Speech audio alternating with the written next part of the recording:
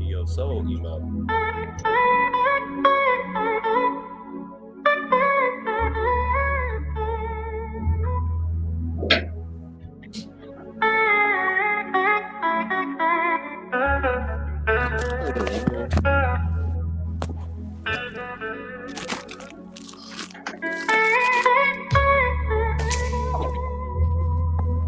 I love all my bitches.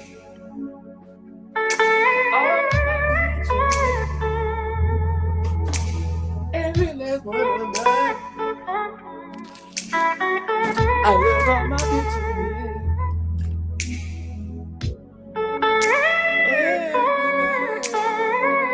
I love my bitches. And they know I love them too.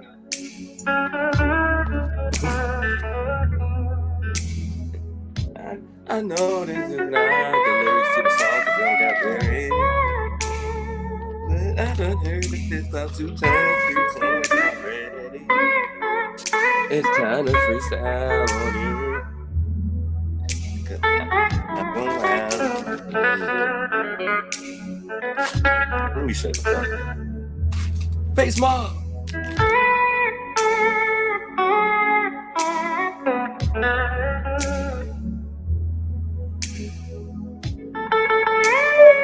Eyes too.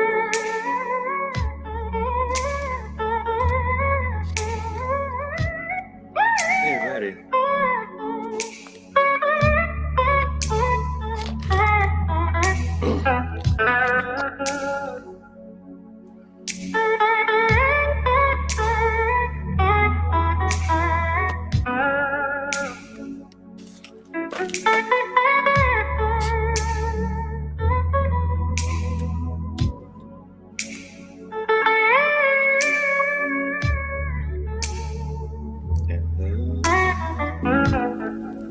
Welcome to the Podnas with Face, Pat, and Tiz.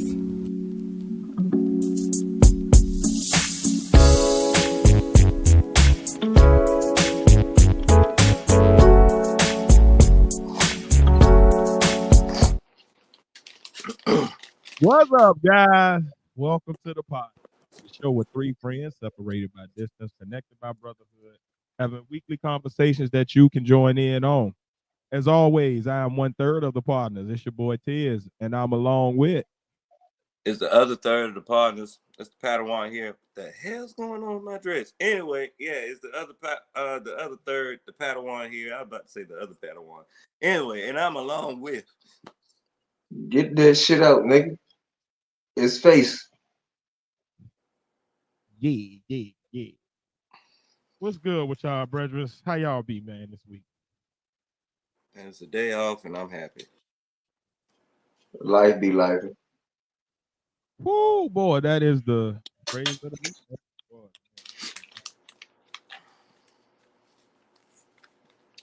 That it do. That. The most more days I've had in the past couple years. It was already a rough day because that's my granny's birthday. So every year a little melancholy. But this year, we had to make the funeral on the same day. So yeah, man, it's been a week and a half. But we here, man. Another week to pod for y'all niggas. So here we go. I don't have a topic this week, guys. I'm gonna just start off there, man. This week has been had me so flummoxed that I don't know what's going on in the world. I don't really yeah. What was that? All right, let's start with a little would you rather then, goddamn it. Oh shit. Pat. Let's start off with Pat. Why? Pat, would you rather fight Mike Tyson in a 12-round fight where you can't quit or run away, or walk in on your girl fucking somebody else? I'm gonna have to walk in when my girl fucking somebody else because I could probably whoop that person's ass or shoot them. I said it. Okay. I ain't whooping. Okay. And I'm at least gonna, if I can't run away, I'm down. So I ain't nah. I can whoop that nigga's ass. And I have every reason to. Okay. Okay. I think for me, man, Tis. I'm a roll with the same. I rather like my ego is not as fragile as my rib cage. Exactly. So like I feel like I can live through the emotional whatever, that. Like I ain't one of them people that's like, oh, I get cheated on, I'm ready to fight her or him. I just look at it, well, it's just lost. You go ahead about your business. I'm going about my. It just is what it is. I'll move on, but you can't move on from internal hemorrhaging. Uh-uh. Like them lungs get to filling up with blood. You can't break that up with that. You can't work that out. Ain't no reconciling. You know, internal bleeding. So I'm gonna just go ahead and yeah, Tyson Nigga, got it. Go ahead. Hey, I'm gonna just let somebody had to take the wifey to Pound Town, champ. I ain't gonna even lie to you. I 'Cause would concur. I going, do agree. I ain't I going. do agree. I do agree. I think that would be the smarter choice out of either option. Um, Physical trauma over emotional trauma. I choose emotional any day. When the physical is got to be delivered in such a horrible way. yeah, because I can heal from emotional trauma just by doing it. Yeah, if you had to say Muhammad Ali in his last few years, I would have took that. But Mike Tyson still looked like he might not be, I just saw a video of him today. the best boxer no more, but he's still one of the strongest punchers in the world. So I ain't taking that thing. I, Hmm. I I ain't just fucking him. feel him I today. do. None of them big hit niggas do. Deontay, I don't care. None of them. Tyson, no, you hit that hard. Look, man. Because the thing is, I ain't worried about what I can do with my hand. Because I'm gonna get mine off. It's that one that hit me. Yeah. And when you that size differential, like it ain't a street fight where I can like employ other tactics to break them down. I can't kick in the knees. I can't, incapacitate. I can't poke out an eye, and I gotta sit there and just be strategic. No, because I ain't got time to take that chance that that one hit me. Then I'm a vegetable for the rest of my life, and can't even enjoy no more Coot Newt. I'd rather at least hey, you get the Coot Newt player, and then I get some new Coot Newt, and I still can be moving around in the world. They try being looking like Stephen Hawking. See, Tiz did all that technical talk about how, he can, hang with them and as far as what he could do to go against Mike Tyson. Nah, My ain't nothing. be impeccable, but my defense, like Ain't none Tyson of that. shots you Nigga, that block, nigga they my still ass. knock you out. Tyson will punch your own hand into your face and knock you out. Like it's that All right, type. I'm not dealing with that Not now. a lot you can do. So much It's power. fun to watch from a distance that you're not involved in, but Nigga, nigga, I remember when he first got out of jail and beat up on Peter McNeely. And I nigga, remember, I remember one of my homeboys' daddy ordering the fight. We sitting there, we done set up all night. They done let us stay up late and shit to watch the fight. Did that shit over in 6 seconds. nigga, it don't matter what fight it is, nigga. No, nigga, you can pick any Tyson fight there is, and I will show you an example of a person I should never fight a day in my See life. Mitch Green's eye? Mitch Green was 6'4", like 250. Well, Mitch Green, he deserved that shit. That nigga knocked the shit out of him in the store with one punch and had that nigga eye talking. I'd be goddamn if you hit me. And it's true because Steve Harvey said something. And this And the thing. See, that's the caveat. Face knew what he was doing. And nigga, you can't run. So I can't like spend the whole fight just dodging and dipping and evading. And I can't quit. So it ain't like I could just get hit and just no, because that wouldn't be quick. That'd be getting knocked out. mm-hmm. Never mind. I'll take the Tyson fight. Y'all ever seen that Ali Liston fight? The one with the phantom punch? Oh, that first punch that Mike Tyson throw gonna be a phantom, boy. I'm telling you, it's over with. I don't care how far away I am. Nigga is dropped. The wind took me out. Bruce Lee, you know how to do Help the fusion. pin.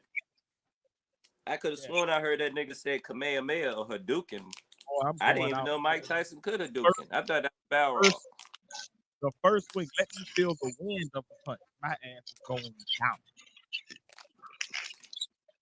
It was scheduled for 12 rounds, but nigga, it's boxing, a knockout count. If, nigga, you win, I'm gone.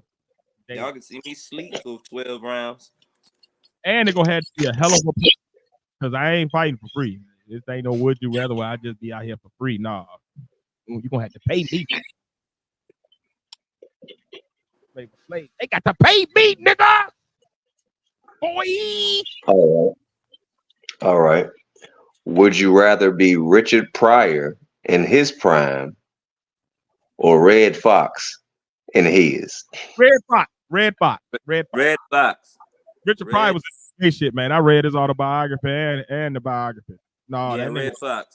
he was into that everybody get a turn. No, nigga. No. Red Fox. No, man. I don't, it's strictly Kuntnu over here, Red Fox. I would agree. I'll take going broke to keep a virgin ass move. And I won't have to get hot. My pockets can be broke, but that gotta stay intact at all times. Forever, ever.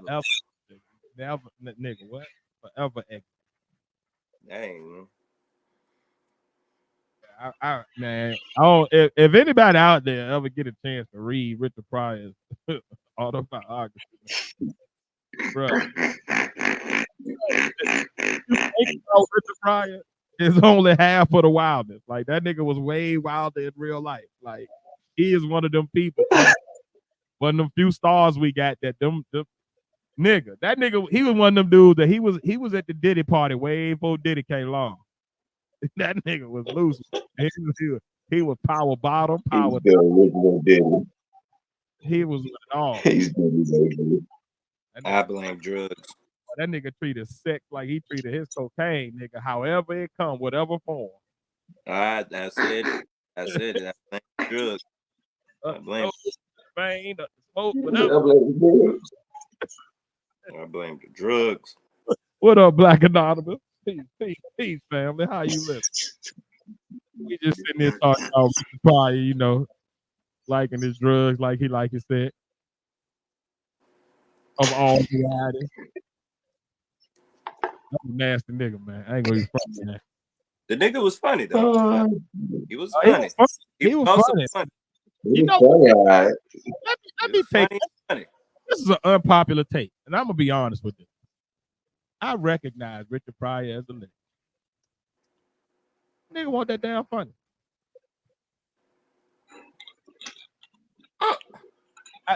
I think at certain point in time, right, we sometimes conflate, especially in the world of stand-up comedy and satire. We conflate being intelligent and being smart with their humor, or having a certain perspective for being like funny. To me, he was never laugh out loud funny. Like I don't remember any, and I've seen most of the recording as far as like video recordings that Richard Pryor had of his stand-up specials.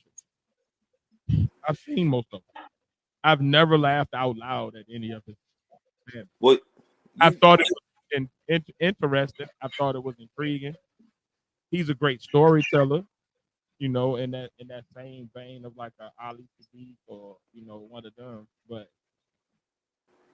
he's not laugh out loud funny to me. I would put, for me, for his era, I would put Dick Gregory above him. I would say I think funny. I like him in movies. I think he's a funny. He reminds me of kind of how I see Chris Tucker. Like I don't really care for Chris Tucker stand up. Mm-hmm. I think he's hilarious in movies. I think he's a great comedic actor, but I was never a fan of Richard Pryor's stand up ever. I feel like he would make it funny for the time, like that's for them back then. That they may have been funny to them, but it's not comedy that is timeless, or what people will call timeless comedy. Like it's some comedians whose jokes can go on forever, regardless of who tells them and how they tell them, and it still resonate with the audience and the generations. But I feel like his comedy is just like I'm not gonna say time period comedy, but more just like for that era. And that's why being a lot of people are still in comedy from that era. Oh, he did. You still have a lot of people. What up, last call? He did they Pam Grier. That's 100% true. He wrote about it. And he blew the bag with a white girl and a dude. Mm. Yeah, like he was in that was doing his he was really heavy in the coke and he was exploring his bisexuality at that time. But he was out there freaking off. Terrible. Yeah. I blame But the drugs. he definitely did date Pam Grier. And when I say that was boy, you fumbled the bag big time. Pam Grier fine as hell at like 70 something. That's her, Beverly Johnson, sweet baby Jesus. I think the reason why he gets noted is because he's one of the first That's people the that. one I seen. I seen the one where he in the red shirt. I seen the one where he in the red suit. I seen the one where he got on the gold shoes with the red shirt. I seen the one where he got on like the jean outfit. I've heard a couple of albums. Like it ain't that I ain't gonna say he not funny. I won't qualify it as like I won't make that much of a Jeff statement. I would just say I've never found him to be laugh out loud funny stand up. But he's hilarious in movies. Like all his movies are classics to me. Like JoJo Dancer to this day, one of my favorites. Like I love that movie. Like he's a good actor. He just wasn't hilarious to me. But there's also stand-up comics that when they get in the movies, I'll be like, nigga, why are you in this movie? All right, so now I'm gonna say what I gotta say because I get cut off. All right, I think at that time, he's one of those comedians that were actually raw with what they were saying. Like he was saying stuff that would normally be censored, or like it wasn't. It was a few comics like Red Fox and Richard Pryor and stuff like that that was raw and they had them raw jokes, kind of like how Eddie Murphy was and stuff like that. But still, at that time, it was still that hey, you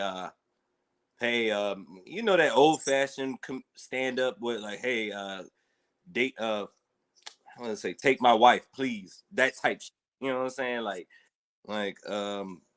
that those knock jokes, hey, you know that type of style of comedian or whatever, where oh, it's just that traditional. That Rodney Dangerfield type shit.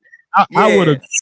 I would agree, but you got so many comics that was doing something different. You got to remember, Pryor is old, so like he only think about him doing his late 70s, early 80s run.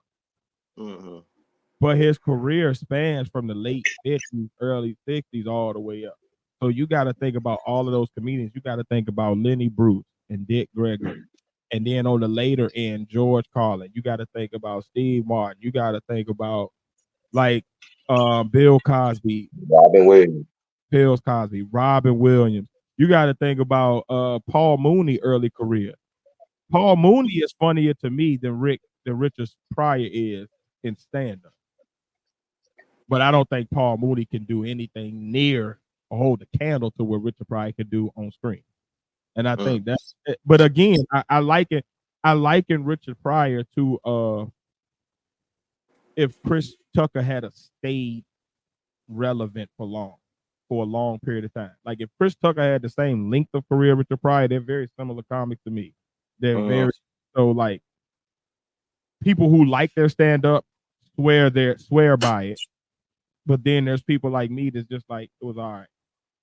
But there's people, but everybody seems to love their comedic acting, no matter who it is. So I think I'm just happen to be in the camp that wasn't a Richard Pryor stand-up thing. And I recognize I think that's the thing. I don't think that like the way I look at it, I liken it to you can be great at something and still have people not like it. That makes sense. Like Michael Jackson's Thriller is often thought of as the best album ever, but to me, that's not my favorite Michael Jackson album. It's not even in the top two to me.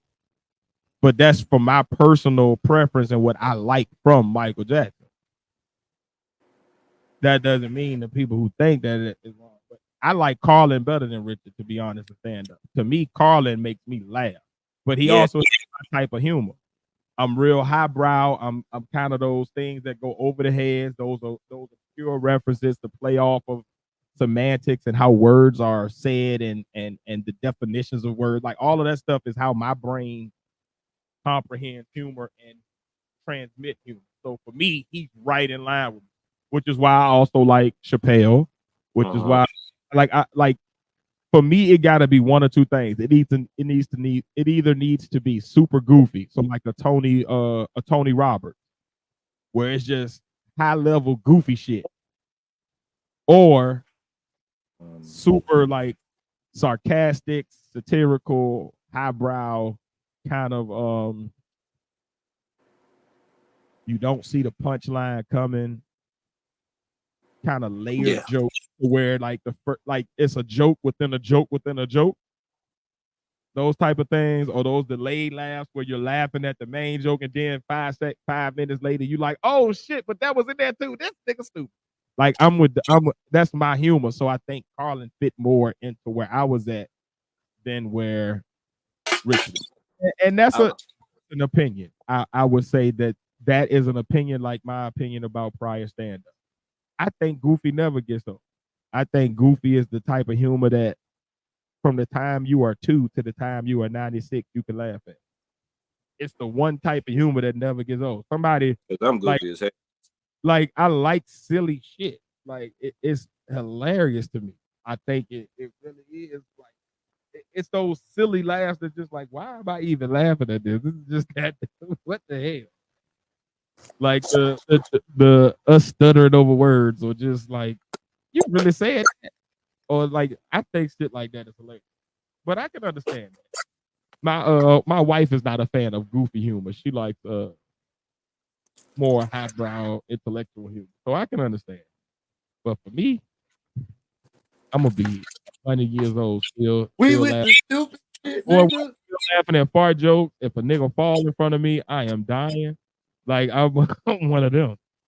Like I love it. To this day, I just finished laughing almost till I was crying because my son was like, "Ooh, can we crack a window?" I was like, "What's wrong? You hot?" No, I farted and I died. I don't know why, but I like the silly shit. And last He time, said, I Goofy get and I old and you've been died. sticking with him for almost 3 years. And I died. Oh, bro, when I tell you, bro, I was weak because it was just like so random. Like we in the car ride home talking about everything else but that, and this nigga was just he just a kid or a pet or something just get real silent all of a sudden, and then it's a question. Like before he even said it, I was like, "Fuck, nigga, leave the window down. You got the AC on." And I died. And I knew it was coming, and then he was like, "Yeah, I'm sorry." Oh man, good times with now. I still laugh at the cowbell joke on Saturday Night Live. That's what kind of goofy I am. That nigga get that damn crop top on. That my type of shit. Oh man, I'm gonna tell you how goofy I am, and this is how fucked up my brain is. So you know the funeral was yesterday, right? So, face, this gonna make a lot of sense to you because you know every member of my family. So when I say when I say this, you're gonna understand. So I got a great cousin, right? I say he's my great cousin because he's my great aunt's son, right? He's the only one of my great cousins that I call my great cousin. Everybody else is my auntie or uncle, right? But he's like the baby of the group, and I'll just say he has arrested development. Like his development as far as like social emotional probably cut off around sometime in his teens. I'm not sure whatever happened. I really don't know all of the logistics of it, but that's the situation. So for the past maybe 10, 12 years, this nigga has had this like weird, he has a bald head with like this, this like little rat tail patch in the back that's a braid. It's almost like he got like a I don't know what you call it, man. But if you ever seen, all right, if anybody out there has ever watched Sonetta TV, where they be doing them hotel debate, And it's a dude on there that be coming on there that got this lock off the side of his head. His whole head is bald, but it's just a braid come off the side. Well, my great cousin has had this on the back of his head for a good 12 years. Looks weird as shit. Nobody in the family really understands, but we just kind of let it do it. Right? Well, I ain't seen this particular cousin in maybe 2 years in person, right? So I'm watching the funeral online because I had to start a new job today, so I wasn't able to go to the funeral, right? I'm watching the funeral online, and I broke down. When I tell you, as soon as the first gospel song was sung, like I broke down like a baby, like boo-hooing, snot bubbles, all of it, right? What brought me out of this deep cry, several people came up and talked, and I'm boo-hooing and blubbering all through it. And then my great uncle and my great cousin, who was his little brother, come up and they get to talk, right? And my great uncle is telling, stories from my aunt's life and telling how she touched different people in the family and the community, and telling different anecdotes. And I look at the screen, and my great cousin has a beard. Now, mind you, my great cousin, when I say my great cousin, this nigga is like 60 something. Like he the baby, but he's like 60 something. He got this shit on the back of his head, right? But then he got a beard. And he done took a razor and cut like, how we used to have 3 cuts in your eyebrows trying to wild out? Uh-huh. But this nigga got 32 cuts in his beard trying to be weird. Because it's like Wolverine and Deadpool went to town on his shit. It was like all through his goddamn beard. And this nigga is on live stream at my auntie's funeral at the altar looking like this in front of all of the family. And the only thing that brought me out of the cry was the first thought that I had, which was goofy as fuck. My thought was literally, oh, fuck is that on his face? I literally almost texted my mama in the middle of the funeral to be like, what the fuck is that on his face? I ain't look like that. Who let him do that to himself? Did y'all know he was getting up at the altar? Like this? I'm gonna make my family look stupid like this. Somebody gonna think that we like this. They gonna think he's a representation of them. No, he's the only one like that. He's not like us. And all of these thoughts went through my head, and I died laughing. It could be considered goofy, probably inappropriate for the moment. But when I tell you, I went from crying to laughing to crying within like 10 seconds after I saw that shit. This is how my brain works. My brain is fucked up. It's just, I find the stupidest shit at any moment for no reason. I'm a goofball. I know it. It's all right. It's okay. We all are. I know I am. I can't help but to be goofy. It's in my blood. Just mine. Nobody else in my family. Just me. What, the goofy? Yeah. I don't know, man. Little bro kind of goofy too. I feel like y'all all, well, at least the 3 of y'all siblings that I know, y'all have very much goofy tendencies, but it's goofy in different arenas. If that makes sense. Like I feel like if somebody was to do something goofy about a dog or something, I feel like your little sister would like. Yeah. And I feel like, the reason that Twin actually be fucking with our shit is because he gets our goofy ass jokes. So he kind of be on our level with it. And then you kind of on your own level with it. So he is like. That's a nice way of saying, nigga, you is weird. You is crazy. You know who you remind me of? I was watching him the other day and I was like, that's who Padawan like spirit animal is when he get older. Like Tony Baker. Like the way he sees the world, the way his humor kind of clicks, the weird of like like I'm more of the nobody sees this in the joke or in the situation, and that's what I find funny. You're more of the it's right in front of everybody's face, but nobody's paying attention to that because they're looking at this thing. Let me remind y'all, I was right here though, with a really Yeah, basic you know what? That is me. shit. Y'all That's missing some shit though. But look right here. Like I could see you doing a Skippity Paps video or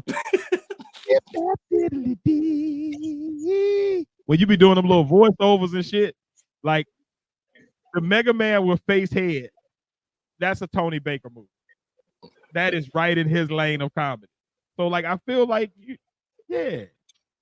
I just think, I think comedy is so subjective. There's so many areas that can be funny. Like you could be slapstick, you could be a Chris Farley fan, you could be a Chris Rock fan, you could be a D.L. Hughley guy that's like more the political and like topical stuff. You could be more into this shit ain't got nothing to do with nothing. It's just funny, like a Tony Woods or a Tony Roberts. Like you could be a Deion Cole where it's like almost like a Black Seinfeld of like observational humor. Because to this day, one of the top 3 funniest jokes I've ever heard is Deion Cole and the pizza joke. That entire bit, because it's really a bit. It's like a story with jokes in it. But when he talked about how him and his boy was in the crib, like his mom is real religious, so his mom and them was in the front room having like Bible study, and him and his home was in the back room smoking weed. And they got high, so they got hungry, so they ordered a pizza.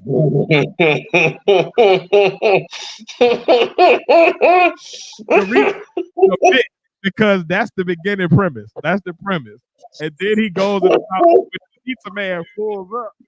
The nigga got the pizza under his arm like it's albums. Like the nigga got a stack of vinyl under his arm, but it's their pizza. So he got the shit turned up like it's a stack of books. Right? We start there. And then he goes because his mama and them is in the front room, so he get the pizza and he want to go be nice and check on the family, the mama and them to see if they hungry. But remember, him and his friend been getting high in the back room. So he walks up and he's like, "Mama, I was just trying to see if you or your friends wanted a piece of pussy."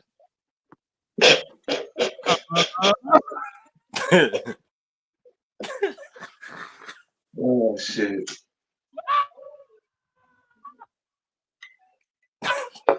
Mama, do she want a pussy?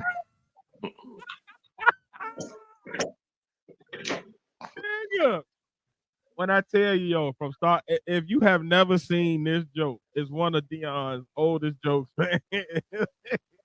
That nigga came back.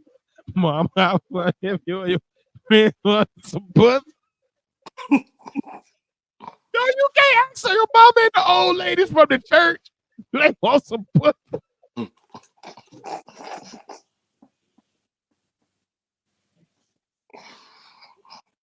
I don't know why, but that is the silliest shit. And it's funny to me because it's goofy. Like that's the type of shit that I can see. What was I watching today? And my nigga steamed up when I'm a teenager. And me go to the front. Hey, mom, I just come to see. We just want to know if you want a piece of pussy. What was I was watching a comedian today too. What was his name? Oh, Black Ron. Black Ron. That's why he was talking about Michael Jackson. Oh, he talking about how toxic Michael Jackson was? Yes, nigga. Yo, that shit's hilarious. Nigga in the window, in the sound of a crescendo. You watching her get murdered? Hey, can I just say this, man? Black Ron is the ugliest person I've ever seen in my life. That nigga look like Black Gargamel. Oh, God. That is Gargamel with a beard. I don't care. That nigga funny, though. God damn. That nigga look like Heathcliff to me. That nigga looks like everybody who has ever sold me incense in New York. That nigga the human version of the Heathcliff. I feel like he hooked you up with them specials where for $6.50 you get 2 incense, a CD, and a chew stick. Like that nigga, he looked like he smelled like Egyptian musk. That nigga got the Joker smile though. That nigga smile. That nigga started laughing. His whole half of his face opens the fuck That nigga like, got 700 teeth. like a chain chomp. That nigga, Like a product yo, that nigga got teeth. Chainsaw. It is so many teeth in there. Nigga, Like, no. hey, can I ask y'all a question? What the hell make Sure. what the hell make your upper teeth start growing like this? Because this dude named Skin Bone, and his teeth is buck, so they big. He got like the big front teeth, but then his upper teeth also go like slanted down. And I'm trying to figure out what the hell make your teeth grow on a like a incline like that. He had some type of oral trauma as a child, and his parents never got that shit fixed. Oh, sucking dick. No. Shit, It, I it's this wouldn't put dude. it past him. See, that's It's the a kind of dude. dumb shit my brain think. It ain't got nothing to do with nothing. It's a dude at my job. I swear his teeth look like shark teeth. He got teeth behind teeth around teeth. It's like it's weird. Like I can't even describe it. It's like this big ass. You know that all right, y'all seen Family Guy and they got that one dude with that big ass jaw and stuff like that. It's like pause because I said big ass jaw. He the white conservative rich dude. Yeah. Yeah. Oh, But the thing is, like, you don't see it until he start talking. And then you start seeing all the shark teeth and the jaws teeth coming out and stuff. And it looked like a xenomorph. I thought another mouth pause was gonna come out, the mouth pause, and xenomorph type shit. The alien Romulus. it's so he could chew the food up for his babies and feed it back to him. I'm pretty sure he's just an adult bird. I never looked at it like that. That could be it. That could be it. He's Or hard he working. or he's eating a bunch of humans and their teeth are starting to grow through his mouth now because he's. I hope not, cause he's a strong worker. I bet he Hey is. Ted, Nigga be hey biting. Ted, Looking like Bite King Shark everything. Suicide Squad. What up? you remember when we was in Virginia Beach and motherfucking Pat was hunting humans with the Bowie knife in the car and shit? I was not hunting humans.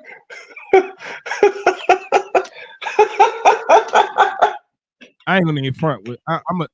I ain't never said this out loud to nobody, not even Faith, before this moment. Pat, I almost stopped hanging with you that night I'm sorry. because I had known you at that point for almost maybe 7, 8 years, and I felt like I never knew you in that moment. I So I was like, why? Because like it won't a knife like to kill. That's a knife you use to skin deer and shit. Like, and this nigga don't hunt. He doesn't fish. So what the fuck is you skinning? it scared me.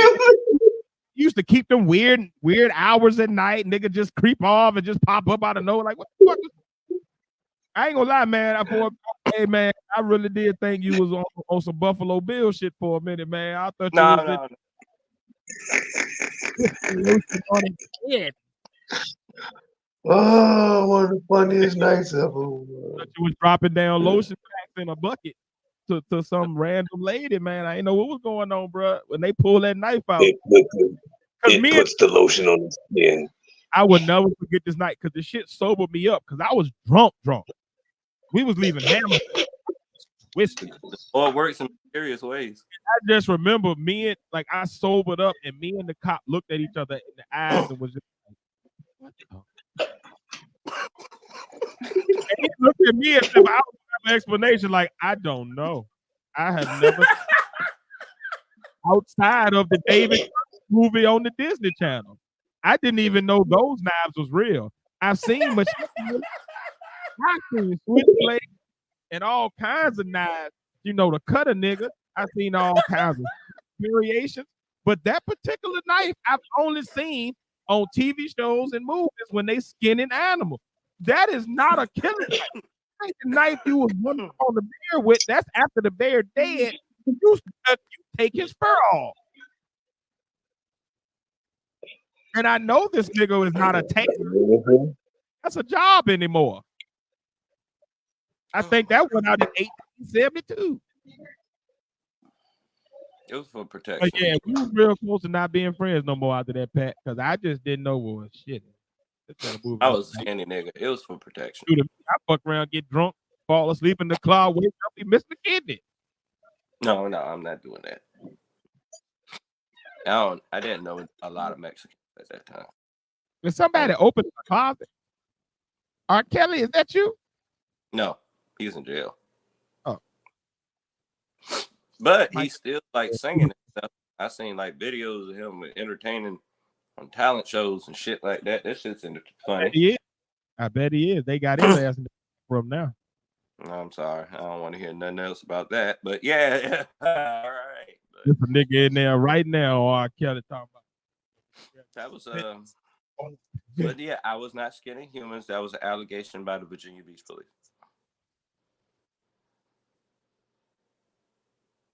That wasn't me. Oh, I'm gonna show it. Because y'all know I like visual examples. I'm gonna show y'all the knife this nigga had. I was a skinny nigga at the time. As protection. When I show y'all the knife that this nigga had, this is not a protection knife. Like I'm putting this in the back pocket or something. You can't carry this nowhere without being conspicuous as fuck. I was a teenager in the 90s. Everything was extreme.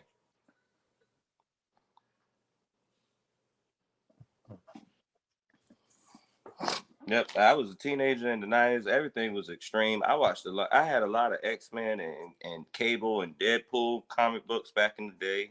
And, I was influenced by that and Ninja Turtles. I had a thing, affinity for sharp objects. That was my weird thing, okay? I had Ninja Stars. I had all that shit. But, plus Blade came out. I'm going to show y'all this knife. I'm just talking shit to fill up the air, but, I don't even know why Face brought it up. Oh, there it is. Oh, shit. Face, why you bring that up? Every episode, y'all just make me crazier and crazier. Or expose me to be crazier and crazier. I was trying to pull up an image of being crazy. You is crazy. Chicken sandwich. I was crazy the other day. Yeah. I was kind of shocked that she said that. This it. I found it. But for real, Face, why did you bring it up? I mean, certain things in my life, I try to, go past, try to live, try to better myself. Because I remember I was like, oh yeah, we going straight to jail tonight. This nigga lost his mind. Hey, y'all. This the knife this nigga had. This the knife that nigga had. Not exactly, but it was close. All right, so take these 7 little things off and just leave them 5. But the rest of the knife look the same. Do that look like a knife we just go hanging out with? Where you looking at? This nigga had this shit under his seat like it was a goddamn pistol. He knew the shit won't right. I'm a knife carrier. I'm a blade guy. That was my thing. We carry blades in the boot, in the waist holster, in the pocket. We carry our knives with us. The fact you had to keep that bitch in the car shows that you had a goddamn katana blade. That was my next step. Ain't nobody ask you for your Hattori Hanzo to go to Virginia Beach, nigga. We won't in no danger. What was we beefing with? I was influenced by anime, Ninja Scroll. I'm sorry. I feel like I'm going through a what's that shit called? Intervention. No, because it's over now. I ain't seen you nice as then. You've been good. No, I've been a good boy. Yep. Didn't you disappear and go to jail after that? And we ain't see you and we was wondering where the hell you was at? Sometimes. I think that, yeah. No, that was like much later. But it was for that charge, wasn't it?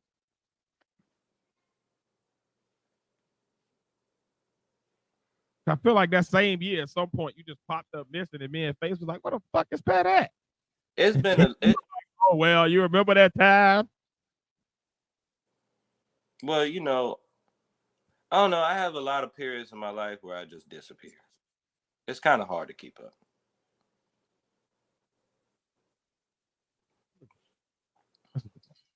It's a defense mechanism, I think. You know what I like to talk about this week? I got it. What? Before this week, a lot of stuff in the news was about people failing up. Like literally, you suck at every job you've had, but you keep on getting promoted to something better for some reason. I wonder, you can fight who? Oh shit, that nigga last call said you had the Ronin sword, nigga. That nigga said you was a bad guy, Hawkeye. Fun fact. Ronan? I don't get it. Okay, this one of them weirdo. Okay, no, not even. Okay, Anyway, but all what were right, you? whatever. Uh, I wanted to see what y'all felt about like failing up, right? Like, do you think it's possible for a black man to fail up? I've seen white men fail up. I've seen black women be able to find a way to fail up. I've seen white women able to fail up. I've seen immigrants able to fail up. But I never can find a black man that has like failed his way up. And I guess my question is two part. One part, why is that? But two, is there a way that a black man can have that same success or where he can fumble his way to still being successful? Okay. And when I say that, I'm talking about people like Trump, bankruptcy after bankruptcy after bankruptcy leads him to be a billionaire. Or I'm talking about a George Bush Jr. Ruin a baseball team, fuck up oil money, all that, and still become president. See, student, you ain't really excelled at nothing, but you just keep on still getting some type of success. I feel like that's more for anyone that has a generational financial support system. Yeah, I know he's saying weird shit too, but yeah. All right, I be getting distracted, man. I'm like, Doug, squirrel, squirrel.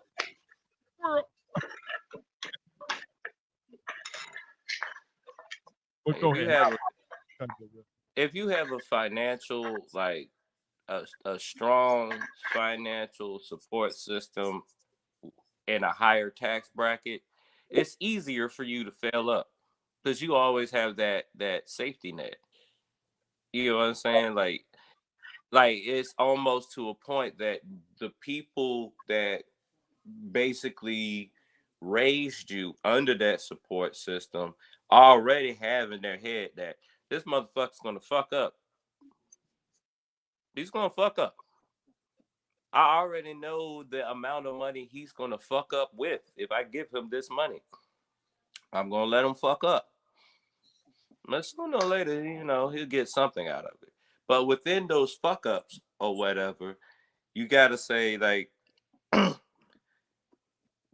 you can fuck up and it's just a matter of how you twist the story. Twist the story and protect your brand while you're twisting the story. Because Trump, like you said, had bankruptcy out of bankruptcy, but there's still a fucking 20-year history of rappers saying I'm trying to get money like Trump.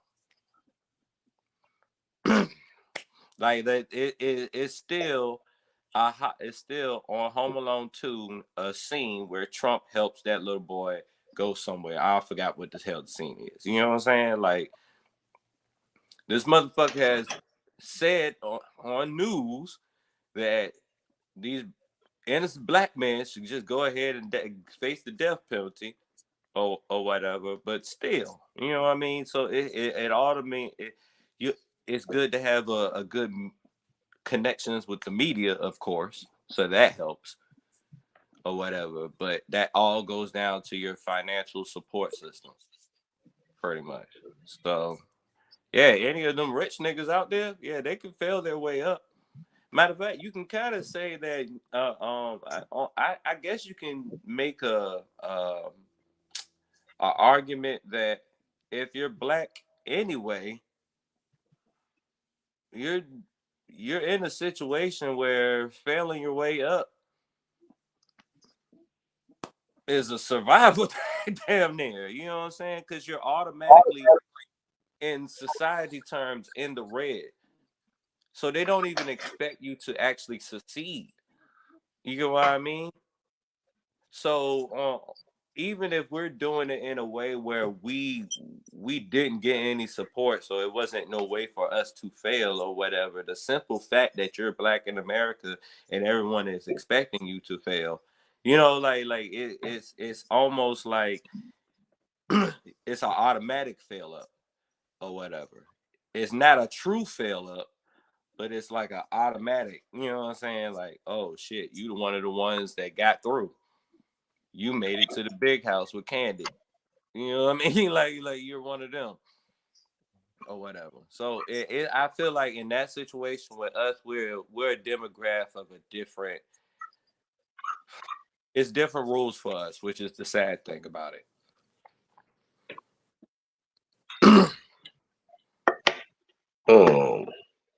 You look like you looked at something that just looked like it fucked you up inside. I'm sorry, my bad. I was trying to figure out what the hell is Wear It and who is Anthony Fat Go. I'm sorry, but that's my brain. Yeah. Sometimes it's best to ignore. What? But yeah, go ahead. Yeah. Wow. Yeah, black men can fail up. Just like every other man. It's all about place, time, and opportunity, True. or lack thereof, actually. Um, I've worked in a multitude of different fields over my extensive work history. Um, I've worked with many different cultures. Um, I've seen a lot of different people fail up in person. And I've seen quite a few black men fuck up and get promoted after fucking up on a major scale, allowing a business to be robbed for thousands of dollars. You get a promotion and keep your job. I've seen motherfuckers get caught for doing the wildest and weirdest shit, not lose their job, get a Mm-hmm. better shift and a raise. So it's about the environment, I feel. But you could always say those are just personal experiences on environments I've been in myself. But like I said, I've worked in a multitude of different places and fields. So I could go along and have that same jaded view and saying, as a black man, of course we gonna fail, but getting up is something different. But now, I purposely put myself in different places to have different experiences. I've seen just that.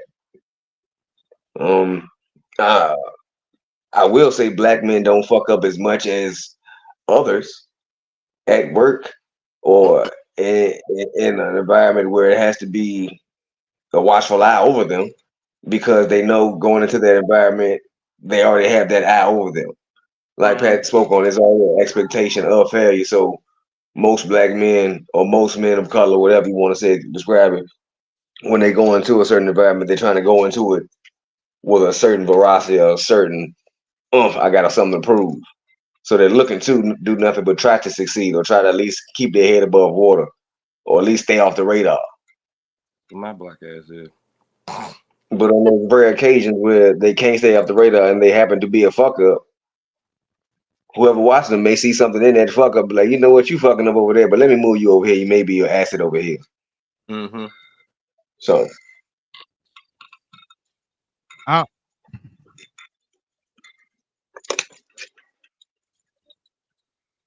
I'm gonna say we can. I feel like feeling on our feeling upward. Our feeling upward would be like let me give a good. Okay, our feeling upwards would be token black man at tech company gets promoted despite losing having four straight losing quarters because DEI and they need to keep that they need to have a black man in an executive position. So he failed, but he gets moved up. But I don't think that we can fail upwards in like the same way that Caucasians or other races. Because I just watched the lady go on the Olympics with no qualification, fuck up, and become famous. Because I really want to joke on her. And not only become famous, but have her country sit there and stand up for her performance. So which one? Which activity are we talking about? Talking about Reagan. we talk about breakdancing. You don't know what Olympic. Oh I'm yeah, yeah. talking That's what I thought. I thought you were talking about breakdancing. I thought you were about. talking about her. I was waiting for somebody to bring her up. Oh, that's the video I had saved too. Oh, and listen, and the reason I say like the fact that we can't fail up, uh, if a black person had done anything like this, where they enter an event that they know they are not completely qualified to enter just because they like it. So I random Tiz watches cricket. All right, sport I think is a pretty cool sport. I've never played cricket a day in my life though. So to me, if I was to go out, I wouldn't even make it to qualifying in a sport or an activity that I'm not good at or that I've never done. I've never went did that what they do the steeplechase where they take the horse and they be jumping over all of the damn gates and shit. Or, I ain't never jumped no horse. I done rode a horse, but I ain't never jumped no horse. That would be like me getting my black ass out there doing that and then having my country be like, well, he still did a great job for us because he was there and you know he my country ain't gonna have my back. They're gonna be like, this nigga got out here and embarrassed all of steeplechase and he acted a fool this is the problem because black people just make a mockery of things and you know who that will be coming from? Black. niggas. Yep. Niggas.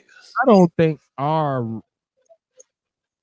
heavy critique on our own people and the fact that we have to have that heavy critique on our own people and other races don't is the reason that we cannot fail up, right? Like That's slavery white still people, affecting us.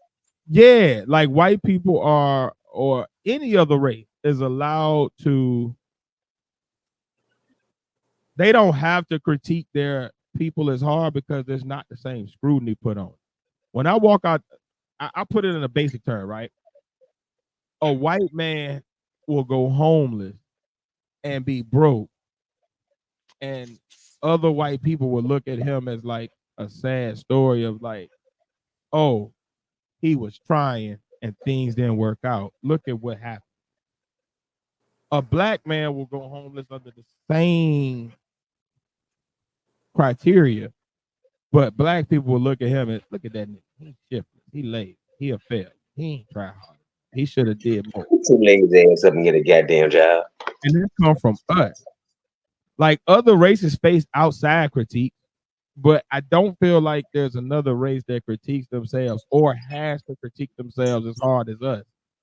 So where even in a black sport, a white person is able to fail at it and still get grace and love. Not because she was great at dancing, but because she's white, and white people gonna stick up for each other and find a way to look out for each other. They might cuss her out privately, but they gonna stick up for her in the face of the world because there's no pressure on them to live up to any standard. They just Quick side question. and whatever they do is what they do. But if a black person had done something like this in the shot put and got up there and threw a 3-footer, they would have clamped this nigga and talked about this black man and how dare he make a mockery of the sport and that. So, can I ask a quick question? Yet we get Um, in what year did Mhm. breakdancing become a sport? This is the first year. It, It was breakdancing, 3-on-3, and like maybe 6 other sports that got added this year. 3-on-3 what? Basketball. What the fuck? Yeah, they The added. big three is in the Olympic sports now? Oh no, my brother. I'm gonna get to that in a minute too. So we could talk about the Olympic. That's a whole topic because that was just some fuckery on certain things. But no, so they have 3-on-3 basketball as a new event in the Olympics this year, but it's not big three players. Big three players weren't even allowed to go. There's a That's special on three, I guess, world games or something that you can play at, or different three tournaments that you have to play in before you can qualify for the Olympics. So the 3-on-3 players that were really the best 3-on-3 players didn't even go to these activities. They didn't know about it. America got dicked out of the 3-on-3 because we couldn't send our NBA players because they're not about to break out the middle of their season to go play 3-on-3. And our best 3-on-3 players who are in the big three, those games didn't count toward Olympic qualification.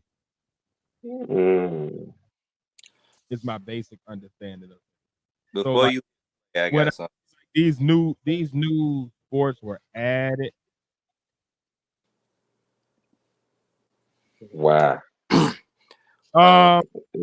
This some new generation bullshit for the younger motherfuckers.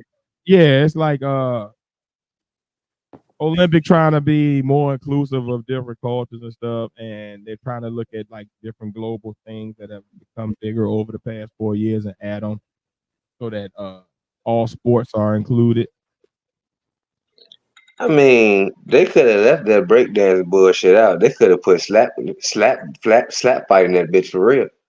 I'd have accepted that shit. I would love to see an international slap fight. My money is on Nigeria. Before you hit play, them niggas got Israel. They got goddamn Style Bender, Nagano. They got all of the best in the world. Shit, Nigeria smacking the shit out somebody.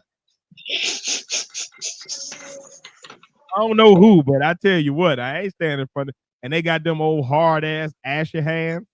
Them hands be all crusty and calloused from carrying water bottles and shit back to the hut. Hell no, you ain't put them damn dry ass hands. You better put some lotion on them shit first. It's hard as hell. They got them old construction worker hands. Them hands that your uncle had when he used to get all work at the plant. Nigga been making rims all day. Give you that. I'm going with, if Samoa sends anybody to that game in the Olympics, I'm going with the island of Samoa. Hey man, can you imagine that shit? Nigga fuck around, start doing that haka shit. Who the hell? Who? Tamo, hey, hello.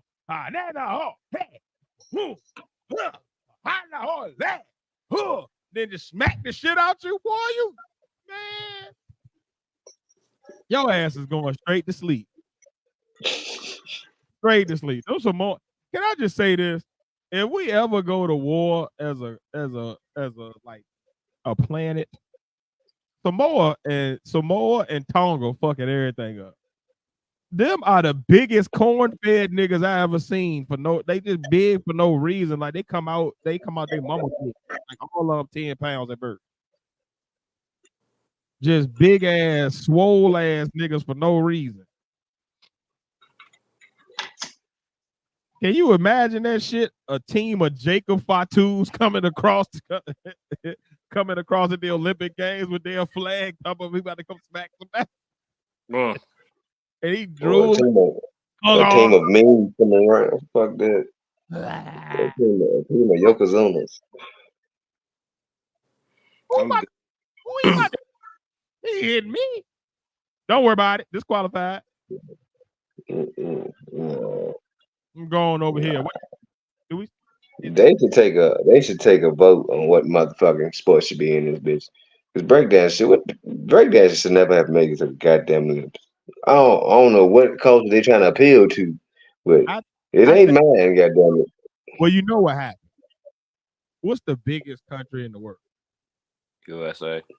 No, Oh, population wise, population wise and damn near size wise. The only size China. wise beat them is Russia. China. Right. Africa is the biggest place, ain't it? And a lot of their You know pop about happiness. drawn over to the hip hop culture. Like they have a whole subculture in their country of just people who just are Fuck all that shit. If Snoop American. is a So I think because of the popularity of it, like worldwide, Fuck all that shit. Slap fighting is more popular than breakdancing right now, goddamn. I don't think any of it should have been added. To be honest, I like the 3-on-3 in the flag football. I do like that. Nigga, did you just say flag football is in the Olympics? Yeah, flag football is in the Olympics. They're not going to do tackle football because of several different reasons, but I think one of the main reasons is like tackle football. Well, no, because they got rugby. I feel like tackle. I tell you what it is, Nigga, my son plays flag football. Nigga, what the fuck is? but this is because I don't think American tackle football is as famous yet, or other countries have caught up enough yet. Like there's other countries that play football, or they have like people who play football, but a lot of it isn't on the level of the NFL Yeah, they don't really rock with American or, football. They or like football. because worldwide the sport is so new. Like basketball took off a long time ago, so the world has had time to acclimate, get used to it, play it, get their own pro league. There's no really professional American football leagues outside of America. So there's not like a culture of it anywhere else. So I think flag football is more universal, and flag football, to be honest, is pretty big. Like flag football is probably bigger than tackle football nowadays because because of CTE and stuff, a lot of parents are not really even putting their kids in tackle football as youngins until maybe high school, late middle school, if their kid is really that high level and like, all right, my kid got a shot or he can get a scholarship. Maybe. You know what I mean? But the average parent ain't throwing their kid in football like we used to. So it's like it's not even as popular tackle wise at anymore. But flag is all over the internet. Like that shit is they have like world tournaments and all that shit. Like it's this French dude beast at quarterback. And he got a little notepad and he can come up to the line, but that nigga be slinging that bitch. So I think flag is just taking on more worldwide. I think for the Olympics, it gotta be something that like a lot of the countries in the world all play. And I think in America, sometimes we get that like because of our unique melting pot for one, but for another, like we have sports that were actually created here. It not all of them translate overseas. is there events Slapping or sports motherfuckers is international. that y'all think shouldn't be in there anyway that's already in there? You know what I think should be in a worldwide sport, and I think this. I know people gonna laugh at me when I say it, but have y'all ever seen this game? I don't know what it's called, but it's like 4-player soccer volleyball, like a little 4-sided net, like a cross, and the players try to spike the ball across the net, but they use their feet, their head, their elbows, their back, whatever. Like it's like soccer in that way. Hmm. They gotta like knock the ball Yeah, over the net on the other. yeah. Almost like 4 square mixed with soccer, mixed with like That's some Capital. shit only you seen. That's some like. only you shit. But that shit, Anybody ever seen that oh, shit? that shit And, look fun. uh, Yeah, they be playing it on the beach a lot. I be seeing it on YouTube. That shit look hard as hell. I can see that becoming a worldwide sport. and if they use like some breakdancing moves,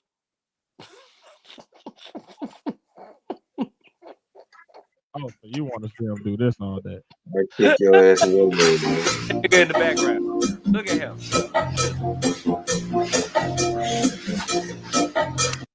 I think that was the part where I was like, all right, she making a mockery of it. Like if she had just got up and did these other moves, like I'd have been like, all right, she really trying to do something original. It just sucks.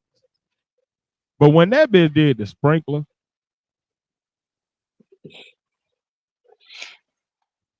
that been on every sitcom, every wedding reception movie.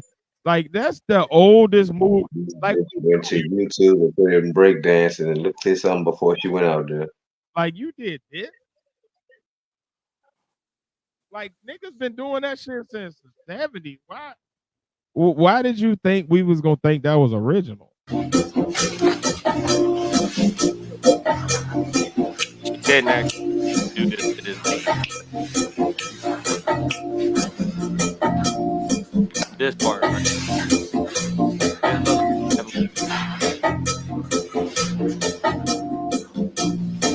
get it. Boom. Boom. That pose killed it for me. Failing upward. Failing upward, fellas. That's the prime example. Failing upward. The bitch Did did she win? no. He didn't get no points at all. She got 0 points, and her country came like, well, you know, because of our qualifications and the way we did things, she was absolutely right, and we're No, proud of no, we no. I did the research. I looked at her qualifications. I looked at the qualifying match before she even got to it. I looked at all the other break dancers that they had in the qualifications, and what I have come to the conclusion is that first of all, let's put it as break dancing is a black culture. So I at black hip hop culture. don't mean black and Latino. Let's Yeah. stop that false narrative, man. Jamaicans are not Latino. The culture came from black dance hall and black American funk.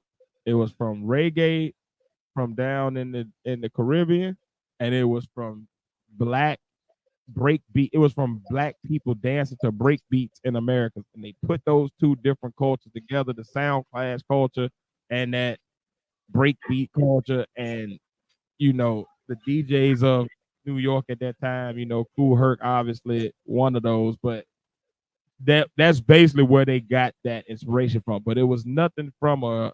There was no Latino influence. And just because Latinos do something that black people do don't mean that they helped start it. It just means that they jumped on the bandwagon of what black people doing. The same way Mhm. if sudden start singing Bad Bunny songs, that don't mean we helped create that culture. It's just we like Bad Bunny.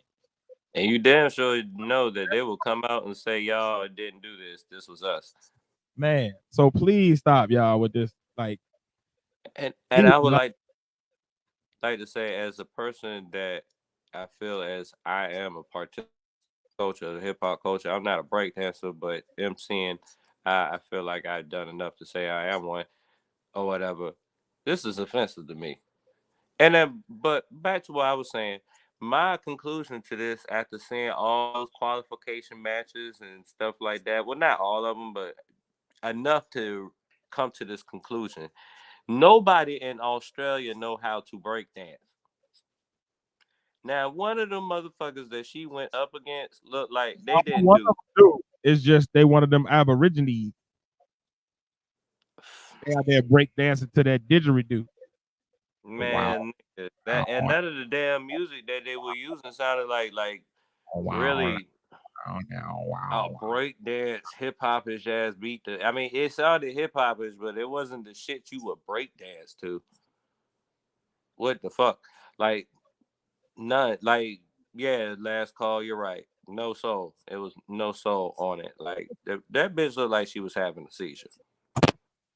This shit. She had a kangaroo hop at the end of that shit. And not everybody in Australia. I seen some videos where some of them was like, "Nah, that just sucked." So some of the newscasters in Australia was like, "Nah, that shit just sucked. I That shit think was trash." She two thought that she had things. some kind of degree in like urban dance or some shit No, like that. not Hmm. not moving like that. You did. You ain't Hmm. never seen us do that.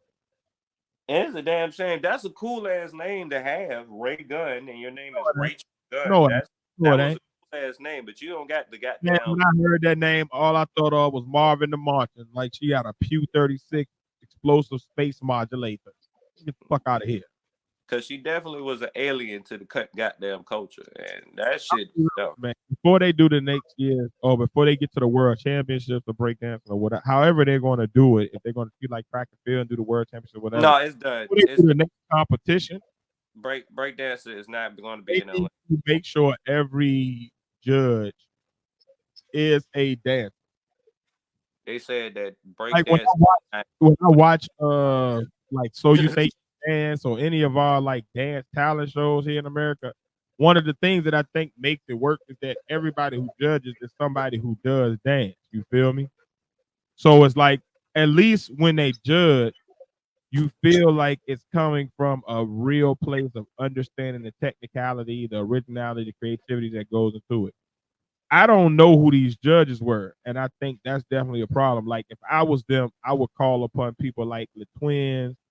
I would call upon like the world's most well-known breakdancers that are not in the actual Olympics and have them be the judges. Because they gonna get it, they gonna understand. And if there's some type of merit to what a Ray Gun or somebody like that does, they will score it properly regardless. But I think a big problem is they took some of these new sports and it's not an established rule book for the sport, then they kind of struggle with it. And I think that's the biggest problem. No, they got rules for breakdancing. They definitely got rules for breakdancing, and I definitely think that she The got the right universal amount of points. rules, Be like wrong.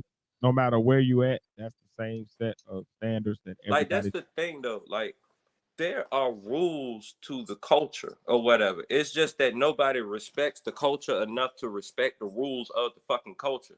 That's But what's I, going on with rap now. but this the thing, we here. The Pandora's box is open. We got it as a sport. I don't think they're gonna just remove it just because Reagan had a bad performance because the people It, who did good did been not do right. So what I would say is instead we gotta tweak how it's judged and make it a little more official. So like they need to tweak how it's judged before it we gets to. we need a standard set of rules because I've been to some things where it was like if you are more of a power move person, you're gonna get better scores than a person that is more cut based or Uh-huh. more block based because of the difficulty, not the intricate. So I think the problem is if you're gonna make some a sport, it has to have a standard set of rules that no matter where you are in the world, you play. Like when I go hoop, right? If I Uh-huh. was to go hoop in France right now and play 5-on-5 basketball, the rules are the same. There's no learning curve. There's no, well, y'all play it like this here. No, the most that it might be is just, oh, well, here at this court, we play the 15 and you got to win by 2, but here you play at 11 and you win straight up. But it's the same rules. A foul is a foul, a travel is a travel, a double dribble is double dribble. You get this amount of points for each this type of shot. You know what I mean? That don't change.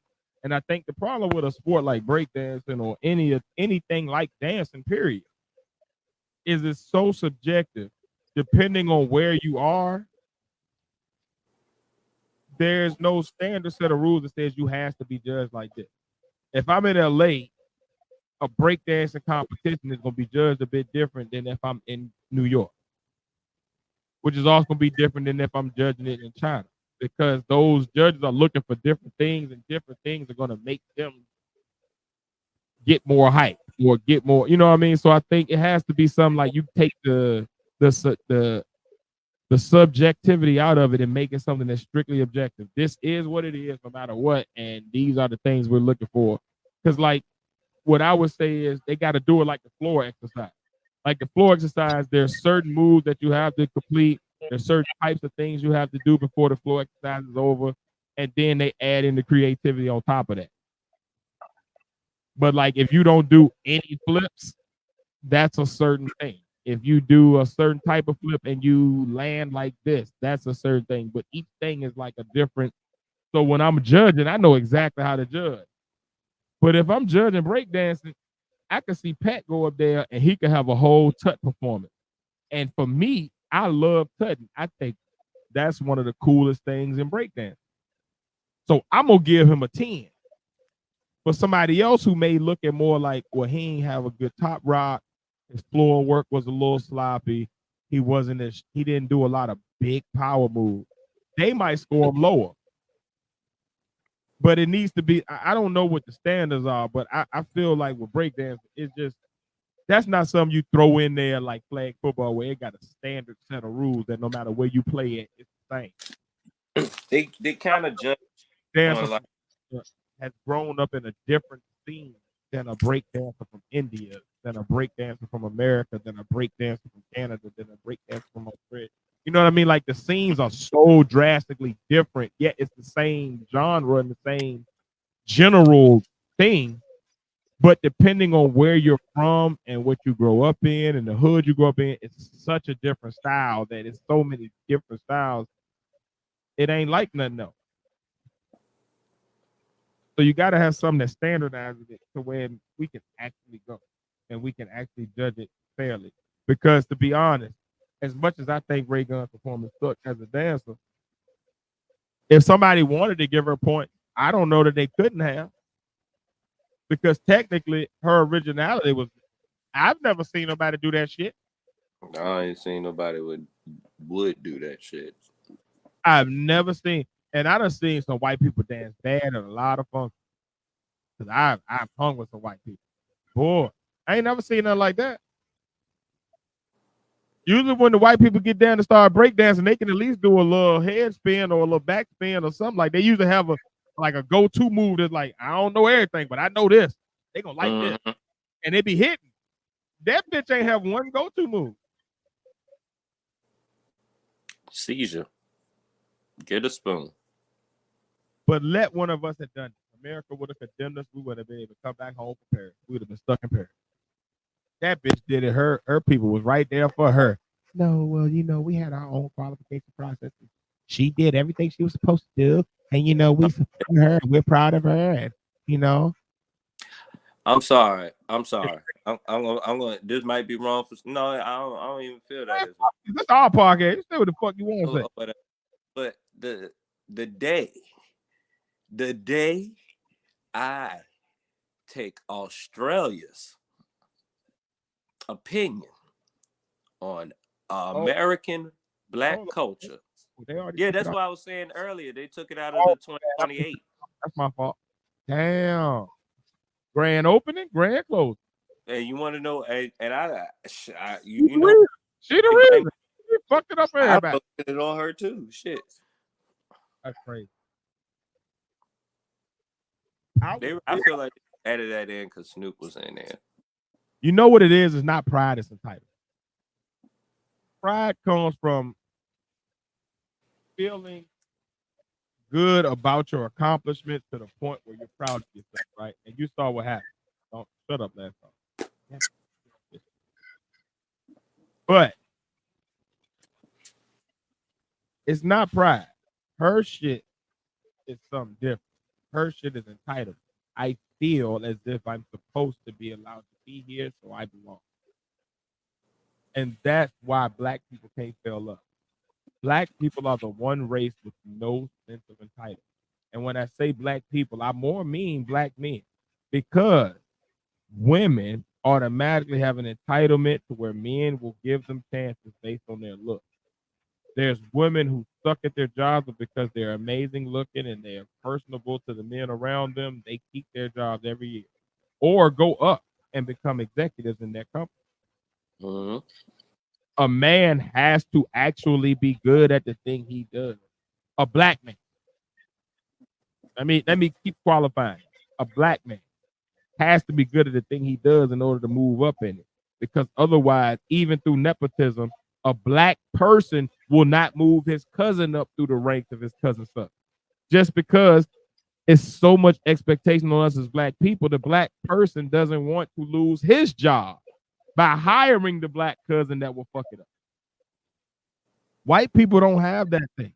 Women will sit there and be able to put their son on and it be okay. If a black man does it, they have to be great, and the son they put on better be damn good too. We are the one.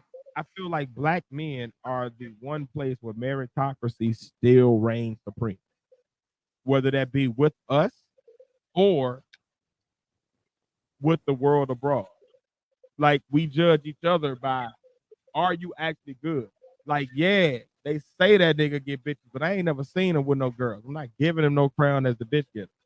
They say that nigga good at sports, but I ain't never seen him dunk a basketball or catch a ball. I'm not giving him that. He got to actually do that, and I see it, and then I'm impressed, and I'm like, you are good at what you say. I will give you credit and respect for that, whatever it is.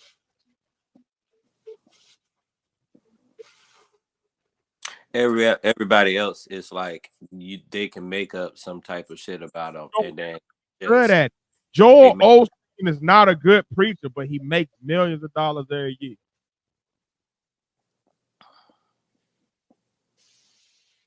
fake it till you make it. But the only reason, and I hate to use this name, but these are names that I have to use because they are prominent people in this place.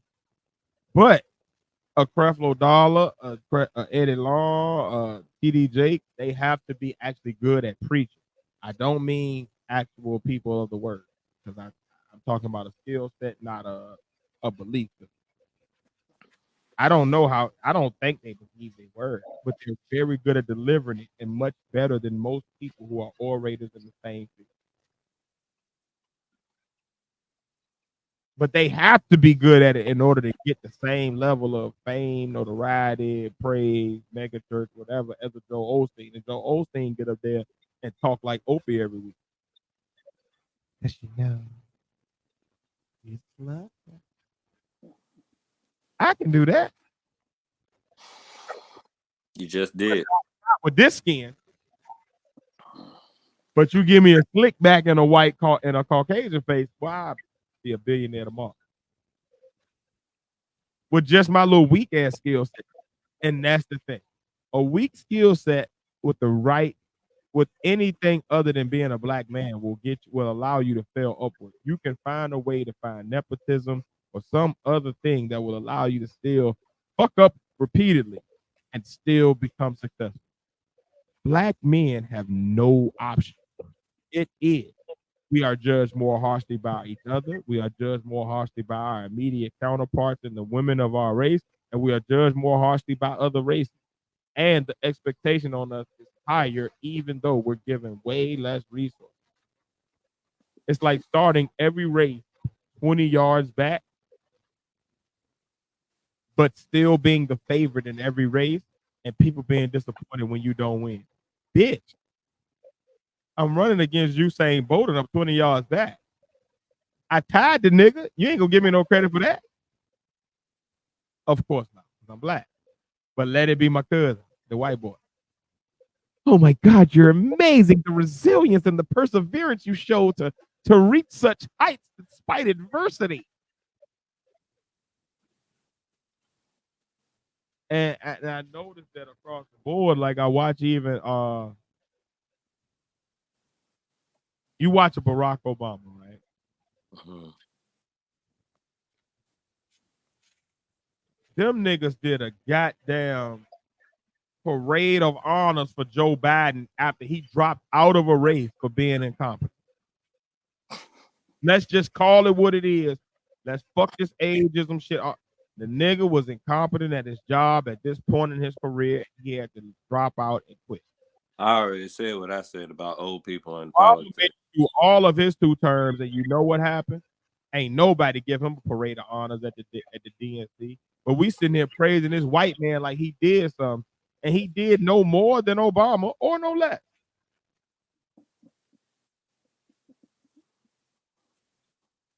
But these motherfuckers kowtowing. Thank you, Joe. Thank you, Joe.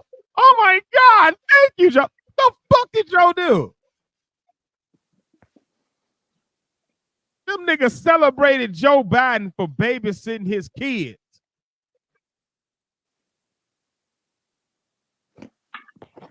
Nigga, they your kids. You supposed to take care of them. Ain't babysitting, bitch. That's your job. I ain't about to go thank you, Joe, unless a nigga did some extra shit. But for the white man, thank you, Joe. You failed upwards. You rode that train. But the black man do the same job for the same damn 8 years. And we didn't celebrate that nigga until he was in an inner tube on vacation outside of retirement. Then we was like, oh my God, we miss Obama. Oh my God, this Trump nigga crazy. Save us. But nah. Well, no, thank you, Barack. I don't remember that. And they gotta use them. They still gotta use them. And this the bullshit. And then here you go, riding my boy out and his wife out at the DNC this year to celebrate your boy. How dare you trot him and his wife out to go thank you, Joe, to the nigga that sat by his whole 8 years and did shit. Nigga ain't do shit but do Amtrak commercials. I ride the train from Delaware every day. Because I'm one of you. Fuck out of here. I'm sick of this shit. This past 2 months has just pissed me off to the highest level of pissivity with the double standard and the ability for other people to keep failing upwards. I want to fail upwards, damn it. I want to fuck up at my job every day and still get promoted. Fuck y'all. How y'all do this shit? Who I gotta kill? Who I gotta rob? Hog tie? I don't even know how to hog tie. I'm a hog tie. But I'm about ready to start hog tying motherfuckers and get this goddamn. I want that privilege. I want to fail up for privilege. I don't know what race specifically started it, but I do know that every other race and demographic other than black men get it. And damn it, I won't in. I won't in.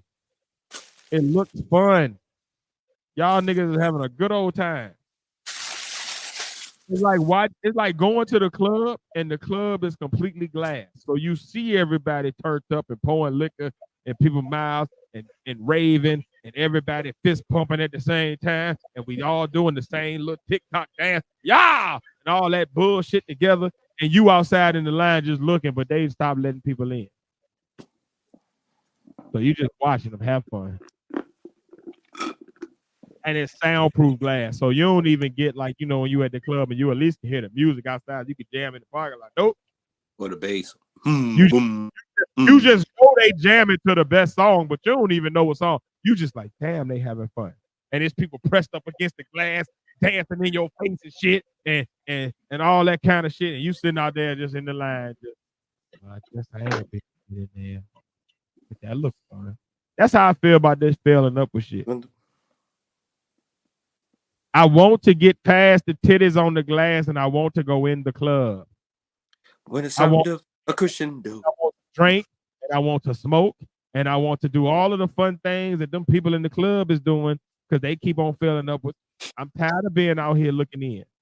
I don't want to be held to a higher level no more. I know that's supposed to make me better. Blah, blah, blah. Fuck that. I want to fail upwards, fellas. 1-800 Illuminati card. I noticed the word podcast. Give us 1 million views anyway. Fuck that. I've listened to Joe Rogan podcast. He ain't talking about no more, no less than what the fuck we talking about.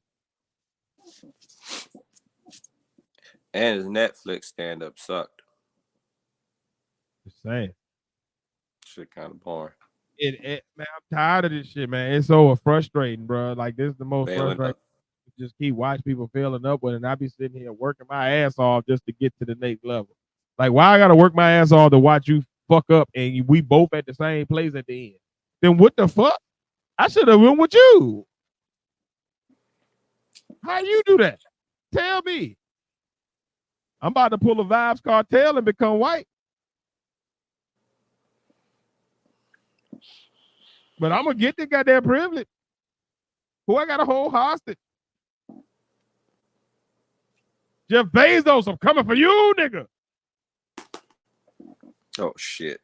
But somebody gonna give me this goddamn privilege. I'm gonna fail up with. Let me fuck up and still get good. I want it. I want it. Do I gotta change my last name to Bush? Because I just applied for a new social security card because I lost my old one. So I can easily just get that shit switched over if I need to. Do I need to be Joseph Bush? Thomas Bush? Leroy Bush? I got you. I got you. Jonathan Trump. I'm proud. You call me JT. Do you love me?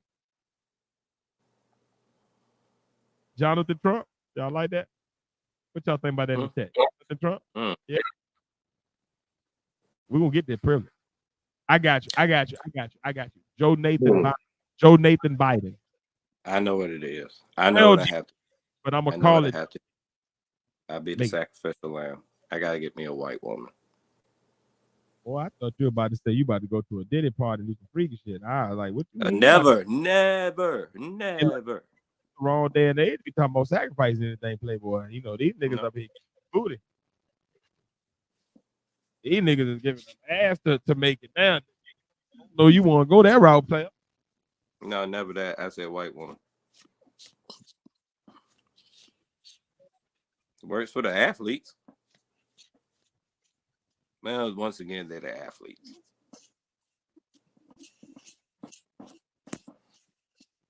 Oh, wow. Oh, well. That's my bad. I had to step out for a second. But what I will say is this. I heard what you said, and what I will say is this. What you don't want to do.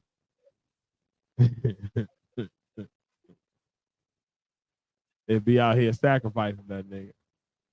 Or the next song we be singing is Padawan's got a dick asshole. No, nigga, no. That's disrespectful. I feel offended.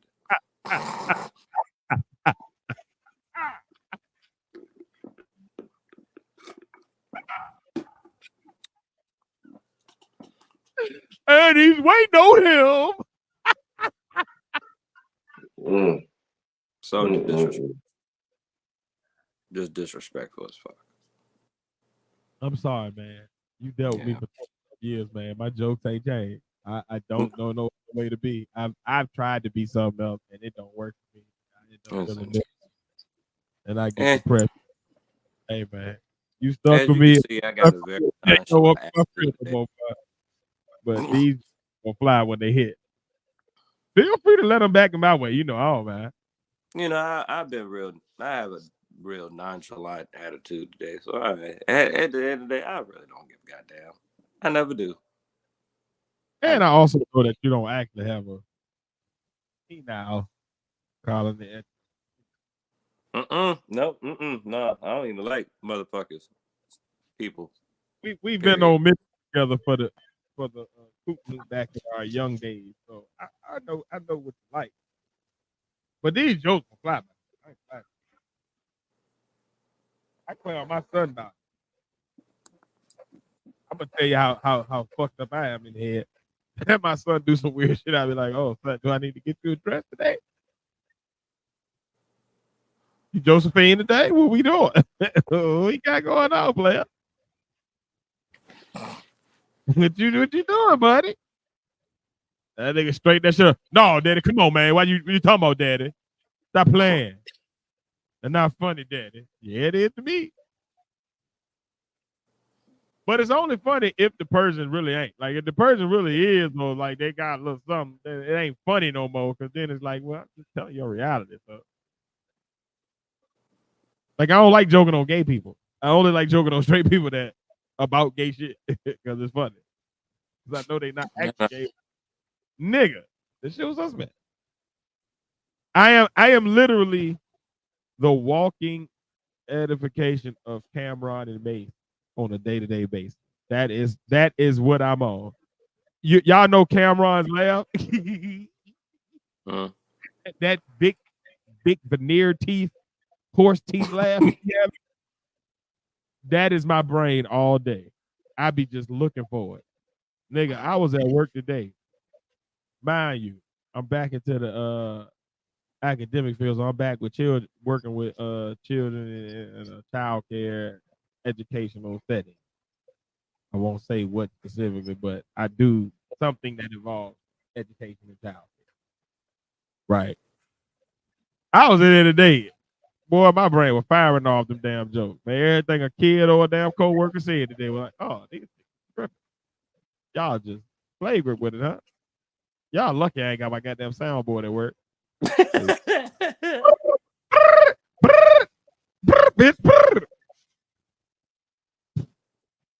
yeah, my brain is fucked up. I wonder why I got like this.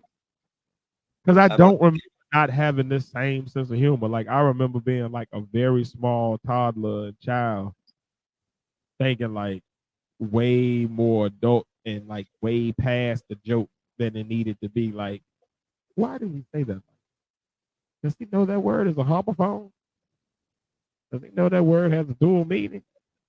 Does he know that word is a double entendre? Did he mean to use that word right there? Why she say that? Like, I was always one of them to just like, oh, that was goofy. And I'd be just giggling.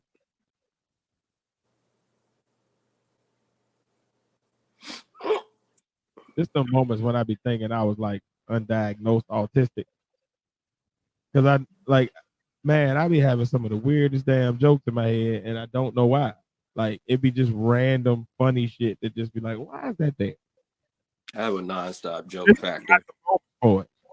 Like, I remember we used to be at church, we'd be in a circle praying, and I would just die laughing off of somebody's like vocal inflection or the word choice they used or like the facial expression that somebody across the circle had on their face while they like I always find that like the dumb shit in the situation. I can never like it's hard for me to take shit but so serious. Like even when shit fucked up, like my brain eventually goes to just the funniest shit of this. And it be true. It be real shit, but it be funny to me. You know who the worst to actually go to church with, in my experience? My younger brother. Oh Lord. Because they joke on everything. You can see him in the background just joking on everything. And then my brother, he was controlling the soundboard and everything at the church or whatever. Imagine. Well, you might have been to church. You been to church with you before? I think I have, yeah. Yeah. You going in. First of all, you got to deal with the fact this nigga used to look at that shit as if it was like the fashion show. So first of all, he got to make his rounds and shit and pose for niggas and go show off to all of the little girls that used to like him in high school that couldn't get with him no more. Then this nigga gonna joke on everybody in the church during the service while playing the drum. So he playing the drum, looking over at you, cutting like clowning shit. Then the whole last 30 minutes is him trying to get paid from playing the drums. So he can go get a 20 bag of weed real quick. But I tell you, like, whoa, shit about church at church going on. Like, it was just like music, and I'm trying to get this money. And you remember that bitch? She ain't like me back in the day. Fuck her now. She like me now. Uh-huh. Fuck that bitch. I'm gonna show out on her. Look at the outfit I got on today, bitch. Uh-huh. Look at these gators. And then I'm gonna play these drums and joke on the deacon at the same time. And then I'm gonna spend the last 30 minutes haggling over this money so we can get this damn blunt box. Like that nigga was just, so much random shit that ain't have shit to do with church, but we was at church. I think I seen that nigga play the organ one time. I don't think it was during church. I think I had to take him up there one time so he could get paid. When I was 20, maybe 19 and a half. Now I'm picturing however old he was at that time. Like 18, 17, 18, early 18. Me and him went to church. And I remember we went to church. It was we went to church as a double date.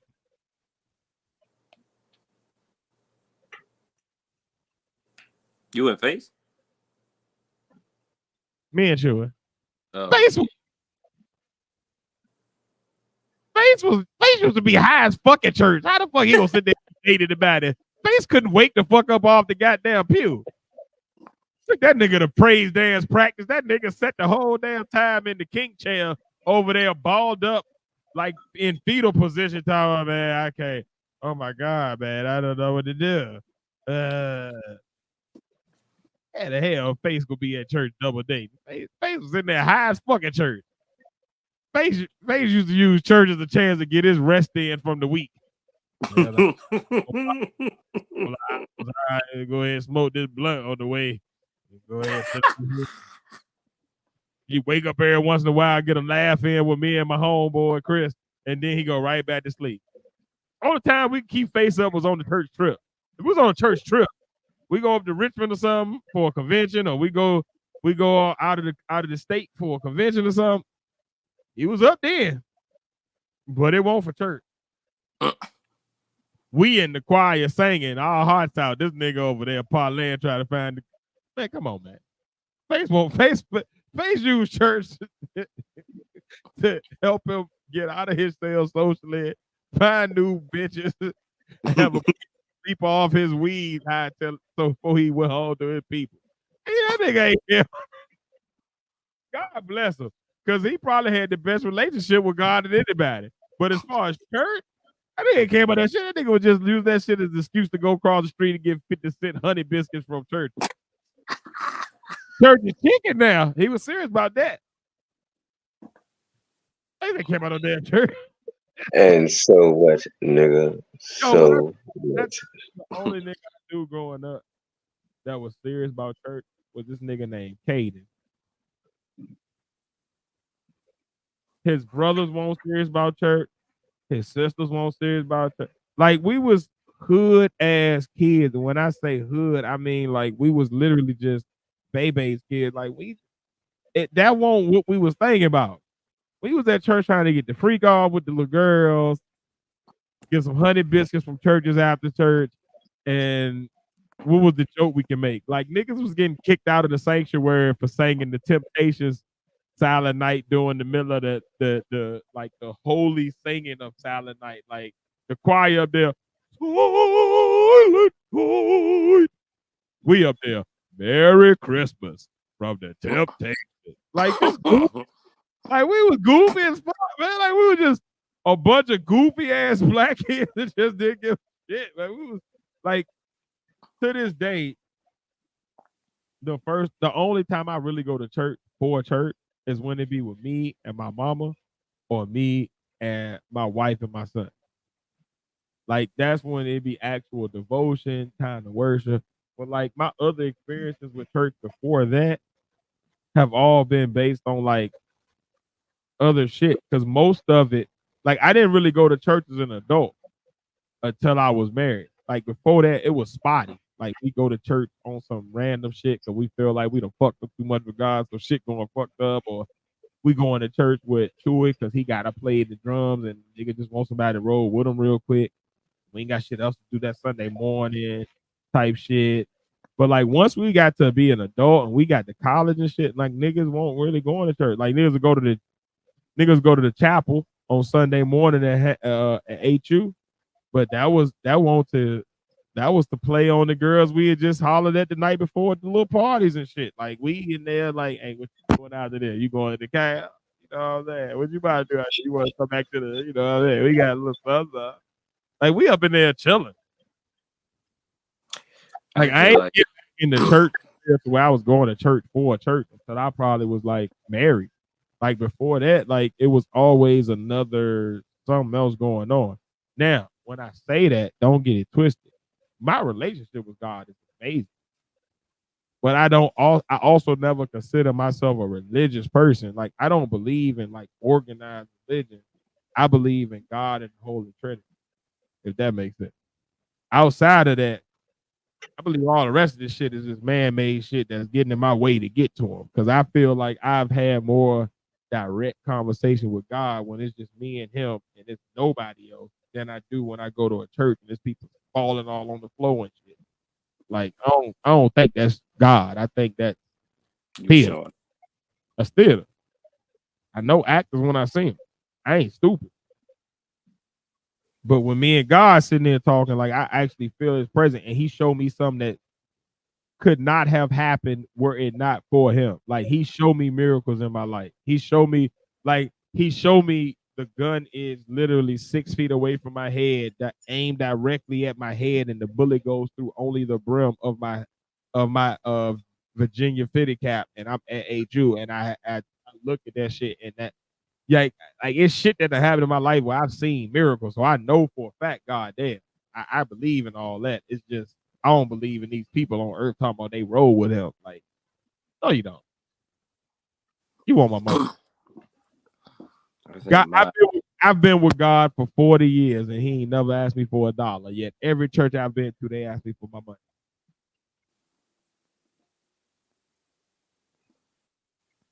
I can't reconcile that. That's just like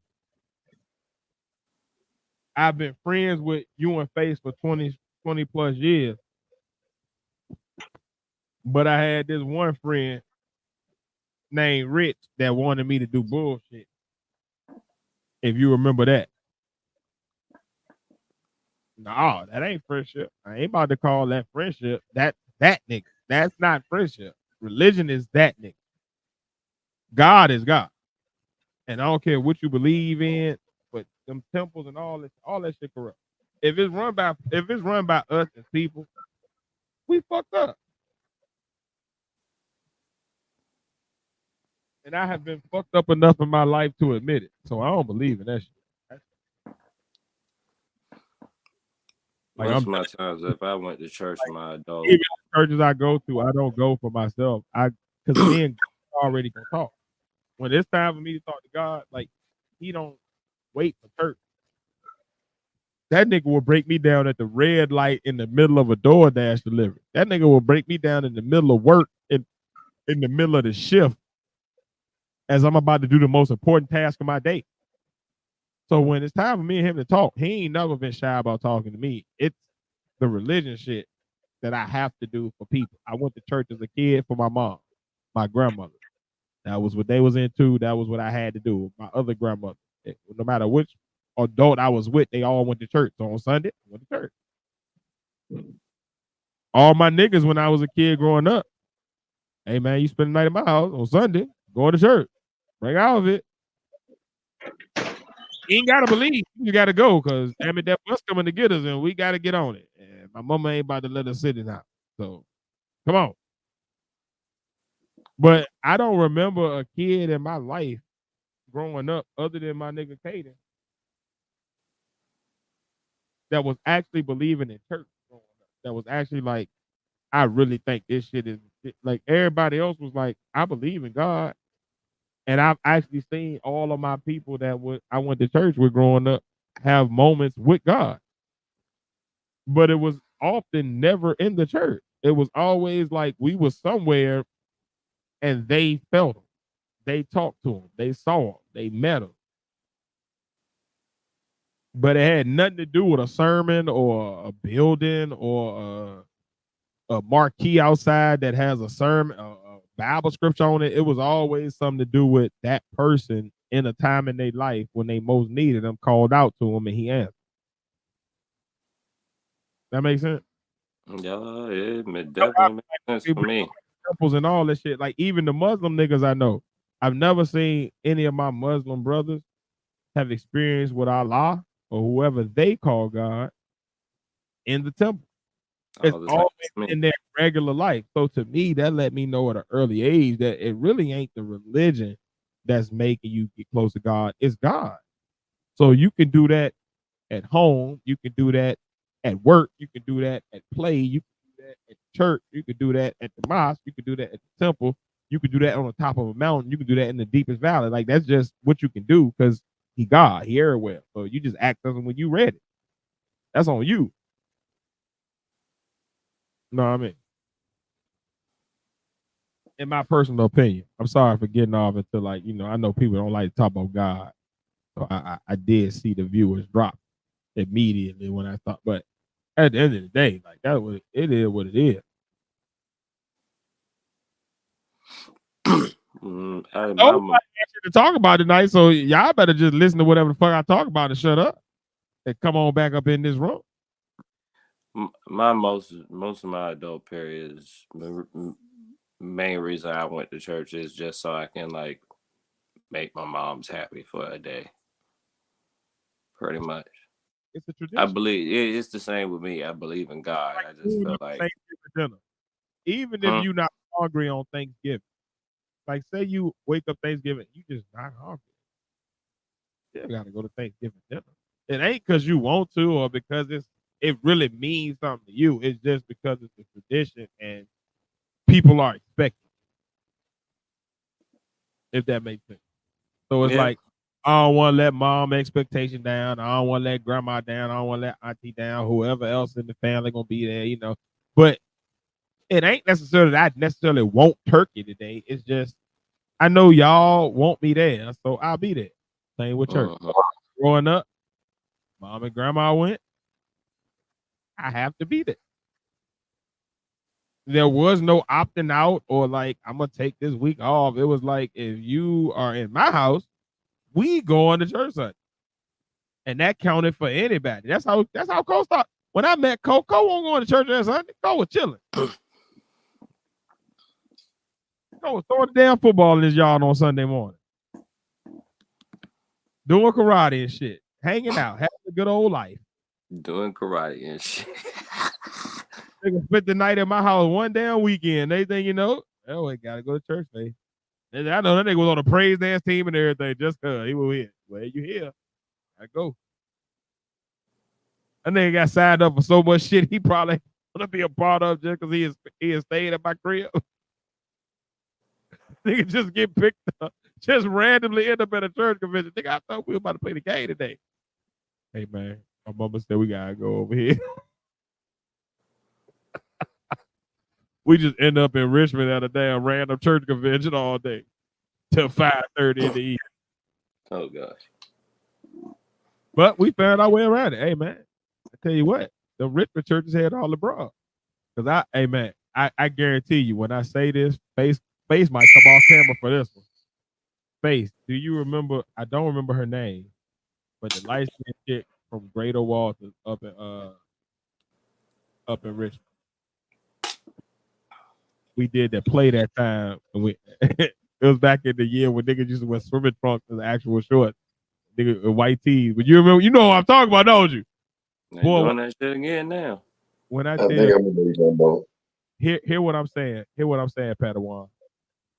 One of the top 3 baddest women I've ever seen in my life. Dum dum dum. Church trip. And we might have been, I think maybe Face was 15, I was 14. Maybe 16, 15, but we were somewhere in that range of between 14 and 16. Cause I graduated at 17, so I know we weren't seniors yet. But we also weren't like young. We was like in high school. But when I tell you, and Faith tell you, boy, when I tell you every single person at every church wanted their one jump. You know what I'm talking about, Faith? When we did that play and we had to act like we were stuck at the church. Yeah, I remember that play. Yeah. And you know, yup. Am I lying about what she looked like? Like when I tell you, like, it's no way somebody should look that good at like 16. Like something was wrong. Like you know them girls that all right. I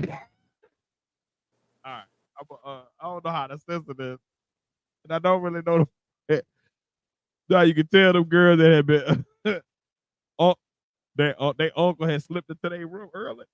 Oh gosh, no. Oh gosh. Yes, I know what you're talking about. And they was a little more developed, a little more fast, there's just a little ahead of what everybody else was at that age. Like, why you? Oh, you know how to do what? You show you 15? Because in my school they don't look like you. They say nothing like that. Nope. And I mean TTG. Yeah. Oh, they show we. Okay. That's my birthday right here. Hey, you got it today, boy. Like it was one of them, like, but bang. Ain't had shit to do with God. But you best believe me, Chris, and Cole, we was on that goddamn bus every week on time. Now me and Faye were high as shit. I'm gonna tell you that now. We had got into the weeds by then. The tweeds was popping. We was off the back porch by then. But when I tell you we was at every church function, we going. What the fuck was her name? It won't Shantae. But you wanted to be Sade. No, it was like so what?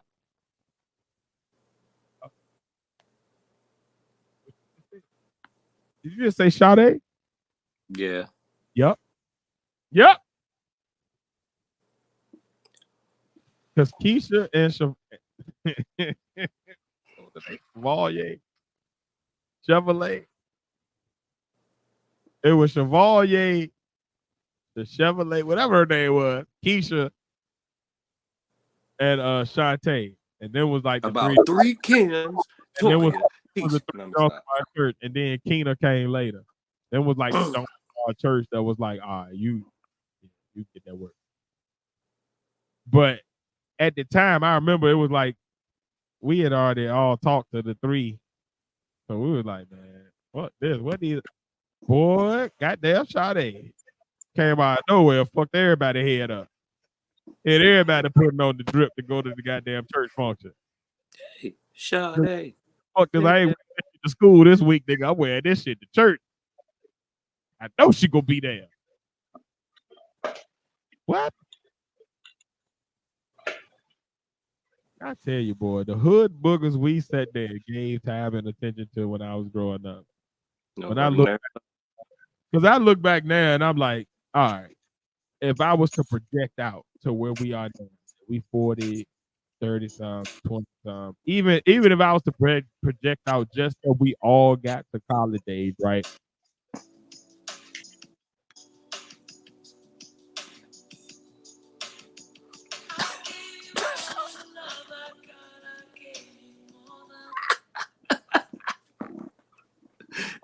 Sade.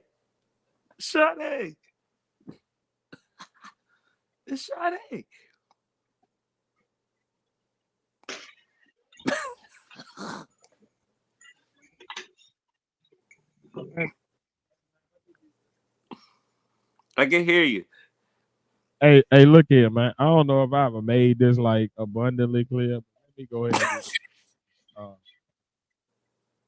don't you never, when talking to me, just put on those slow jams and then start trying to talk to me again. Like that ain't how we gonna ever communicate. We've never communicated like that in 20-some years, and I ain't about to start now. I don't know what you on tonight.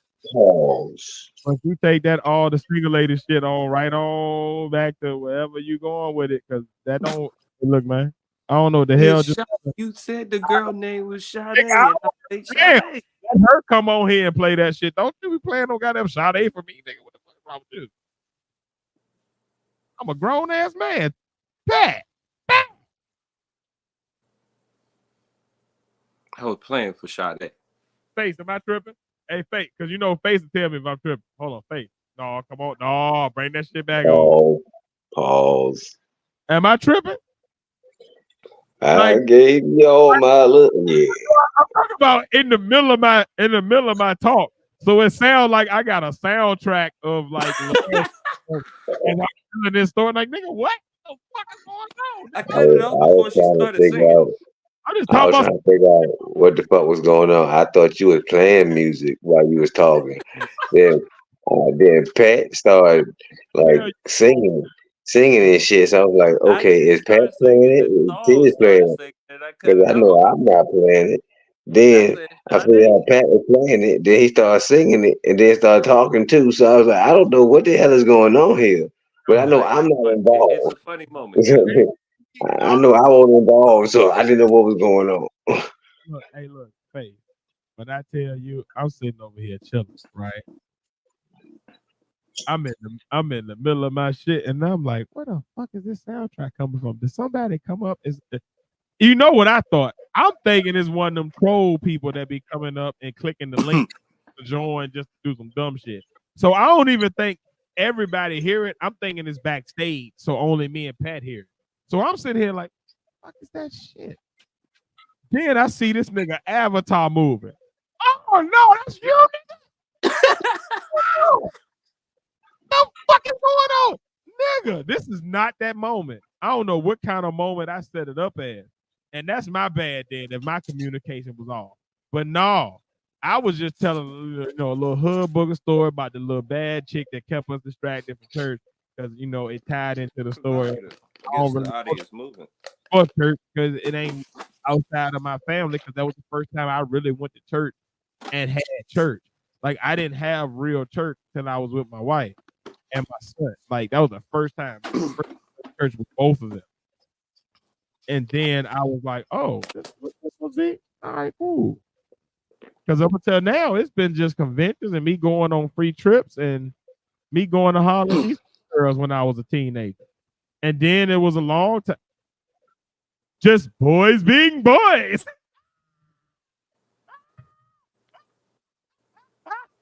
Hey, look, last call. That from?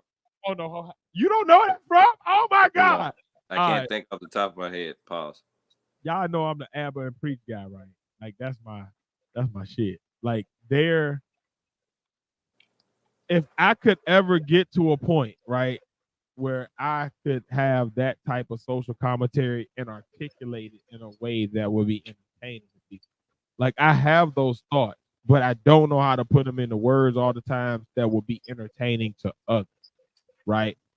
But the way they articulate themselves, and they've been going back and forth with Fresh and Fit for like the past couple of years, right? So Fresh and Fit, I don't know if you remember, they had some shit where Fit was talking about like he was chilling with his homeboy, like the white boys, and it was like some weird suspect pictures of him, like I remember that. So when Abba and Preach reviewed it, the nigga Abba was like, booty queef, booty queef, booty queef, booty queef. And that nigga Preach just came in out of nowhere. Just boys being boys.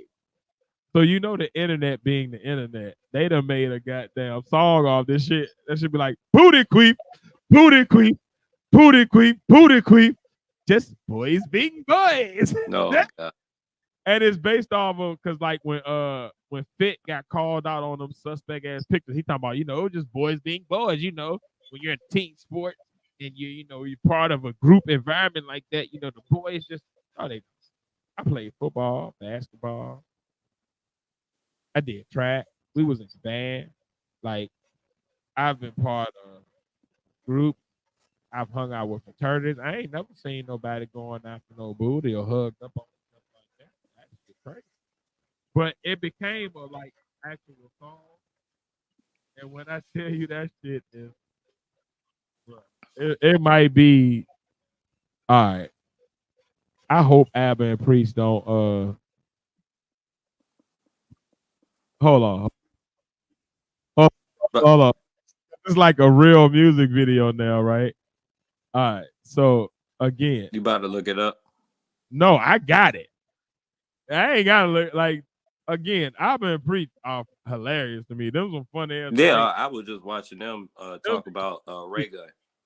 But as soon as I saw last call type that shit in the chat, I already was on it. Like, let me find that because now I gotta watch it. All right, so this is called Booty Queef. So I'm gonna give you the context again. The reason this shit is funny, right, is because you have a dude named Fit that makes his living off of coaching so-called men to be self-sufficient and strong and dominant over women or whatever, right? But in doing so, he claims that he is this super alpha male that doesn't do, there's no suspect. It's just all just man shit, manhood. We're tough, we're strong, we're stoic. But then these pictures came out, and he hugged up with these white boys in the bed, and they like they nuzzling them and shit, like weird shit, like shit you do with your boo. Like it's a bunch of bae pics, but with white boys, right? So again, audience out there, the suspect is hell. But then this nigga comes out and like, nah, it's just boys. You know, when you on team, when you play team sports, you ever been in a stressful situation, large group of, other men, you already know, like, y'all bond and y'all have a special bond, and there's nothing gay. It's just you love these. Nah, he was like, it's just boys being boys. So this is what happened on Abba and Preach after that. Yeah. Ever seen a grown man's booty queef? Booty queef. Booty queef. Booty queef. Boys being boys. Booty queef. Hey, look. There is a skill to being a sidekick or a side person, or like the support, right? And sometimes you can become the main character because you're so great at support. And I think Preach is the best support character ever. Like the timing of that, you gotta put that in there, right? Because if not, then it don't make sense, or it just ain't as funny. But that timing of like, I got you, bro. I know where you're going with this. Go ahead. Because Alba was just like, if you watch the actual original episode, right? Mm-hmm. He was sitting there and he's like talking about the situation of, Fresh and Fit always preaching this alpha male shit, and then here goes Fit in these situations with these dudes looking suspect as fuck. And to be honest, just really. So because of that, Alba was like, man, he basically was the sentence before is basically talking about how you can't just be justifying like doing this suspect shit like it's just regular. He was like, can't be out here just making a booty queef. And he just went on and he started this shit on the random. So it's like a freestyle song. And the timing of just his sidekick and his pop, Ace coming in right with the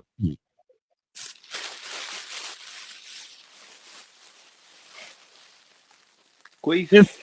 I'm gonna tell you what it is. It's the wop wop wop wop wop to Not Like Us.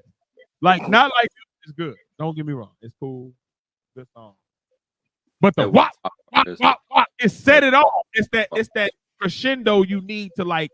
We about to go into it. Oh shit! Now we getting into it. Because before that, you hear crescendo. All right, yeah. Like even in this song, it's like booty queen, on the carpet. booty queen, booty queen. And it's like okay. And then you. When that nigga hit that, oh, rip it, and now you into it. You feel me? So shout out to Preach for just being a great factor. Ain't got nothing to do about nothing with this song or the purpose of it, but just had this point. Boys, booty queef, booty guys being boys, booty queef, booty queef, booty queef, booty queef, boys being boys, booty queef, booty queef, boys, booty queef, booty guys being boys, booty queef, booty queef, booty queef, booty queef, boys being boys, booty queef, booty boys, booty queef, booty guys being boys. Now normally, man, the whole video would just be a pause, right? But I'm gonna tell you why this is not a pause. When you are roasting somebody else for being pause worthy, you can't be paused because you're only saying and joking about what they are thinking, doing, or saying. So I just want to put that in there because I know y'all motherfuckers. Why he ain't hitting the whistle on them niggas? Well, because them niggas is joking on some other suspect niggas. I already hit the whistle on the fit nigga. But this shit is funny. And whoever is between iMarquis and whoever these other people are, I think it's like Axidem or something like it's like AEXD. It's a weird name. But these different people who are remixing these videos and making them into songs, they're fucking cool. I just want to say that. Because my brain, when I'm watching these episodes of like live YouTube content, right? My brain is already making these songs. And then the next thing you know, one of these internet geniuses makes it into the song that my brain heard when I first saw it. You feel what I'm saying? And shout out to y'all for being that like like I wish I had them talent. Like the sad thing about me is I am very skilled. I am a very hard worker. I am not very talented. So yeah. But if I was, oh my God, man, I swear to God, I'd be a billionaire. Because I understand why these talented motherfuckers be doing the shit they doing. It's just I don't know how to do the shit that I be seeing. So I can't. Like I can't draw what I see in my head. So I can't make a comic book like that. Nigga can't sing worth a lick. So the song that I heard, I can't really make it and it sound good. Ooh, ooh, ooh. Yeah. Nah, I can't sing either. But what I can do, now I can dance. I'll give myself that. I can dance my ass off. You might be that, like, I'm old now, so that shit, you know, it should be creaking. Needs be ratcheting when I do certain moves. So it don't even feel fun no more because I be hearing the look. Oh, is that my what joint was that? It's some WD-40. Be out there looking like the Tin Man, a team. You know, this like yeah. So, but if I could, if I had some talent, boy, that booty queen would have been. I would have been the first nigga made it. Booty queen, booty queen, booty queen. Hold on, did you hear that? Did you hear the little fart mix? Yeah, I did. Like, that's smooth, yo. Booty queen, booty queen. All right, hold on. What the fuck was that? Was that a whiteboard twerk? Booty just be a boss.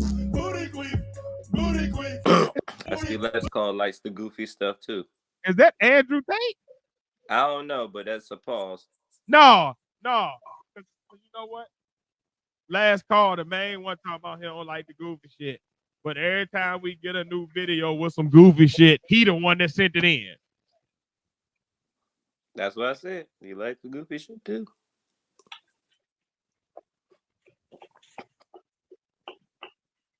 We all do to an extent.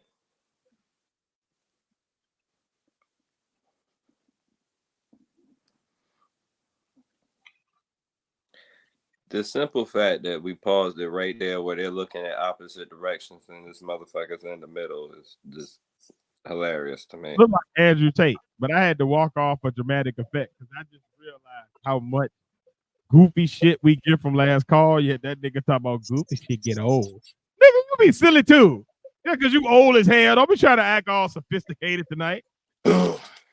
As you put in Lucy. Nigga, if you don't think 3 chicken wings is some goofy shit, boy, stop. But it's hard though. The goofiest thing we do is watch videos that are silly as hell and only to us, and we sit there and giggle about them. And you like that, but you tell us goofy is boy, you like the goofy. Don't fight the goofy. Last Call. The goofy is in you. Oh. The goofy is a part of your DNA, I should say. Here comes Last Call. See who you are. You like the goofy shit too, nigga. Listen, you be laughing at the goofy shit too, nigga. I tell you, he said what he wanted to say. But Last Call be in his crib just like we do. And before we even get to this podcast every week, he be to watch several goofy shit over the week and be like, man, I heard they talk about that shit. That's happy week as hell for no reason. I know you do. Because I can see you crying, laughing at the same shit I be crying, laughing at. It just ain't nobody that see you. All right, two things. Two things, first of all, that I don't appreciate. Number one, I didn't say I didn't like some stupid shit. Of course I do. And number two, motherfucker, I'm not that old. All I know is if I saw a video of a nigga throwing coffee at somebody on the interstate or on the road, that shit would be hilarious to me. Right. Right. That ain't the goofiest shit. That's not goofy. He deserved it. Hey, look. And I will also say this: Deserved it. age, last call. Old is subjective. I am one day older than Pat, yet he calls me an old man all the time. All right. All right. He's only a year and a couple of days older than me and Pat, but he is the oldest nigga to me. So when you older than all three of us, All right. All right. I'm still you younger are than a you brother are of a right certain there. age. Hey, you right there with Rodner. No, no, no. I am younger than that fool. First of all right. He's so quick to want to join me. And first of all, I did a little research on that. He definitely All right. that's right up in The character that you were looking at last week is called Uncle Remus. That's his name. Yes. Yes. Because he was way back in the day, and he also used to be a character in the Brer Fox, Brer Hair, like that the folk story. Uh-huh. Yeah, yep, Uncle Remus. And Uncle Remus. Famous Amos. And them same crows, but they were animated from the Wiz, was in that same damn cartoon. I remember that cartoon before they banned it because I used to watch the Disney Channel every day. Yeah, when you said that, I was like, that is perfect, dude. That is a perfect call on that shit. Like him, all he needed was some overalls, and that was Niggas and overalls. know that nigga ride a tractor and chew hay. You know he did. That shit was bothering me all week. I had to know. I was like, what is that from? Like, that is such a good reference, man. Hey, he told his two nieces and nephews, I need y'all to come on. I need Fields and get tilling with me. And you can't get confused. Hey, a good reference is a good, obscure, and sometimes old reference. That's where I come from on that one. Close enough. See, that's my type of humor. It's like, it's close enough where like people can get it because it's in the zeitgeist somewhat. But it's right on that extra round where if you know, and if you don't, well, whatever. But if you know, you just like locked in immediately, like you just get it. Yeah, man. Rod is just trying to capture people in his net to try to bring him closer to his age group, man. That's all that is. Because he definitely put you out there like you was in the senior citizen group with him, like way out there.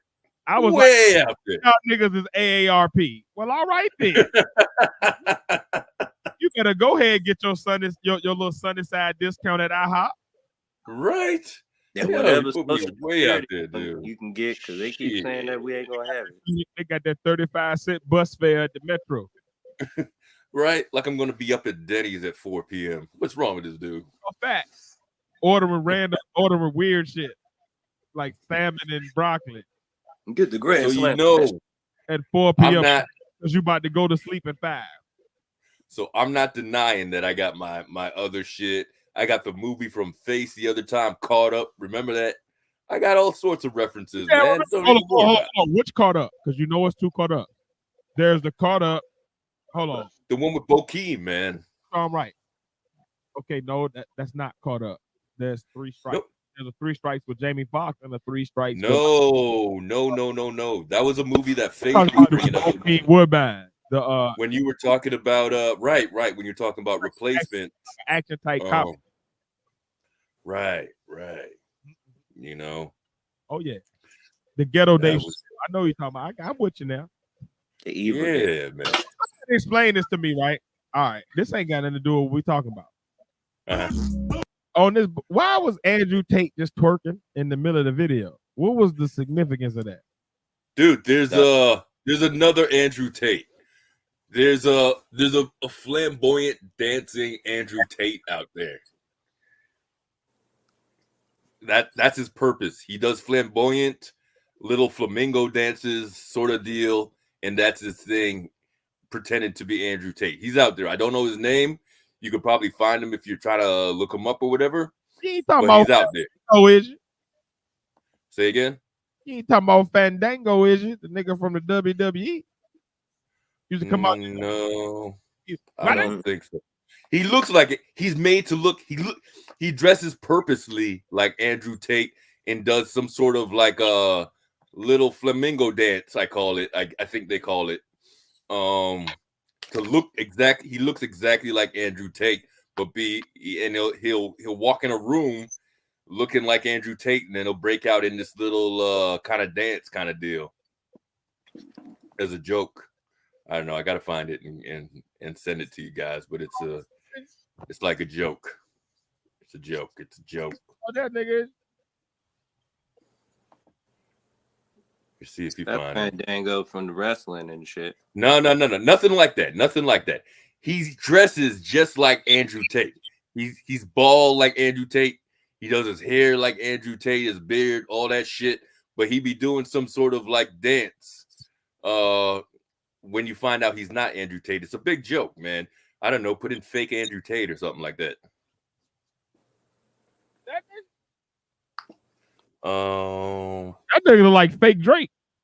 I think so. I think it might be this guy. He real loose in the hips. Yeah, that's his deal. He looks He'll bust out. And this nigga trying to get past him, and this nigga won't let him pass. Kicking his little feet. Oh no! Look who it is. A brother of a certain age. Yo. Zippity doo dah, zippity day. My oh my, what a wonderful day. Plenty of sunshine. Uncle Rebus. Is you is or is you ain't. La da da da. Hold on. I thought Y'all stupid. I wasn't. Y'all stupid. If that ain't, hey, look, oh God, hold on. When I show y'all this, right, y'all gonna be like, if that ain't goddamn brother of a certain age, just avatar. Hold on. I gotta make it big enough so everybody can see it, because this shit is spot on. No. On. When I tell you, and I don't appreciate. You gotta finish it. Oh yeah, Niggas. I see skies of blue, red roses too, oh no, clouds of white. And I think to myself, what a wonderful ride. Show it, damn it! Oh shit! What a wonderful ride. I gotta stop fucking with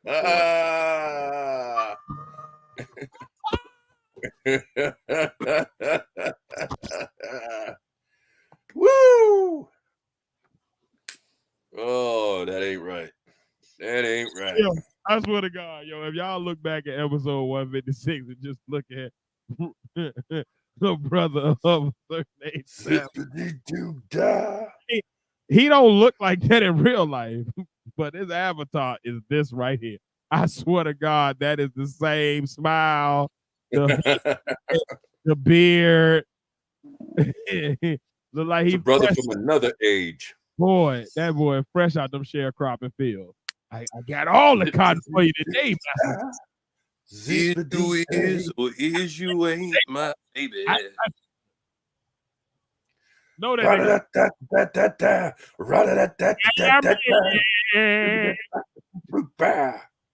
oh yeah.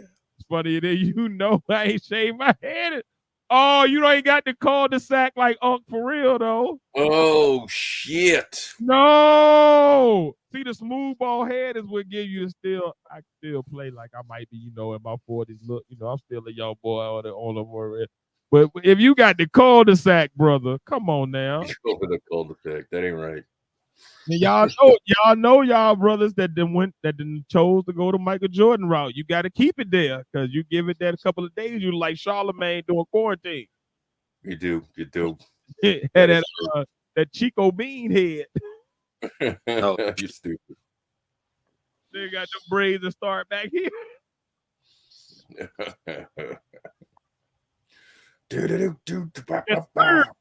If There's a dude with dreads with the same shit, dog. Half his head bald right here, and then Hey yo, I can't get over this Uncle Remus, man. I'm mad you. Oh man, if that ain't the damn Avatar though, like, oh man, hold on. I done found the close up. Oh shit.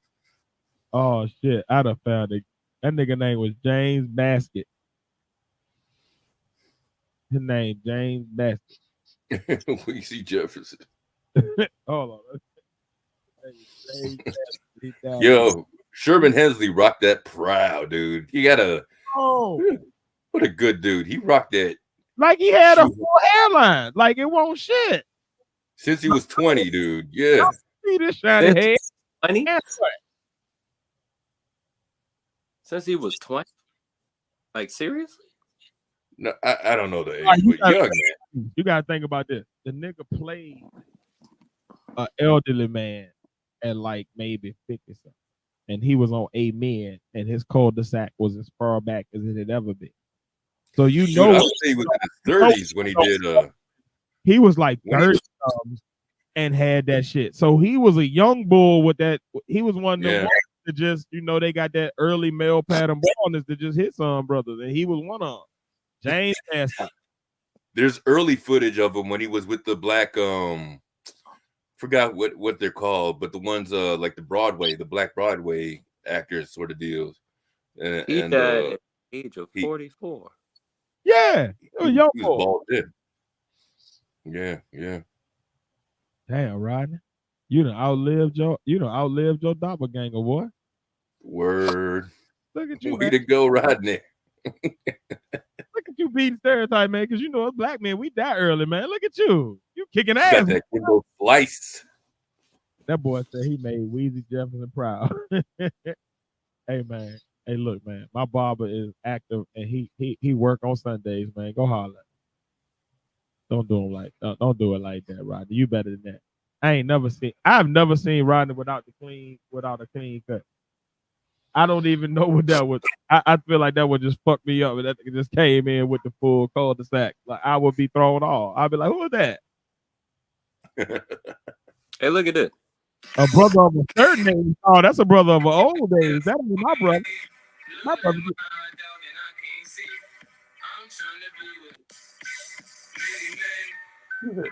50 pounds. I don't know what I'm watching. 50% off. Oh shit. 50% off. Snoop gave us that on Instagram. Yo, it's Face. Face, man, I don't appreciate you making an appearance last week when a brother of a certain age was That's what That's the only time you made an appearance last week. Yeah.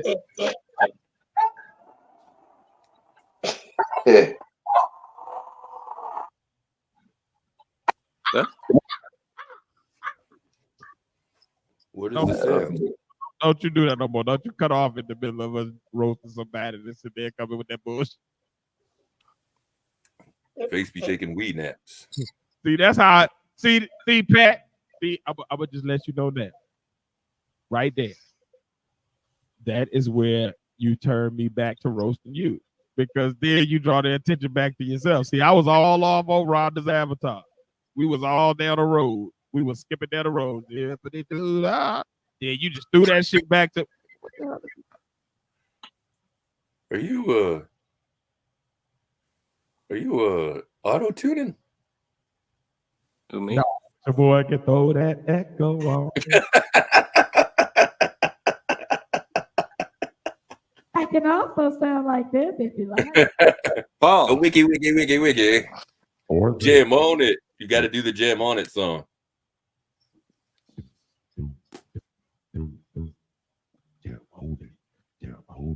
If you got what it takes, hold.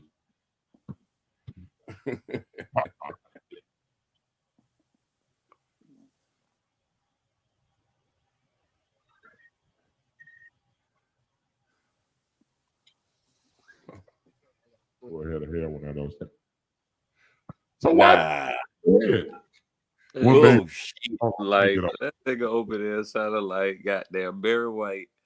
all right, you shave your head then if you have a full head of hair. Like that's another thing that always made me wonder. Like I had a shaved head like when I was like back in middle school, maybe one time just to catch on Middle with school. like yeah, because like middle school, high school, you had the end of Michael Jordan, the beginning of Kobe Bryant when he first cut his fro. You had Jalen Rose coming out of college. You had like a lot of dudes that was it was like a style more than you had to. It was more like having a baldy was a style at the moment. So I had a baldy for like a little couple months period, real quick. Grew it right back, but it was like a part of a style. So I never understood like people who cut their hair as adults and shaved it as like what made did you just prefer the way you look? Did you not like your head shape? Did you not like having hair because it was too hot? Like what the fuck made you cut your hair if you had hair? Because like LeBron need to cut his shit bald. He need to let that shit go. Yeah, he should have a long time You ago. got a full head of hair like a Chico Bean. Let that shit go. But now they got the new technology and all that, man. Yeah, Like Myron. if you want to spend the money to get them implants and all that shit, cool. But I mean, the average nigga just ain't about to do all that just for fucking hair. Like, yeah, good with bald head, so we ain't really tripping. But it's some niggas that should let it go that still like fighting, and it's like, bro, it ain't take well. That don't look right. But if you got a forehead hair, what made you cut the hair? I'm genuinely just curious. It has nothing to do with a joke or nothing. Like I'm genuinely just never. I'm like, well, why not just let your shit rock out? Like, because all jokes aside, like you still look in our age range. So to be honest, if you just had a beard with a full head of hair, like nobody would know that you are older, younger, nothing. They just assume you was around about our age. You say you cut your cornrows. I started shaving it like in college, man. I used to have a lot of hair, but I never used to do the locks or braids or anything like that. And then saving that $40 a week is real though. I ain't mad at that. Because I definitely pay $40 a week for my head and $25 for my son. So as barber fees have went up, I definitely understand that weekly expense and how that's a lot of savings over the years. Especially since 2000. Like that's 24 years just saving that a week. God dang. Yeah. People used to bother me about cutting my hair. When you gonna cut? Blah blah blah blah. And I thought I never would, man. But when I started, I was just like, I gotta do this like every week. It felt good. Then it felt weird to grow hair past a week or two, and then you just got used to it. And it was just like, so I was never one of those dudes to really spend a lot of time, and hair wasn't just important with. And then so much into the fact, it's probably like into my mid to late 30s where I probably got a little piece of a bald spot that I still really don't pay attention to. Sort of deal. So I think I could still grow somewhat of a decent head of hair, but I don't really have the patience for that at all, man. Because I feel like I had a bald spot like right in the back that was starting, but I think it was because I used to wear hats all the time. Because in the 2000s, it was like bucket hat or big fitted with the outfit. It just kind of like it was a hat for every occasion. And it went all. Yeah, I know what you're talking about. I think it was like I wore that shit so much. I started performing, but then when I stopped wearing it, the hair started going back. But I wonder how from our era might have had that same issue, and they just kept wearing the fitted caps until it became like it didn't grow back, and now I gotta cut my hair because I got this bald. Probably. That's crazy. Because and also it looks bald regardless. Because if you look at like a bald head, it does that whirlwind thing, that windmill thing in the middle of the head, and then somewhere at the top of the head, there's like a circle. Your hair grows in a circle. It doesn't just grow like that. You know what I'm saying? Indeed. You know what? I never thought about it. I never put too much emphasis into my hair as much as my age. Making sure I was clean cut hair. But I do, yeah. I'm not mad at you, bro. That's okay. See, I learn something new every day. Because I always wonder what would make a person that like their hair grows fine. It's just they just choose to shave it all off. But the no barber fees and like just it's easier on interviews. You don't have to worry about how it's going to be perceived because nobody looks at a bald head with a negative connotation in any race. So it's kind of like you just know it's going to be neutral. I'm going to be able to just. That's smart. All right. See, this is why you this see this is the cool part about this show for me is I actually learned something new. It ain't really deep for other people. For me, that's eye opening because I go to the barber every week and I be in there and there be people that like I know you got a full head of hair. I can see your hairline. Your shit is better than mine, but you're still getting shaving, like the full shaving cream, out all that shit, and to get off. I'm like, well, why would you just? Why not just grow a little Caesar or something? It's just better. Listen, it's less maintenance and it's easier to just know that no matter what, you're going to be perceived less threatened. Unless it really was a lot of that, you know. You see the white women see a big black bald man, they think you about to fuck. I did a lot of that. Back in the day, I used to have the flat top, so I like real flat top. Grew that shit, did it, and then kind of grew the sides out, so my hair really wasn't all that nappy. So I just used to grow it out that kind of way. You know, when I started using the number one, I used the number one with a part like dead in the middle sort of deal. Flat top. Say what? What year was this flat top? Back in the day, man. Back in the when people had it. You know? Yeah, we were kids, man. You know, I had a flat top back in the 80s, you know, when I was like, you know, elementary school. But by the time I got to middle school, it was kind of like phase or see, pick your choice.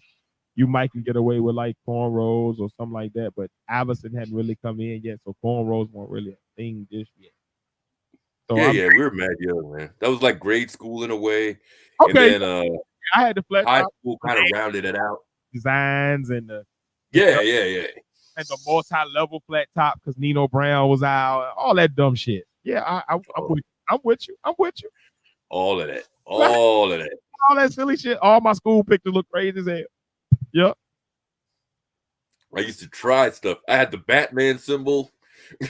Oh, I definitely had the Batman symbol. The Batman symbol and the Jordan symbol. I definitely remember distinctly.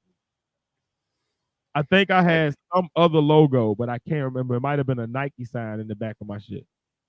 I did that once. I did a weird one. I did so logos. How the fade would go around the head. I did like triangles around the whole head like that, like a hatched egg sort of deal, man. Like it went like that, like in points all the way down. Did that. But I did have like the tiger stripe lines on the side right here, like part. Kind of like my great cousin's beard was, but it was at the time it made sense because people was doing shit like that. But kind of like that. Yeah, I had like the little parts on the side. I had the Big Daddy Kane. Hell yeah. With the one long part, I had the curved part. Yeah. Then I remember it stopped being designs in your side, like where the ball fade was. It started being like the part. Oh, you did the Grand Canyon. So we did like the part as a zigzag, or the part as a J, or the part as a O, or the part as a V to represent Virginia, or like just the part to like it's the part became like the design. And then I had then it was the S curl time, so I had an S curl for like a big curls, baby. I had a good 6-month run with the S curl, but I did. You had the box with Dominique Wilkins on it. Yes. And the thick squeeze bottle of the blue activator.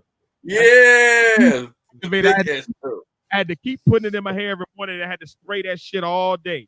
And I remember my face being real greasy at recess. Yeah. Down into your shit, and then your eyes be all burning and stinging while you playing basketball and shit.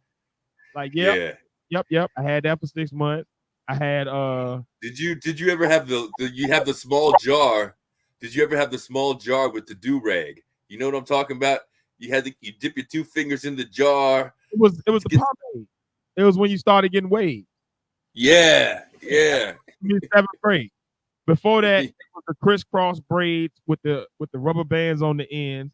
And then in Virginia for a hot minute, when you couldn't get cornrows, you would get these little Bantu puffs. So it'd be like rubber bands on parted sections, but it would be nothing there. It would just be like a little puff there. And you would get that because it would be tight and it would help your hair grow so you could get cornrows quicker. So I had those, and then that was after the crisscross braids. And then I had just regular braid, like box braids. Then I cut hair. Wearing the rubber bands on the end. Yup. Then I cut my hair, and then I remember that's when for a year, 1 year, the rat tail was in. Everybody had like either a puff or a little braid back The there.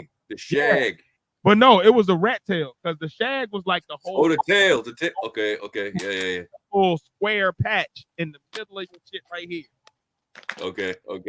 You know what I Yeah, mean? I know what you're talking about. Had that little, and some people braided it, some people just had it as like a little afro puff or whatever. But I had, Yeah. and then I went from that. By the time I got out of that, it was just straight. Everybody was wearing like the ball fade. It was like the waves on top, real skin, close on the side with the fade down. Then after that, it was the Caesar. Everybody had a Caesar in middle school. I remember middle school, that was what started the Caesars. And then late middle school, early high school, Iverson started coming in, and then was like the little fro. It was like the little fro, but it was edged up real sharp. And then right after that, cornrows. Everybody had cornrows. Everybody had some type of design in their cornrows, or the cornrows were zigzagging, or had their name in it, or art for prom, or whatever. But it was cornrows until probably the end of my first year of college, and then people started like going back to like regular haircuts and shit, and it became like it was popular. So I kind of fluctuated between them two, and then for years I just had a drop fade. Yeah. And then for a while, when it just wasn't important, So I was like, I'll just shave. But the ball, you know what? I think I'm scared of the ball. I think I'm really gonna wait until I got the cul-de-sac and then go ahead and get the ball. Because I don't think I'm confident like a brother of a certain age to like just had it. Like I feel like my head is a good shape, but I don't want that much attention on my face. I feel like my locks or my hairstyle or whatever my haircut is a nice enough. It's like a balance where you're looking at my face, but you're also looking at other things. You want a mane like a lion. I don't really like people staring straight into my face because I don't know. I don't like feeling. I think I'm self-conscious in that way. Like I think I'm confident in most part, and it ain't even like I think I'm ugly. I don't know what it is. It's just I don't feel comfortable when people be just it's that much of my face just there. I think you reach a certain point because where I'm at, it's just like hair kind of just. It's been so many years. Hair seems kind of stupid to me. Not for people like you. You're a hair guy, so it's important to you. You know how it looks. You know how you want to wear it. All that sort of stuff. And to me, it's just like it's hair.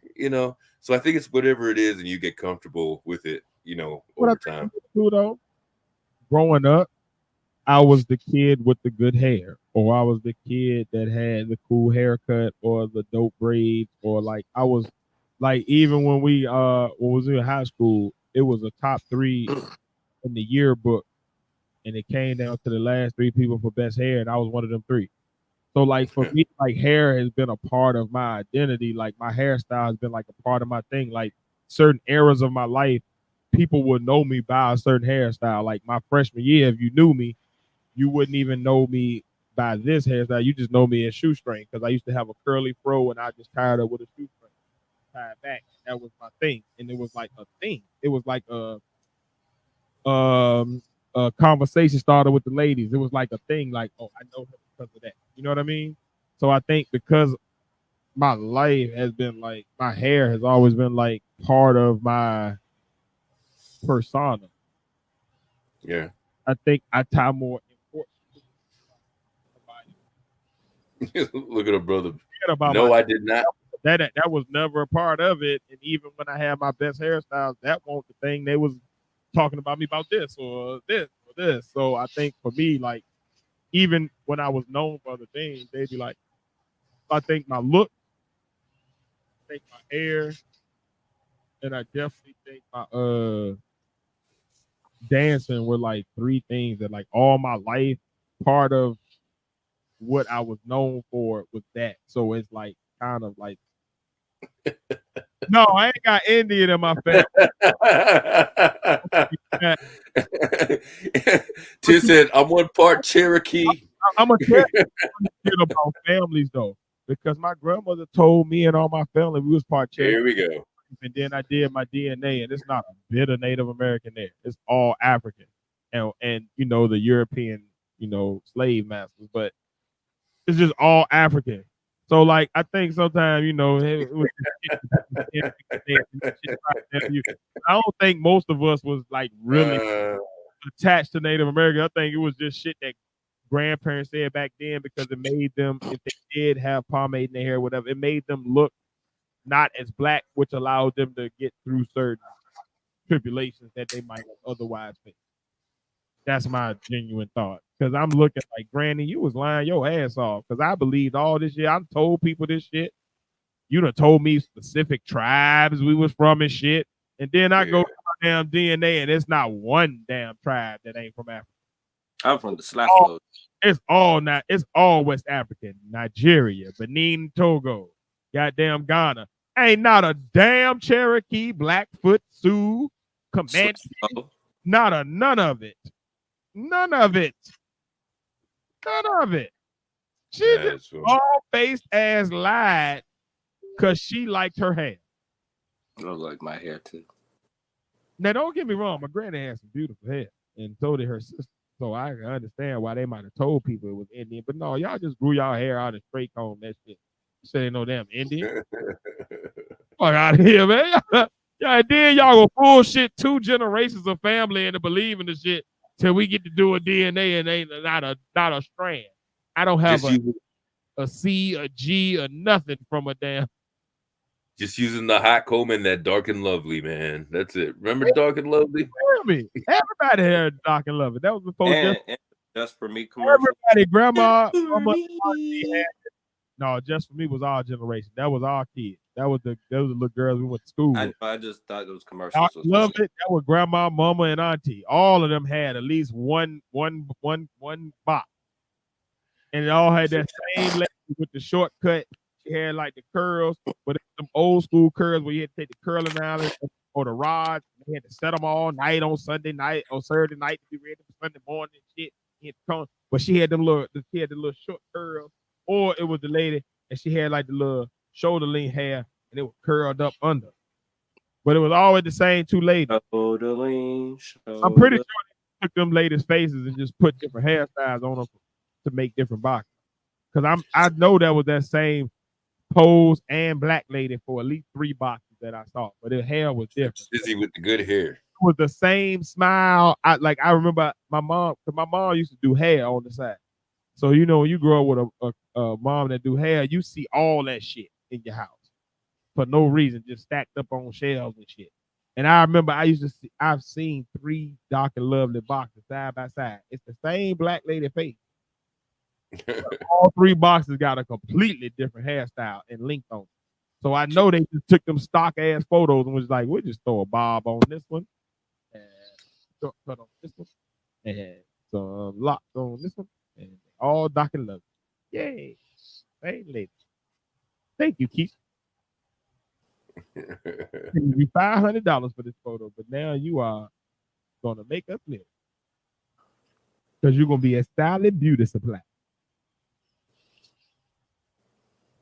That's real. That's big business. Just to let everybody know, so y'all don't think Faith just left. He did, say goodnight to everybody. He let y'all, but he had to stay it down. Did he? I keep telling y'all he older than me and Pat, so we ain't quite reached that age yet. But God bless him in his old age, and the elderly need their rest, and Faith be peacing out. Hey, watch over him this and all that AARP can offer. I take that day. Hey, bro, I ain't gonna lie to you. The first day I get my SSI check, I quit. And I don't mean I quit from my job. I mean I quit from life. Y'all ain't gonna hear from me no more outside of the podcast. Like this all I'm gonna do every week. I'm just gonna pull up and talk shit with y'all on Fridays, and then the rest of my week I'm gonna sit somewhere and play shuffleboard and backgammon Oh, with folks and have a good old day. you know what? I'm gonna become a painter. I wanted I'm gonna start needing your guys' help, man. What's up? A brother of a certain age. I'm just testing the waters to maybe see if I'm gonna do this YouTube site thing. Do it. So I want you guys to check me out. You know we gonna pull up. You know, we check you out. We gonna pull up like you do us. Right up on the. What you need? What you talking about this week? So I even everything, man, even how you do your voices on the microphone sort of deal. If you use software on that. A brother of a certain age, the way I was checking out, I went to your page the other day, man. Yeah. And the way that you do the intro and the graphics sort of deal, I need to I need all that sort of stuff, man. To see how you do the avatar and all that stuff. So start with Canva. Get you an what? Canva.com. Canva. Canva. It's a site that allow you to do intros, graphics, all that stuff before you get to the level of where Rodney is. Rodney is but Canva.com is what we started with. It's an app. You can do it on the phone or iPad. Whenever you see Pat do his short or his stuff, a lot of those graphics and intros and the thumbnails and stuff is done through that. Like it gives you I also use iMovie. I see it. Thank you. But then also if you're gonna go live, you got a couple of different options. So you got OBS or StreamYard are the two that I've seen give me the most options. OBS is if you're really tech savvy, OBS is probably the best option. That's what like DJ Academics, all of those use. I got StreamYard. StreamYard is what we use. I did some music before. Yeah. But it just depends on where you're like for me, trying to control like I had OBS when we first started, but when I was trying to learn it, I just wasn't savvy enough to be able to do all of that while I'm right. And I talk back and all that. Like for me, if I was gonna do OBS, I would have to be off the show and be like a producer, and just be in the background. Okay, that's good to say.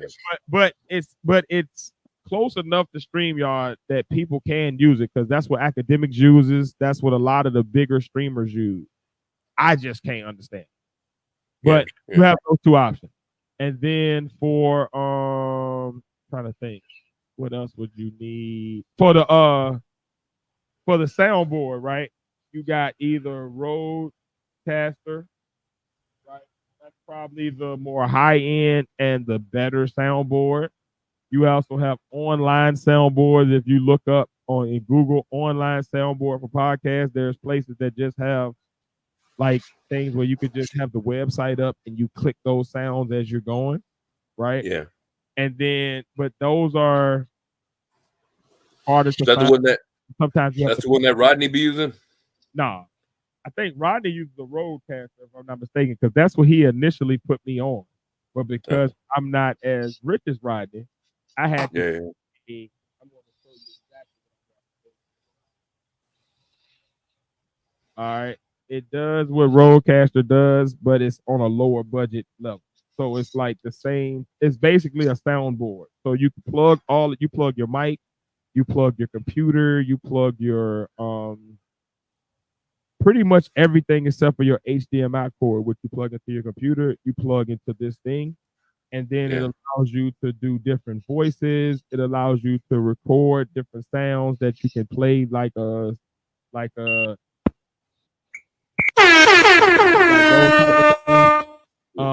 it allows you to it comes with some preset stuff.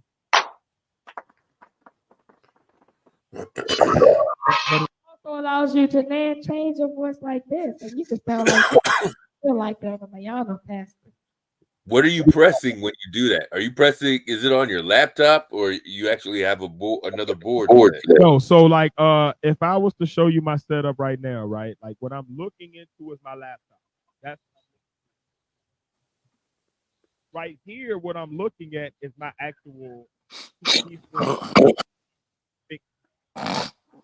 and then in front of my laptop, I have a soundboard, which is the Mayano caster. So that's where all of my sound is transmitted to and funneled in. So my headphones are plugged into my Mayano caster. So when I hear y'all through that. When I talk, my mic is plugged into that. So that's what y'all are listening to me through. And on StreamYard, my settings are all set to Mayano caster for audio.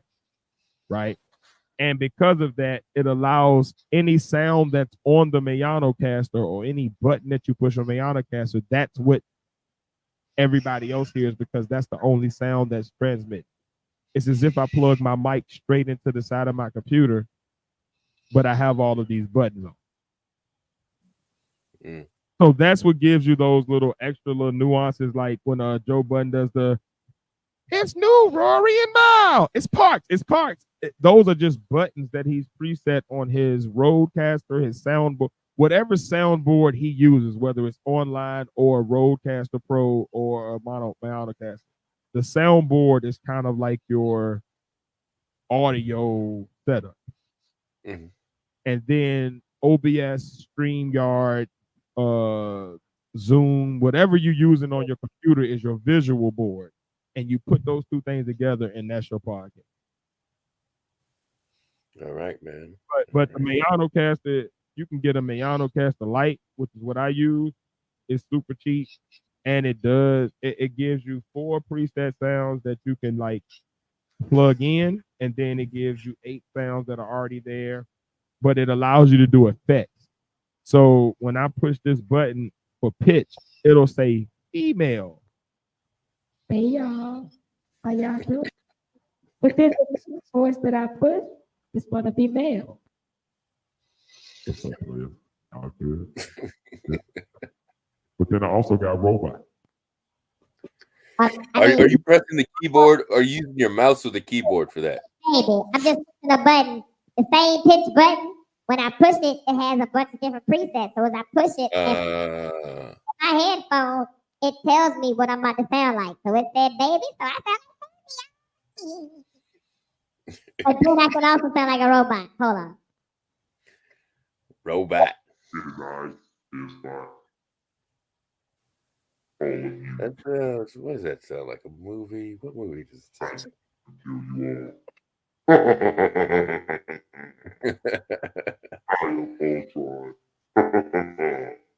Sound like a transformer, man. Robots in disguise. And then I also have different settings. So like this setting right here is if I wanted to record music as if I was an MC and I'm recording like rap. So I wanted to be able to catch those inflections and kind of be tuned to that type of a vocalization. I'll hit this. This right here is original. But then there's also other shit like podcast. There's a bunch of different settings that I can use, but it's all based off the buttons that I'm pushing. If I want to take out background noise, then I push the denoise button and it takes out the background noise. If I don't care, if I want the background shit to be picked up, then I turn it off. So like, excuse the ashes that's on it, but this is what it looks like. Mayano Cast Light, real cheap. I got it in front. That's what's running all my sound, and that's what allows me to do those little voices. Now, I will say that again, Rodney is actually who put me on to like what I would need to do podcast, audio, sound, all this. Like he was actually one that was like telling me, because I used to watch his lives when he would just go live and he would tell me like, oh yeah, I'm using a Rodecaster Pro, I'm using this type of camera, da da da. I ain't got the money for the camera just yet, because I do want to get, it's a camera that actually will follow me and like, it'll just do it. So if I have like, say when Pat comes in town or he comes across town and he's live in the studio with me, it will like switch between our faces. side by side just to follow what the voice thing. So I want to get one of those. It's a lot of shit I want to get, but easiest podcast setup is a basic 4K webcam, or if you got what you call it, a MacBook, just use that camera because that's what I'm using right now, the MacBook camera. I'm using the iPad. My iPad for him, but for like the sounds and stuff, Mayanocaster Lite is probably. I got a new HP. I think my camera's good. Yeah, Mayanocaster Lite is probably the cheapest for what you're trying to do starting off. Yeah. The Rodecaster Pro is amazing. It allows way more interfaces. It allows way more different connectivity. So you can have like way more instruments, way more microphones. You can have like more guests all plugged into the same channel. Like for me right now, I can only have me and one other person here and plug this soundboard. Otherwise, they would have to come from a different sound source. So it would sound kind of funny if we're in the same room because you can hear me talking on theirs and vice versa. Okay. As with Rodney set up, he can have like 4 or 6 of us, I think it is, and we can all have our own plug-in that's transmit. So we still all the sound, we all on the same track, but we each have our distinct tracks, so it don't sound like one voice. It sounds like 4 distinct tracks. It just depends on how much money you're trying to spend, bro. To be honest, this shit is not that difficult. Like with your type of perspective and your ability to just go on a subject, you are perfect for podcast. You're probably better than, like, I'll be honest, I don't think that I'm a podcast. I don't think that's my gift. It's just my passion. It's what I wanted to do and what I really love to do. But as far as being good at it, I think if you was to pick up a microphone and talk about paint drying, you probably would find a way to like draw people in, just because you got a way to just kind of go and continue to tie in other things to that thing. That's a skill. That's a conversation skill that I don't possess. So I think you'd be good at it. So yeah, appreciate it. Don't see it. Podnas gonna be there, and you know Rodner gonna be there, and we pulling up, my boy. We gonna got you. And we about to talk that shit, my boy. Do that, man. Subscribe to my thing so I can see you guys in there. You know when I'm trying something. I believe I am already. Wait a second. Oh yeah. What? Let me make sure. I think we are as the partners, but I don't know that I am under my person. I got to learn how to even make the shorts. See, I'm that behind on it that I don't even. Way behind everybody on this. Yeah, see, we was behind. My brother said we didn't know what we figured it out, so we can figure it out. You can. That's how I feel about things. I did it. You can do it. Tell you to this day, we are struggle busters every week trying to bring this podcast to the. I'm gonna be honest with you. I don't know that there's another podcast that works as hard to get it to you every week.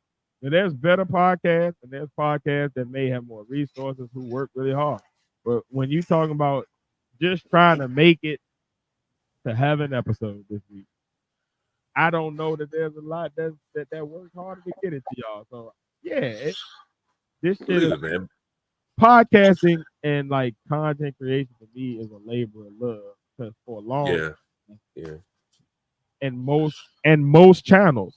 When I say like a long time, I don't just mean us. Like I mean like the average channel ain't making no type of headway or no type of progress.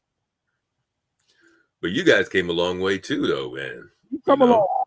We have come a long way, and I won't take that for granted. But I also recognize that we're not that far from where we started. We went from like 7 average views per week on YouTube to 59,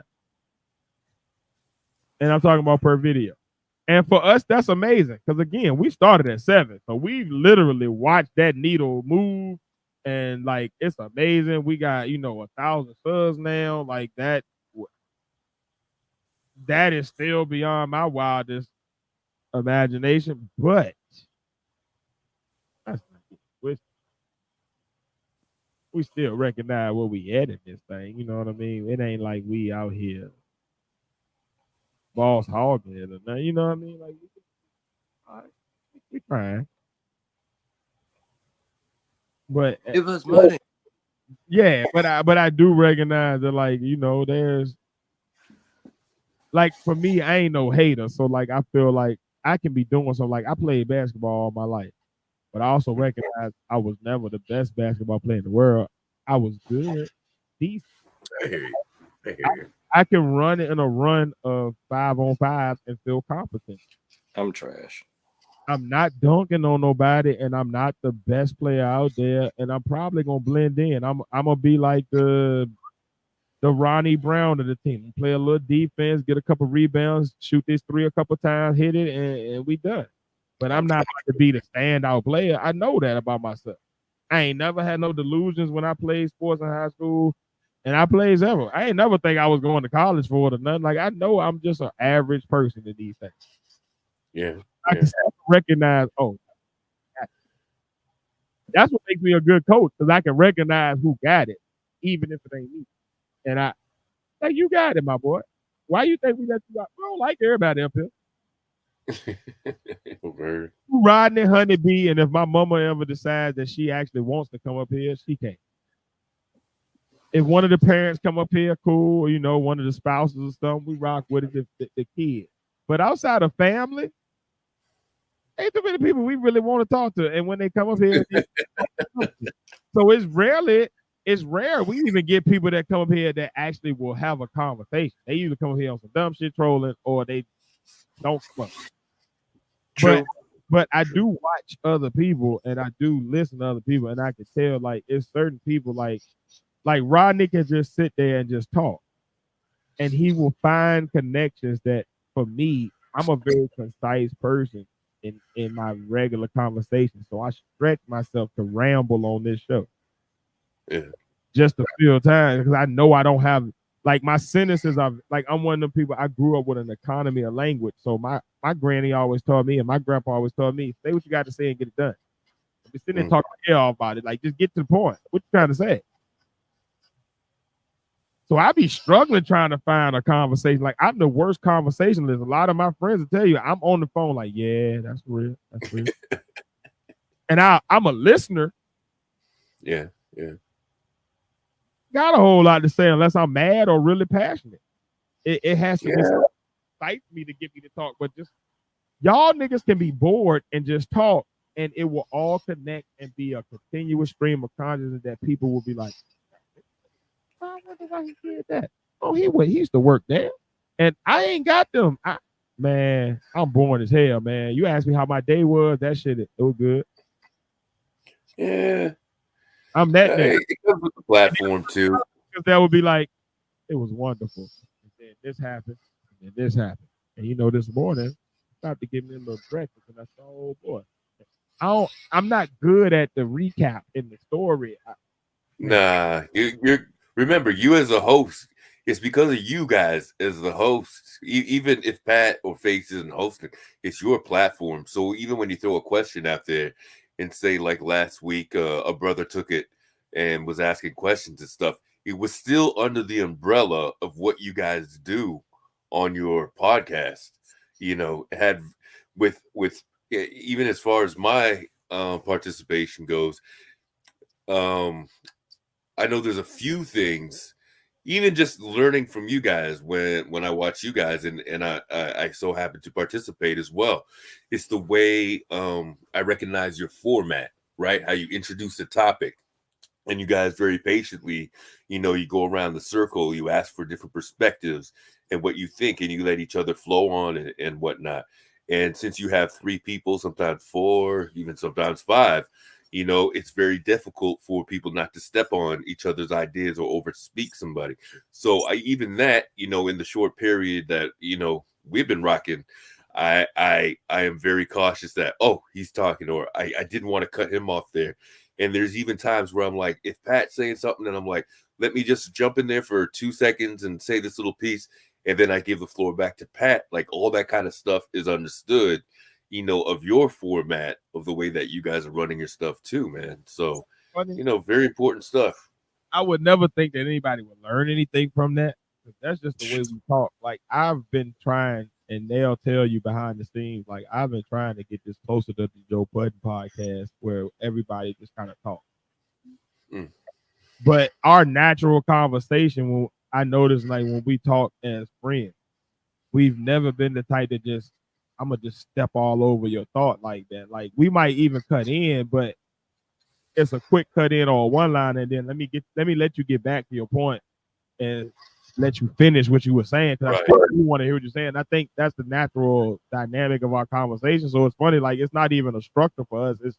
I would rather us get to a point where it sounds more like Joe Budden, because that's the more popular format of podcast, of where people are just talking and they just kind of going, and if somebody comes up with a thought, they cut over with like. But for us, like we cut in with a joke, but it's hard for me as a person that loves and respects Pat or Faith to completely just squash their thought. Because even if I disagree, I need to hear it so I can even know how to disagree. Because when we talk, that's how we talk. Like we naturally just, like when we on the phone with each other having a conversation about something, like we naturally just kind of, if you speak it, let me hear what you got to say. And we might affirm like, yeah, that's what's up. Yeah, for sure. I get it. Or no, I don't know. But we let you get it out so then we can then rebut. Even if we disagreeing, like we have, like, it's weird. Like I think I don't know whether it's because of Virginia or what, but I noticed a lot of Virginia people are very like that in their conversation, or where they just very respectful, like the next person's idea. And even if I don't like what you're saying, I'm gonna let you finish, and then I'm gonna cut your shit up. But I'm gonna let you finish because I still do think that whatever you're saying, even if I disagree, is valuable. Because I might learn something from it, even if I disagree. So I still need to hear it. But I never thought the structure of ours or nothing. So like even that teaches me something, because it lets me know, okay, this is something that is resonating that I never even, like, even when I watch our shit back, I never picked up on that. Because to me, when I watch, I'd be like, damn, we talking all over each other, and I love it because I'm hearing, oh, that joke from Face. I didn't even catch that when I was talking, but that's yeah, I see that too. That was in there, or yeah, that nigga hit me with that one line in the middle of my shit. That was funny as fuck. I ain't even catch, so it's like I catch little gems, but as a listener, it's important to know like that perspective for us, because it's like, oh, all right, so we do need to keep on making sure, because I'm thinking we need to lean more to one way before you said that statement. I'm gonna be honest with you. And to hear you say that makes me feel better, because it's like, all right, let me shut up and get out of our way, because the shit we've been doing, that's kind of what people expect. So let's roll with it. Yeah, and I mean, my thing is, I'm not really, I'm not big on social media or this and that, but I know what I like. I kind of study it, a little bit too, and that is one thing that I recognize with you guys, and I thought it was intentional. And I do like that format that you introduce something, whatever the topic is, you give your opinion, you pass it to Pat, you pass it to Face, and they give a very in-depth, considerate feedback or whatever their side is, and then you kind of wrap it up. Is there anything else you want? Well, I want to bring up this, and sometimes one of your subjects could last for 40 minutes. As you can see, once in a while, I try to do the little timer thing in the comments. I like doing that, put the timestamp on it and whatnot. Because, like, I'll be honest, that's something that's like, all right. When we first started the podcast, it was pandemic. Everybody had time. Right. I could go back and do stuff like that. You will notice even the editing. Like I don't have time to do it no more, and neither does Pat or Faith. So it's kind of like our lives have gotten so much more hectic. Yeah. Started the little stuff that, like, to me, if our podcast never grows besides the people who are already here, right, I would never be upset, because everybody that's a part of our podcast, that's an audience member, is also like a huge addition to why our show works. Because like I could never have the time to do that. So to have you sit there and take your valuable time from your job and your life and the people who love you to sit there and type that shit out, that is like, it's certain things that like I don't have a way to like pay y'all for it, but it is invaluable to like success because those are things that YouTube notices that I notice on the videos when you do it. Those videos get more views than the other videos.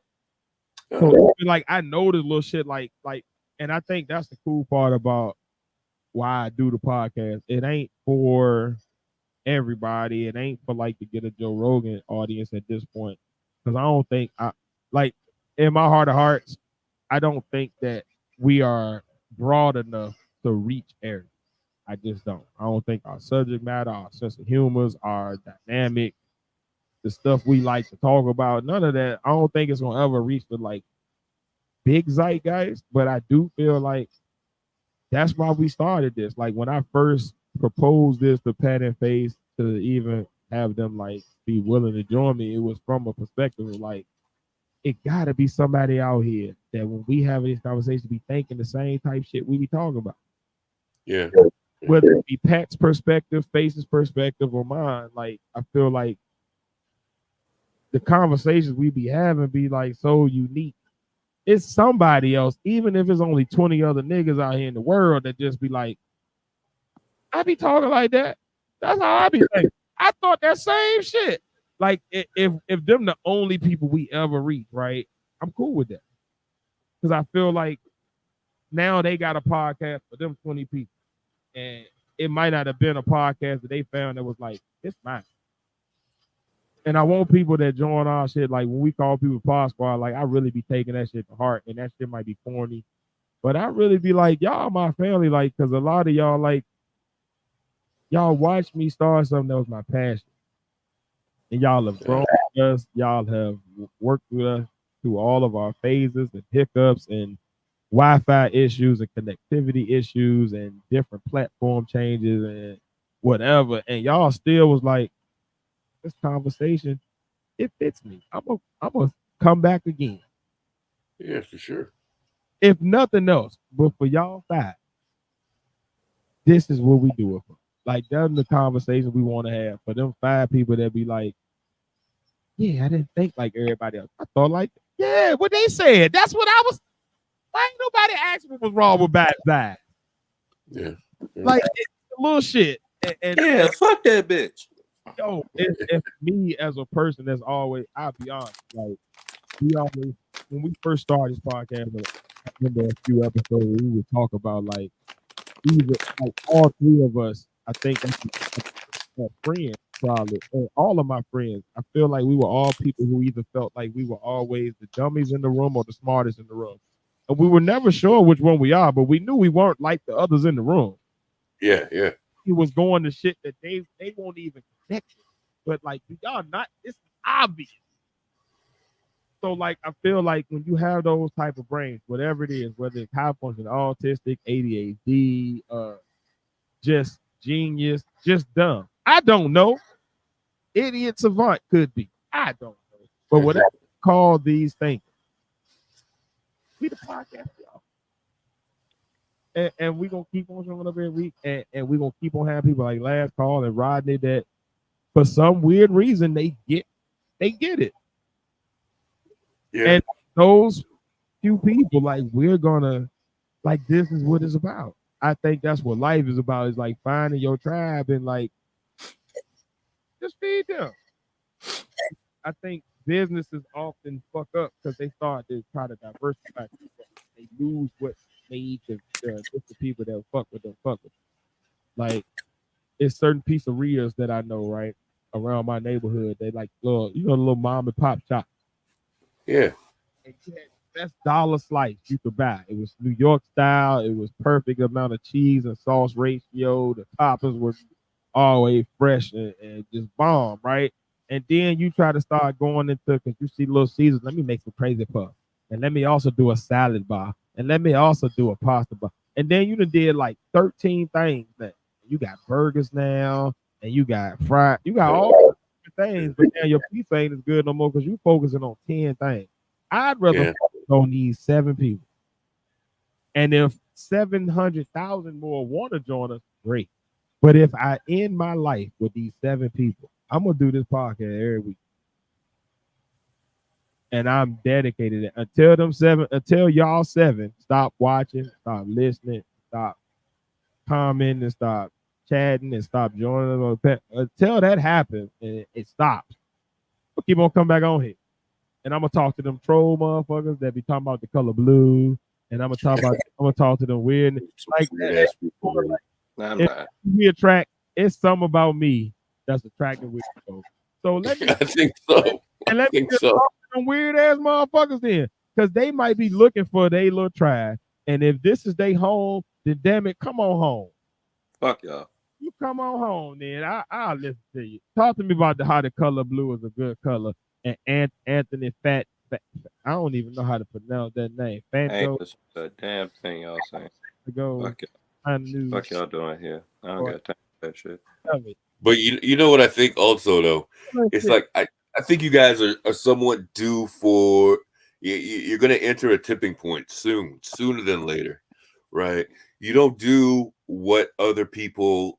You're not clout chasers, in other words. Like a lot of the guys that are popular that you think are somewhat under the same umbrella as you guys aren't, because they attack the latest stuff and they stay on it, and people look for that. You guys are just intelligent, down to earth dudes having conversations, being silly once in a while, and getting into some deep shit once in a while. That's what it's about, man. Oh, No, Rodney, man. When you go live, like even when you don't see me in the chat, man, I catch that replay, bro. Like you wanted to, like, yo, man, people that fuck with me, yeah.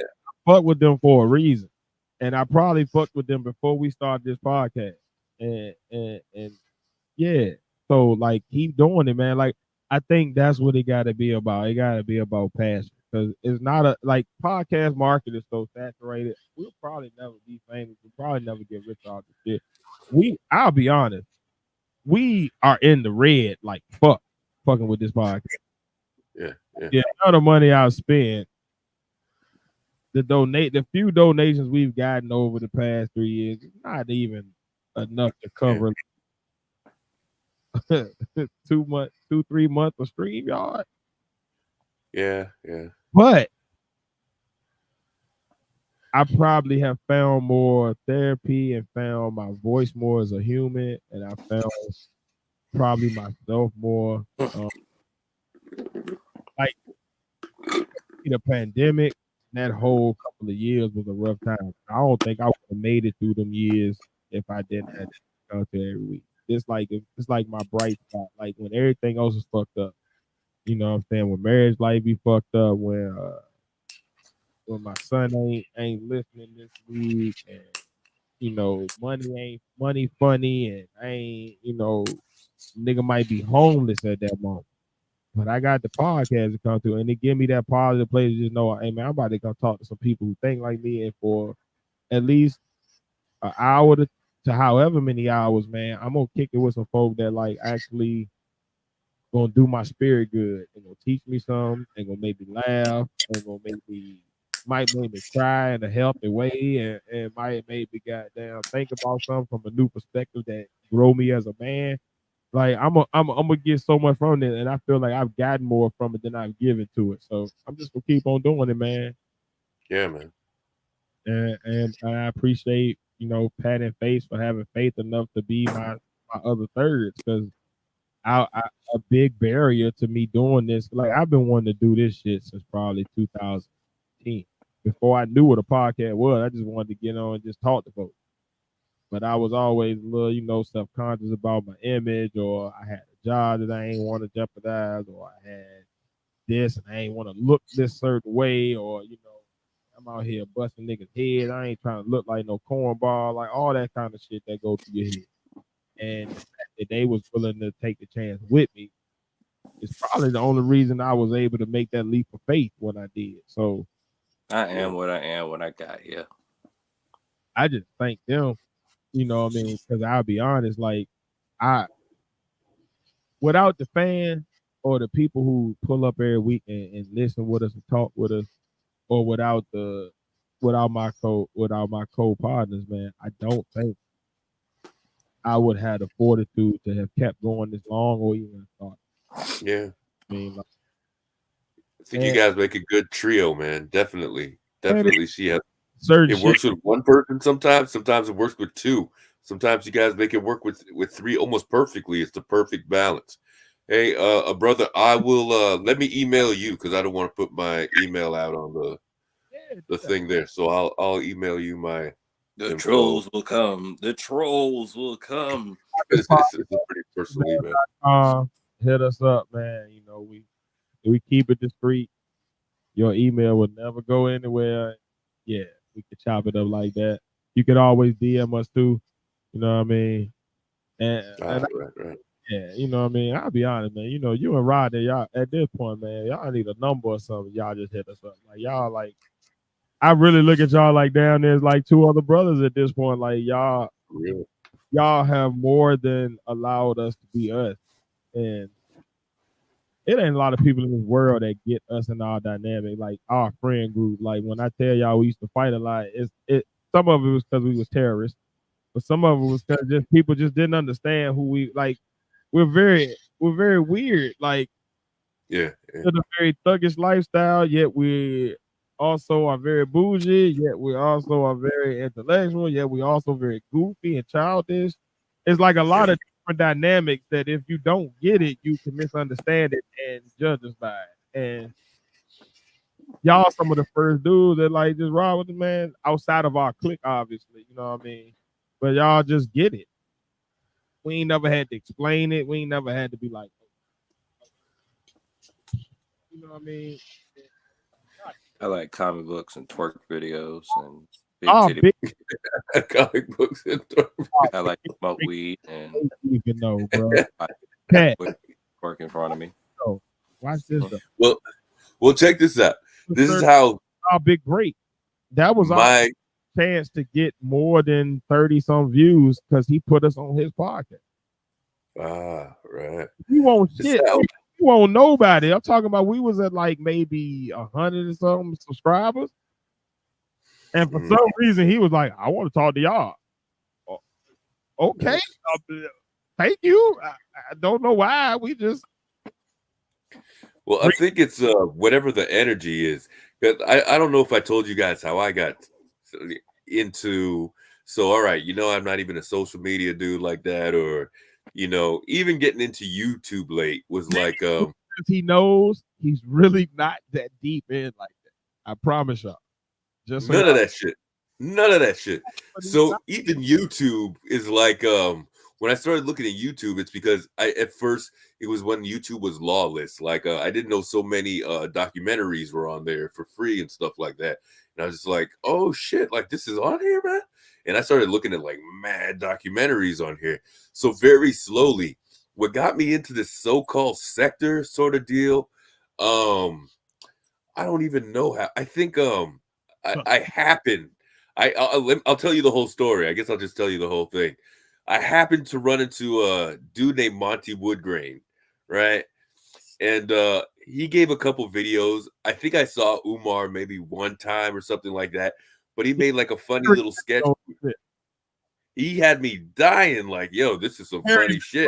I remember he used to do the parody videos of Umar, Lennon, and a couple of other like characters. But he just like, I know you're talking about. Yeah, I remember. And I didn't know who none of those people were at this time. So I just kind of saw Monty, and he was doing something about picking up garbage at the school. So I didn't know about none of that.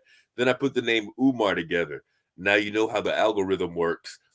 Lennon's ball head kept popping up like in my thing. One, yo, when I tell you my whole introduction to everything, for me to get the courage to do podcasting, for me to all of this came from Lennon. So I'm already with you on this rabbit hole you went down. I think I might have went down the same one. We might. Yeah, Lennon got a lot of kids out there, man. And I was like, what is this? Who is Umar Johnson? And then I looked up Umar, and immediately this bald head nigga sitting in the field. He was who Umar was. Oh, all right. So between these two now, I'm looking at like, all right, I used to follow little Monty then.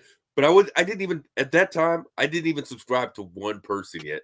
That's how much. As much YouTube. I think Lennon is probably the first person I've ever subscribed to on YouTube, to tell you the truth, right? So I used to watched a whole bunch of Monty stuff. Then I sort of got put off because I started realizing what YouTube was. I was like, some people kind of make jokes on here, some people are serious. It's kind of a free for all. You're allowed to do whatever you do, but it's like with video. Right. You're allowed to do what you got to do. And I have to be the one to hold back judgment on it because you're simply allowed to put this stuff out. Doesn't matter your intelligence, doesn't matter if it's verified, so on and so forth.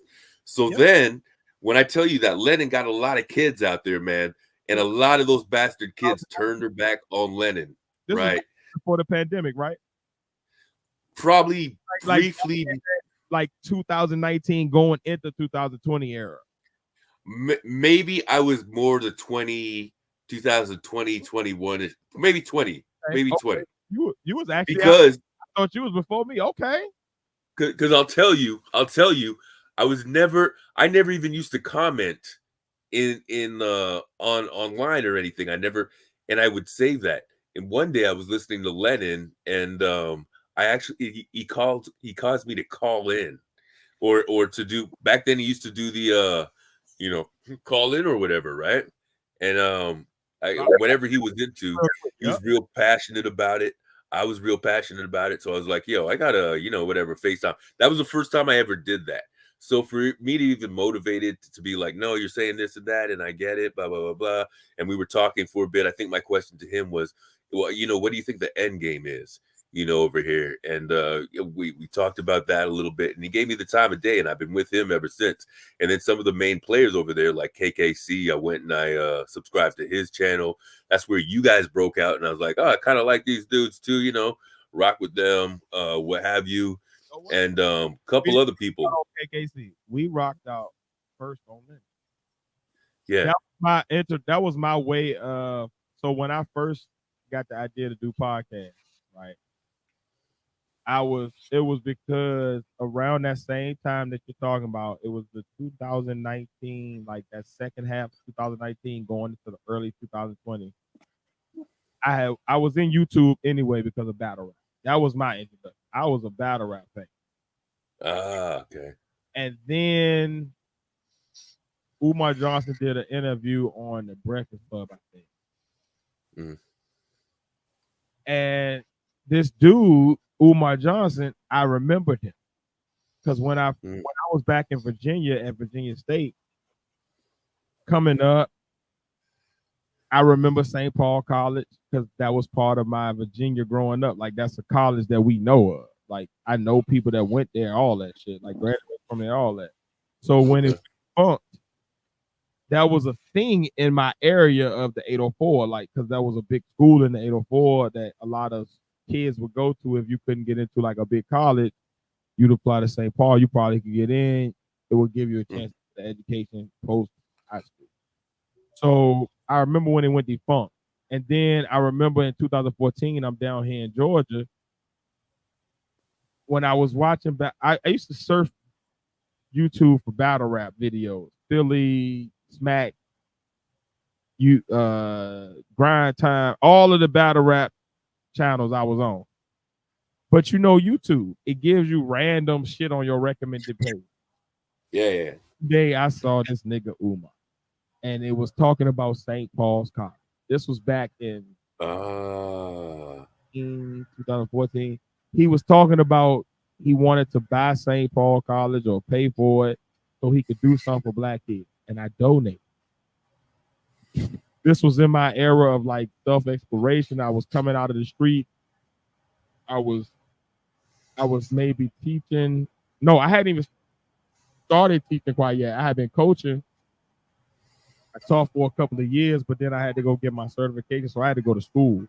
So I went back to school. I was in school at this time. I think I was a medical assistant at this time, and I was a medical assistant at this time, and I was looking to get into teaching. And somehow or another, Umar shit came across. I donated, paid him the money. Was like, this black man about to do from way back then. Yeah, like when I say like, it was sooner than that. Nah, so the way I got into the Umar sector was random. It was 2014, St. Paul's College. I had a connection to that college because of my 804 roots. And I literally just saw a black man that was talking a good talk. He was saying the right thing at the time. Like, oh shit. If somebody was to do that, that would be dope as fuck. And I'm thinking about like the upliftment of like the brothers that I just left. I'm getting out of the streets. I'm finding a way positively to make a living. And I'm thinking about all my niggas back home that's like, I can't go to St. Paul no more. Virginia State ain't accept me. So where do I go? Okay. Back in my era, when you left, saw that bridge. You saw that bridge being burned behind you. Yeah, like I saw that connection to my area of like when you're in or if you're gonna go to college, you went to Virginia State, you went to a college outside of that area because you had the grades and the accolades, or you were kids that was in the middle that kind of got stuck. Like I either got to go to Virginia State or St. Paul. That was my option because that's who's gonna accept me, and because I'm close to there, they was accepting damn near anybody that was from the 804, both of those schools. So when I say like St. Paul's, like it's a lot of niggas I know that got degrees just because they was in the 804 and they happened to want to go to college bad enough, and St. Paul's was there. They was like, come on. Okay. So when I saw the college go defunct before I left, and then I'm talking like 6 years later, this nigga's talking like, yeah, we about to rebuild this campus. We about to, make this a school for black boys. You know what I mean? I'm in my black empowerment movement phase. I'm all for this type of shit. So the shit he talking is like right up my alley. Yeah. I'm hyped up. Let me see my bread. I got you. And then St. Paul's fell through, right? So for me, I kind of just, it was one of them things like you kind of just chuck it up to a loss, like, damn. He said the agents got it. All right, cool. When did you start losing hope? When did it get blurry? Oh, why? It was, if you remember the St. Paul's era of Umar. He said he wanted to get it. He put a bid in. He was bidding for it. He was trying to get it. And then all of a sudden he said it was an Asian group that got it and outbid him for the school. Did you believe him then? At the time I did. Okay. At the time I left that shit alone. And I literally didn't talk about Umar or think about Umar again until 2019. And then again, I'm a teacher. So, of course, anything in the academic realm is now starting to come up on my algorithm because 2015 is my first year teaching. So now I'm looking up teaching lesson plans. I'm looking up special ed. I'm looking up IEPs because I'm teaching these children and I'm trying to understand better what these terms are because I don't come from a teaching background. And when I started teaching, I didn't have any certifications. I taught for a public charter school that was able to get me through with my bachelor's degree. And it was like, as long as you're working on a bachelor's degree in this field, or as long as you're working on getting a certification, we can keep you as a teacher and until you get. So I started school when I was already a teacher. Okay. Already a teacher now, and I'm teaching children, but I don't have any qualifications in this realm. So now I'm doing backup work and I'm trying to reverse engineer my knowledge. So I'm looking up anything I can on academia, on special ed, on the academic system, on how schools work, lesson plans, on teaching models, on teaching philosophies. Like I'm looking up everything about being a teacher. I'm looking it up at this era. So who comes up again? Umar. Yeah. This nigga again, and I recognize him from back in 2014 when he was giving the speeches of Paul. So now I'm like, oh my nigga, I donated to you. Okay. And because I watched 2 videos of his. I think it was one was an interview and one was like a speech he had done, right? And then because of that, a bald-headed man appeared, and he's like, Umar Johnson exposed. So then I'm like, well, what's that? And I watched this, and it's Lennon Honor, and he's explaining how Umar has scammed people of money and why it was a scam. And then he starts talking about St. Paul, so he got my attention. So now I'm locked. Okay.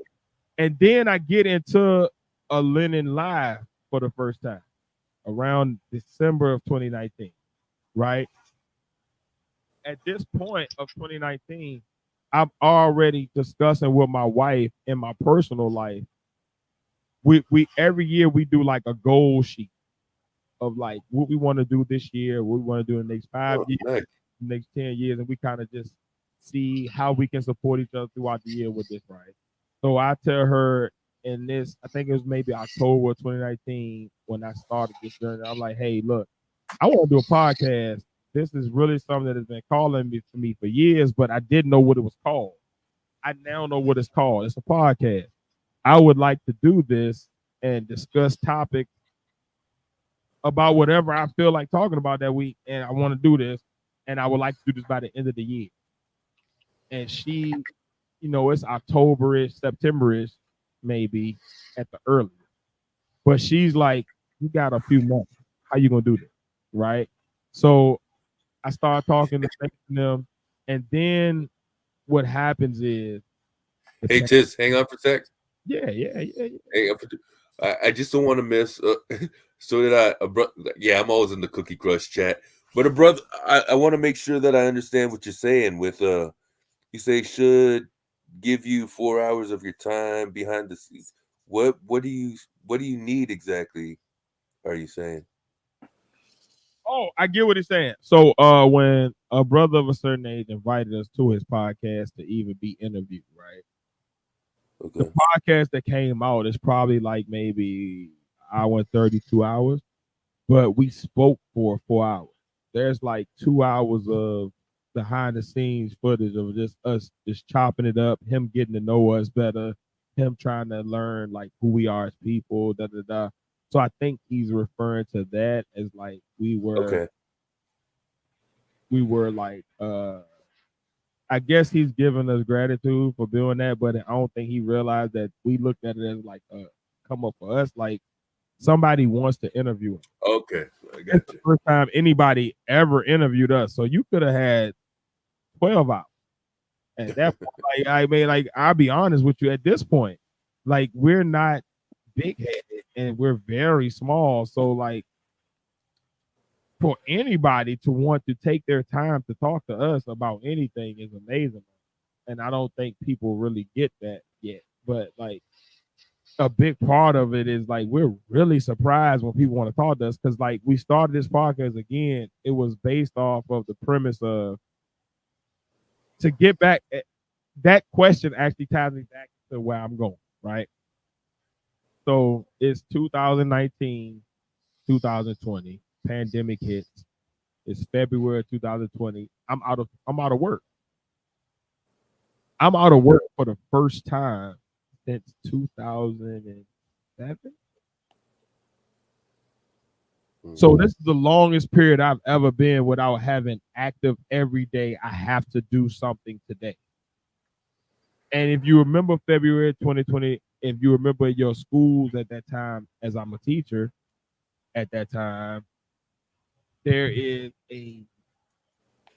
a lull of like schools getting it together and figuring out how they want to roll out this thing because we don't know how long we're about to be out. Because at the time, it was like when they first said it, we're out for a week. Then it was like we're out for 2 weeks. Then it was like we're out for a month. Then it was like we're out for 3 months. Then it was like we don't know when we're going. But it was a progress of like we don't know. So we can frame. So for us as teachers, I'm looking at it and I'm like, okay, I don't have nothing else to do. And at the same time, and for the first time ever, me, Faith, Pat, Chewy, Jewel, all are off at the same time. Every other time in our lives since we went legit, it may be 1 to 2 to 3 of us off, but everybody else is at work. So it's never we can get everybody on a call. So for me, the first thing started with I'll tell you, the first thing started with we got duped into that blessing loom. They call it the flower, or they call it the water, the fire, whatever the fuck that bullshit was. I got duped into that through my wife at the time, and now again now. We went through that. That was how it started. So we started on Zoom. But through that debacle, the blessing was me, Faith, Pat, Chew, and Jules had talked more than we had talked in the past 8-9 years since we had all been together at the same place at the same time. So it was like, right. Hey, I don't want you to get off track from your other story. No, go. What's the other story? No, when you were how you got into it. So you're going back. I'm still there. Okay. I'm still there. So at the same time, I'm going on this Umar journey, right? And I'm discovering these things on YouTube. My passion as a person who wants to do a podcast is strengthening. And at the same time, for the first time ever in my life since we went legit, all of my brothers are available to have the conversations with me that I want to have with them and just talk. Just chop it up. How you doing? You good? Niggas started reconnecting and shit, and those conversations over Zoom turned into, hey, y'all, let me let y'all know what I've been thinking. Because we're having these conversations over Zoom like literally weekly at this point because we have nothing else to do. It's nothing else going on.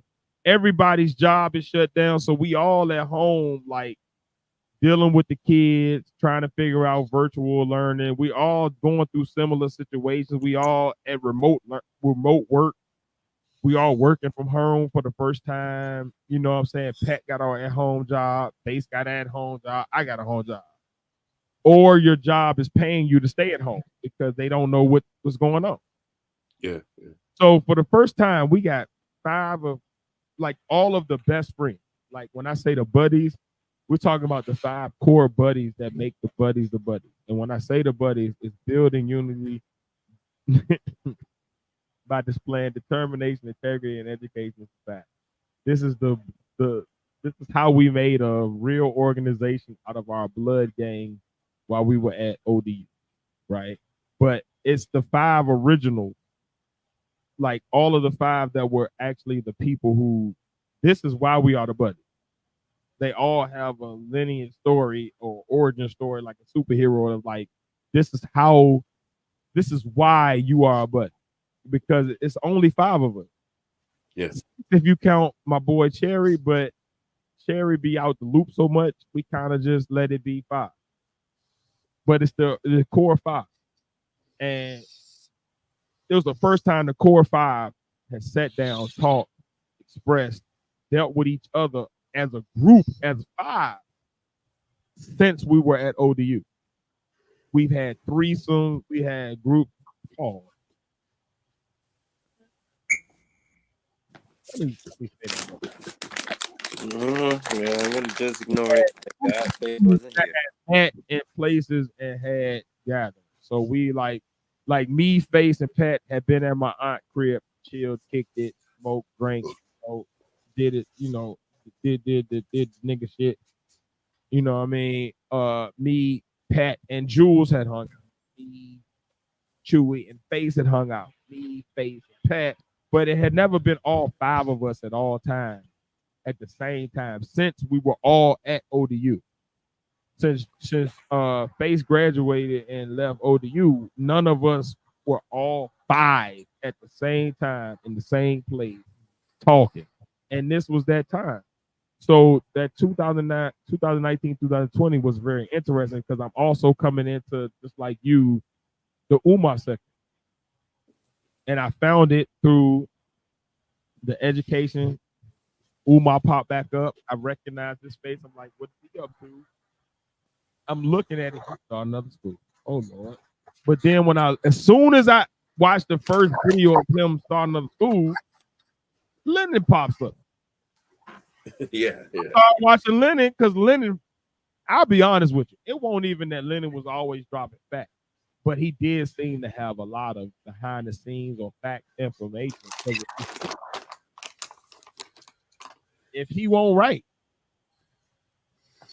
understood, but that's neither here nor there. That's up to debate depending on when you join Lennon and how you fuck with him.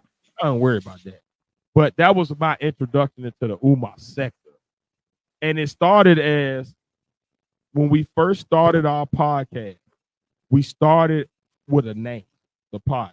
We knew we wanted to be that. We had like a structure as far as how we would get paid out as the three of us, how we would divvy up money, and how we would kind of structure our podcast. But we hadn't actually done a podcast yet.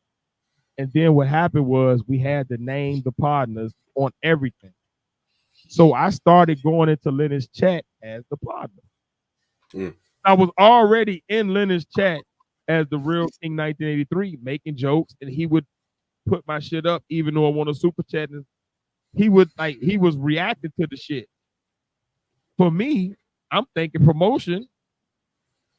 It's the only group that I'm a part of. Because outside of that, on YouTube, on battle rap and shit, I'm not really a part of no group. Like, battle rap is so saturated. It's like, you can get, unless you aim or unless you got a cosign, you really ain't getting no play. So everybody's trading that. You know what I mean? But in this group, this nigga that is somebody is keep putting the Podnas up on his shit. So for me, it's my mission now. Every time I go into Leonard's chat, to say that gets me put up without me having to do a super chat, if that makes sense. And that's how we got our start, and people started knowing that. And then because of Leonard's chat, obviously, once you get in Leonard's chat, last call, brother of a certain age, y'all will recognize this. You start getting a bunch of different algorithms of like random channels of like, we hate Umar, fuck Umar. Why did Umar do that? We love Umar. Umar is the best ever. Why do people hate Umar? And you get these two, so you start getting all these different, well, Umar's great, but Umar ain't shit. Well, Umar did this, Umar did not do this. And you start kind of like watching, because these people in this sector, I'll be honest, they're very entertaining. Like, whether you agree with them, disagree with what they're talking about Umar, they funny shit. Most of the people in the sector are hilarious. The chats are amazing. The chats, if you are a person like me who gets dry humor and sarcastic humor and roasting humor and that type of thing is what you roll off of, you had Tears at home. So Tears was all up in them comments on everybody's page, laughing, joking it up, and was rolling like the party. So when people saw Tears, they just saw the Podnas is making this comment. The Podnas is making this chat. And as I started to begin to like form relationships with people in the chat, because as you in the chat, you start to connect with people that fuck with your type of humor or your type of point of view, or hey, I know you from our area. What's up? You know this.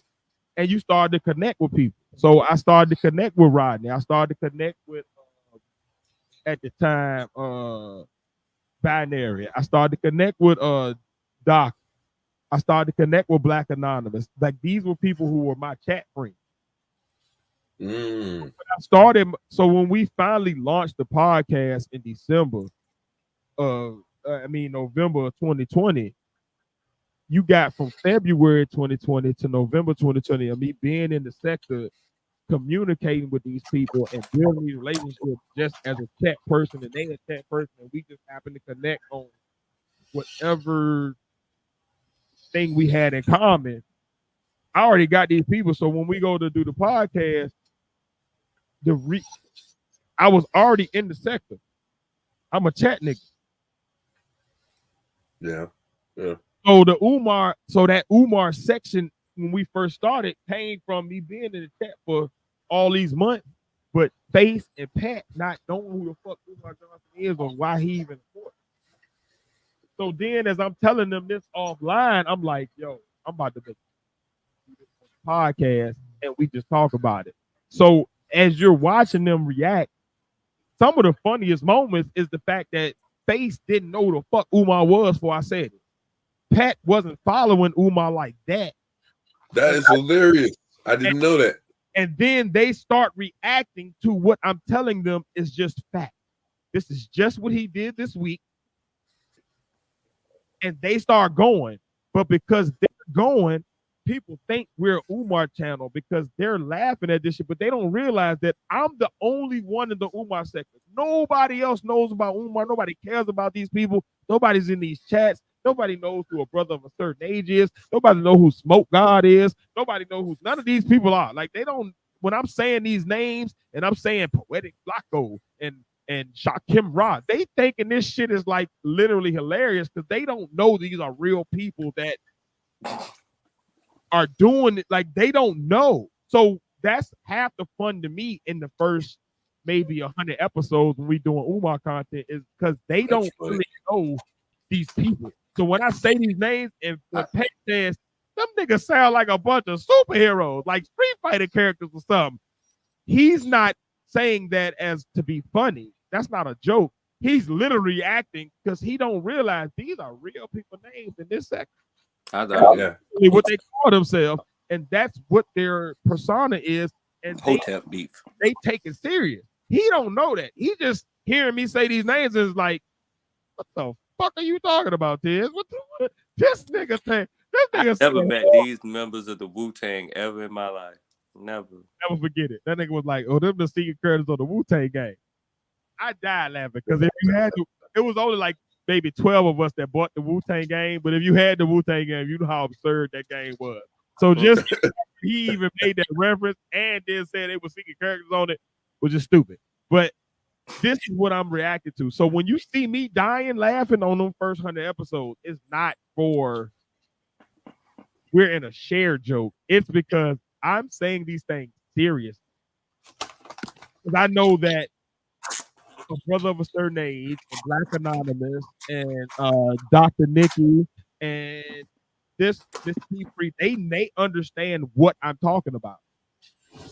Padawan and Face don't know what the fuck I'm talking about, so they are literally reacting in real time, and I'm dying because this shit is better than Lennox chat. This is like, oh, these niggas, this is a fresh audience. So literally, the only reason we did Umar content for the first like 100 episodes is because I enjoyed watching their reaction. But the more serious the Umar content got, and the more they understood and they started watching Umar content on their own, it stopped being funny. Now we're talking about like literal black kids that never get a chance at this opportunity. Yeah. Now we're talking about real black people that's a scam, including your brother. And I'm talking about it online like, hey, I donated when we first started, but this shit was horrible because nigga never did nothing. And I thought it was some bullshit, and then it really was. So it's like you have all these different perspectives. So that's how we got into, that's the only reason we're tied to the sector. We don't make sector content. We never have. We've never been like a sector channel. It's just Tiz was a part of the sector. And that was the only reason we had anybody to watch the first the 9 viewers we had them first 30 episodes. Them 9. 3 of them were our mother.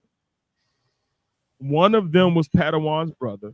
Hey, and bro. The other 5 were all people from the sector that just happened to know me from the chat and were willing to give me a chance.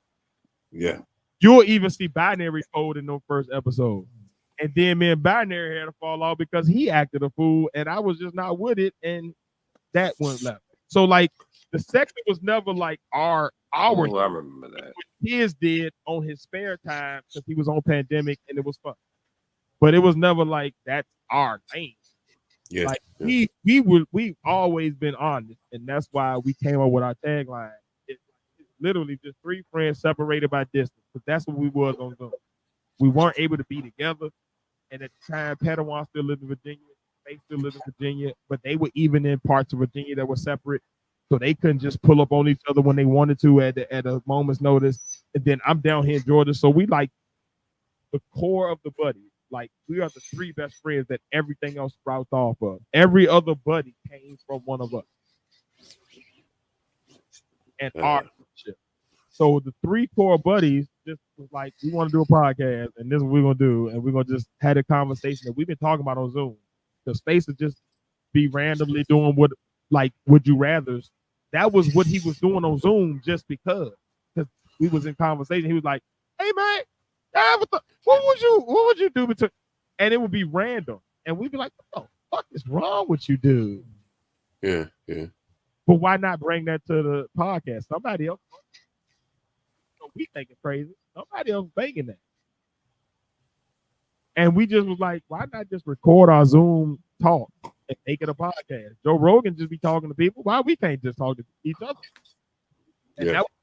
it's like, yeah. So, like,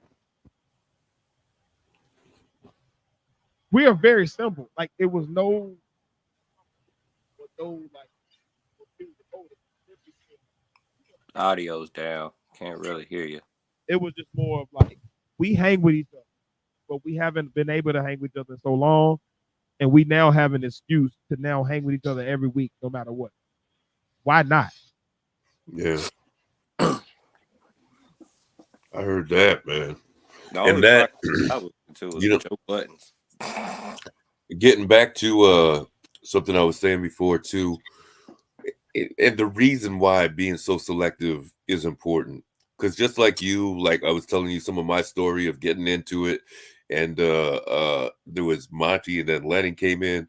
Lennon seemed like the more sensible one, and quite honestly, that guy should get a lot more credit than people are willing to give. Is the birth of the sector. I don't care whether nobody believes it or want to say it. Yeah, but absolutely. Then you don't get Darrell, you don't get AAS, you don't get us, you don't get you don't get Brother of a Certain Age, you don't get Honeybee, you don't get almost nothing. My boy name, the Varied Perspectives, you don't get Knowledge, you don't get Poetic Flacco, you don't get D Darrell, you don't get and all these guys, LV, and KKC even. And a lot of these guys turned their back on him. They got real nasty with him on top of that. Started talking shit about Umar. And all of these people had a place to then come to either express their love or their hate for Umar. And that gave all of them their jump off point to either, I'm going to beef with this person from the chat. But it all started with Lennon. And everybody hates Lennon and they talk shit about the man. But the man literally birthed a sector, because the Umar sector does not happen without Lennon Honor. And whether you want to admit it or not, whether you like him or not, this ain't a Lennon Honor like he's a great man or a bad man. This ain't got to do it. But if we're talking about facts, everything I know about the Umar sector started at a Lennon Honor video. Yeah, everything basically came out of that, and because of the way that it ran, and I was an outsider, and I was looking at the way that it spread around from people too. Because remember, when somebody's live ended, somebody else would hold another live or whatever, right? To recap the live that just happened. Right. So a lot of that stuff first sort of time just I happened. seen this type of a sector. Like, you got the beef sector and all of these other different sectors online. You got the anime sector and the Marvel sector and this sector, that sector. YouTube is just a bunch of different games.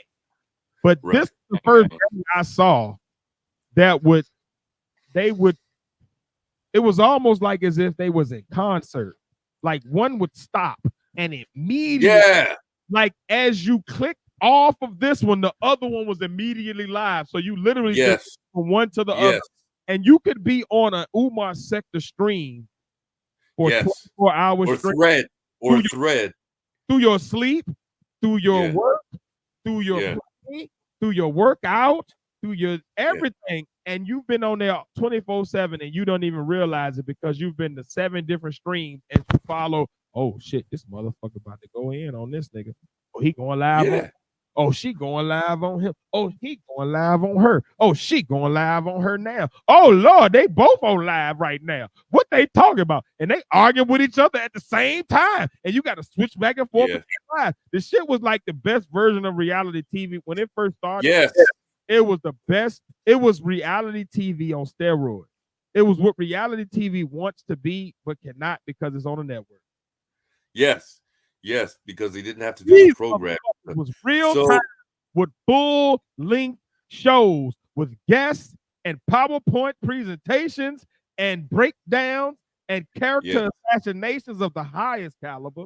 And I mean, freestyle videos. They got music videos to set it up, and they got. And I tell you, man, the Umar sector is probably the most creative, laziest sector. Because if they really took all the talent that was in that sector and just build it up, boy, I'm talking about they would have a conglomerate. These niggas got construction workers. They would build sets and they would build props and they would make whole personas and they would have auntie come in and act like she the wife for the day just to make this point. And like it was crazy, bro. It was like the Wild Wild West YouTube. It was like, bruh, it really was. And then what was even more interesting, just from an outside perspective, was to see how the ones that separated and turned against Lenin really corrupted themselves. Like they had this misguided hate for Lenin for some reason.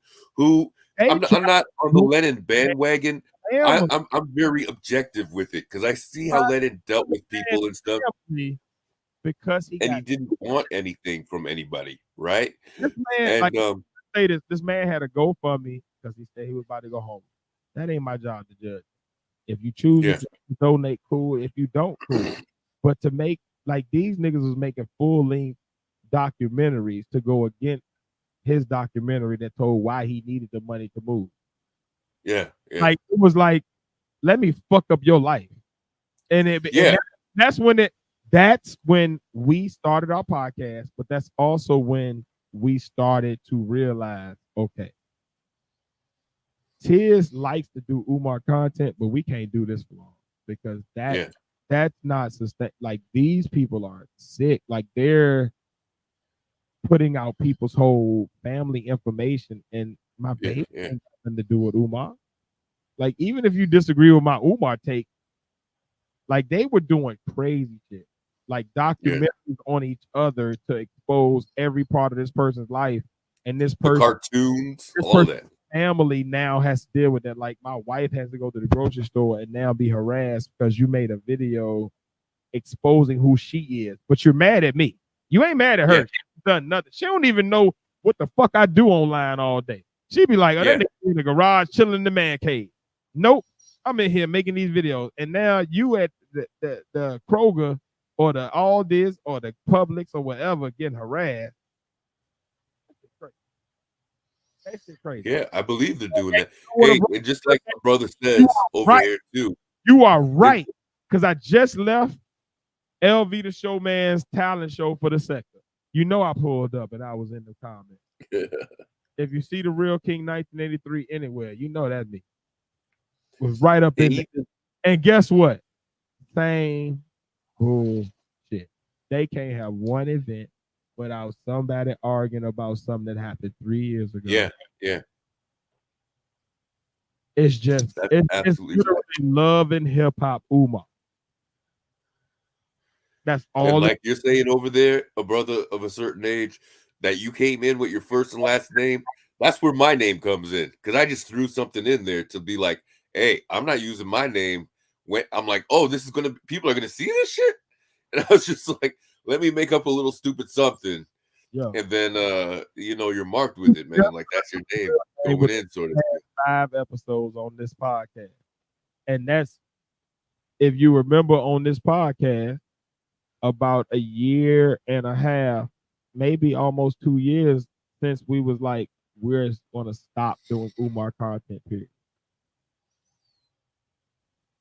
And in the fast 5 episodes, the first time you heard my name, my son's name, or any real names of anybody. Yeah. Crazy, right? But it's because of the sector. Like I was literally afraid until now, and getting this separated from the sector where I can go in and don't nobody even pay me no mind. I had to get to that point where I even felt comfortable because them people are so toxic. They literally are. It's some evil people there. Yeah. And there's no boundaries. You got to realize that you're not dealing with people like, hey, maybe I had a disagreement with Tiz or whatever the deal is, and I'll catch him next week, whatever the deal is. You're having people that's like, I got a disagreement with Tiz, and I'm gonna dig up his whole life, and I'm gonna put him out there, and I'm gonna call his job, and blah blah blah blah blah blah, like all that sort of stuff. That's what those guys are like. They don't even have a disagreement with you. They just don't like the comment you made today, because them same people 2 weeks later be best friends again, and then 2 weeks later are again trashing each other and dragging each other to the mud. How many times have we seen Shaquem and Binary go through it? How many times have we seen what's the old girl name? It's almost like she the flavor of the week. Everybody like to pick on her. What's the light skinned lady name that used to be with Stargate? Argue with anybody and then be friends with them the next week and then be right back again arguing with them next week. It's the same it's the same cycle of just like when you enter the sector, you initially enter and you listen to people and you watch the people comment and you thinking it's a bunch of people who are like smart and like and like people who really care about your community. And then as time goes on, you see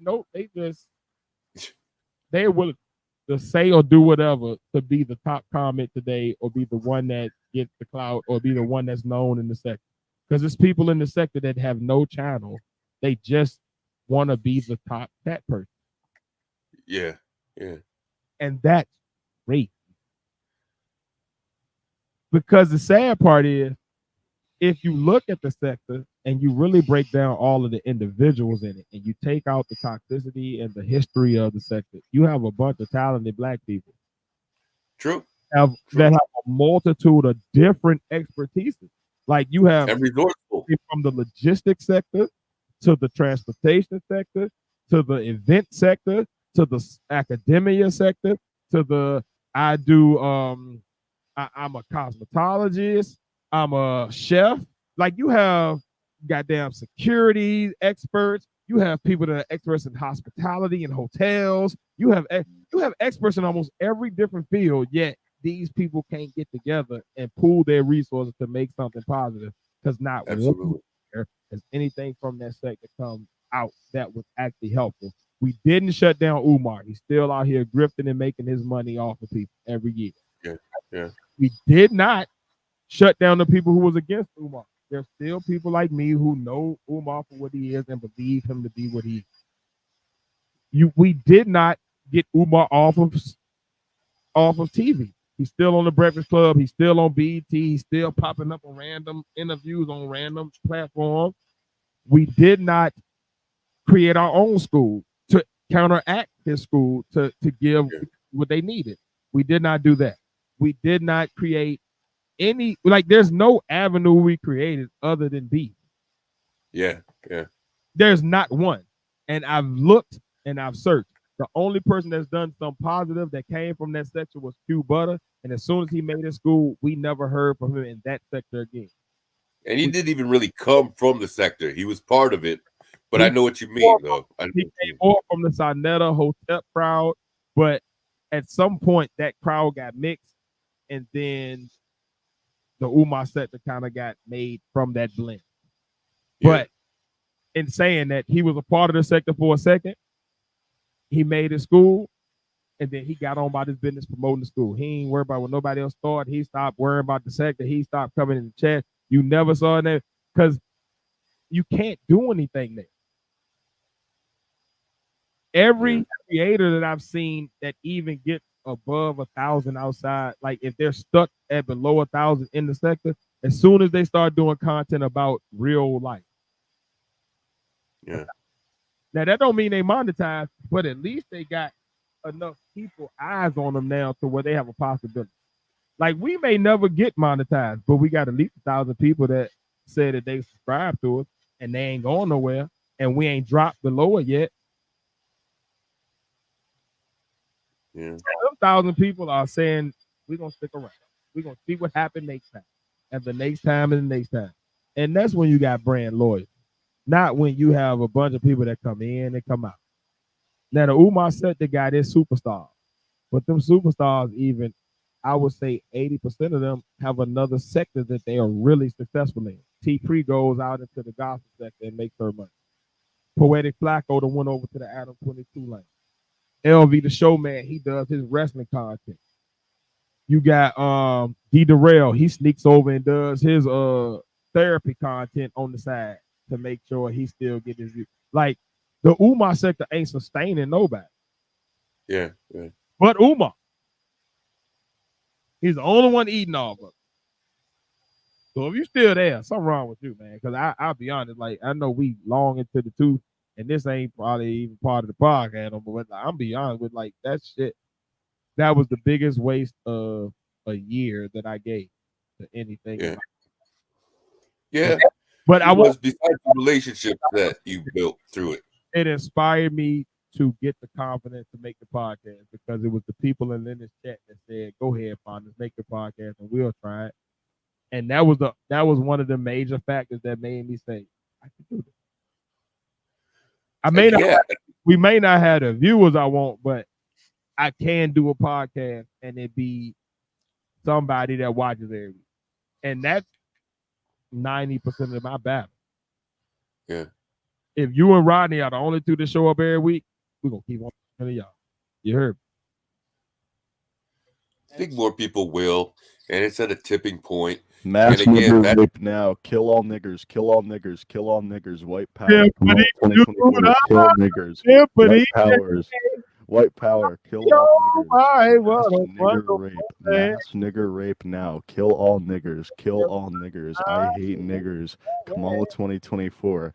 All niggers can burn in hell. All niggers are going to hell when they get rid of it. Mass nigger extinction. White power. Kill niggers. Kill niggers. Kill niggers. Kill niggers. Kill niggers. Get rid of that. Niggers. Kill niggers. Kill niggers. Kill niggers. Kill niggers.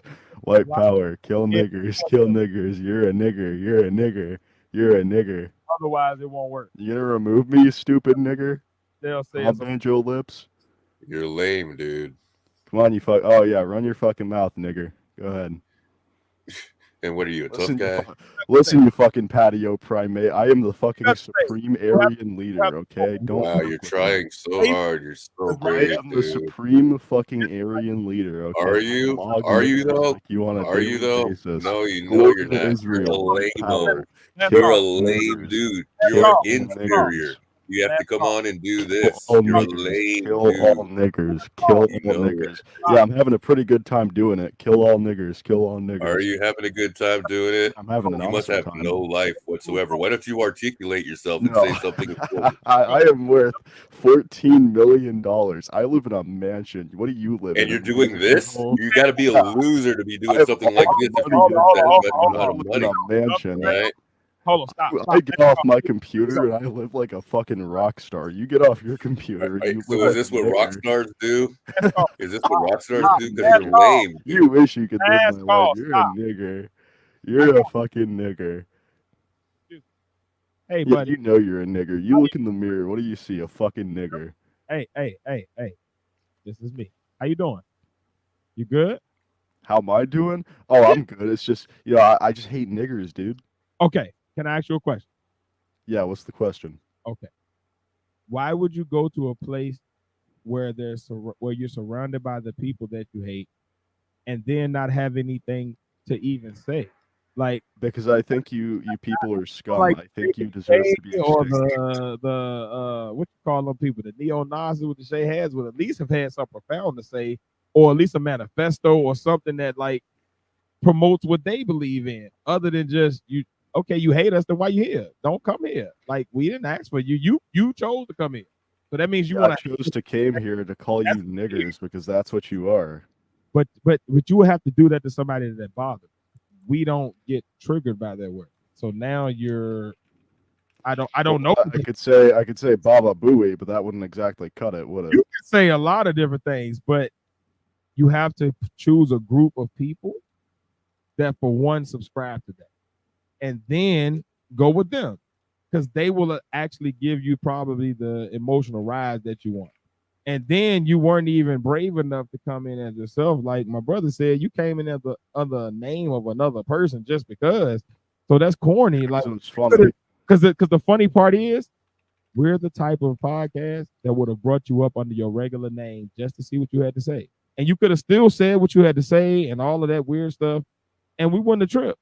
but you just make yourself look less than credible to your own people because you did it covertly, so you weren't even bold enough to be who you are.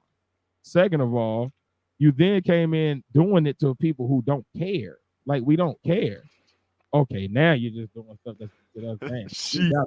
Yeah, and we'll just leave y'all. I you just want to not talk. Cool, that's fine. I don't mind doing that, but I would have rather have had this conversation because I feel like when you have those weirdos, there's something behind it because something drew you here to decide to do it. Because you could have done it anywhere. You could have went on with that chat roulette. You could have went on Kick. You could have went on Twitch. You could have went on a bunch of them platforms, but you chose to pick us. So what about us drew you to us? That would be my honest question. And if we could ever get one of y'all weirdos to actually talk and have a conversation instead of just being weird, we could probably get an answer and it would probably be a good conversation and good content. But y'all do weird shit and it's like not hurting us because y'all forget we're not monetized. So when you do the weird shit, you can't really get us kicked off YouTube yet because YouTube don't care about it.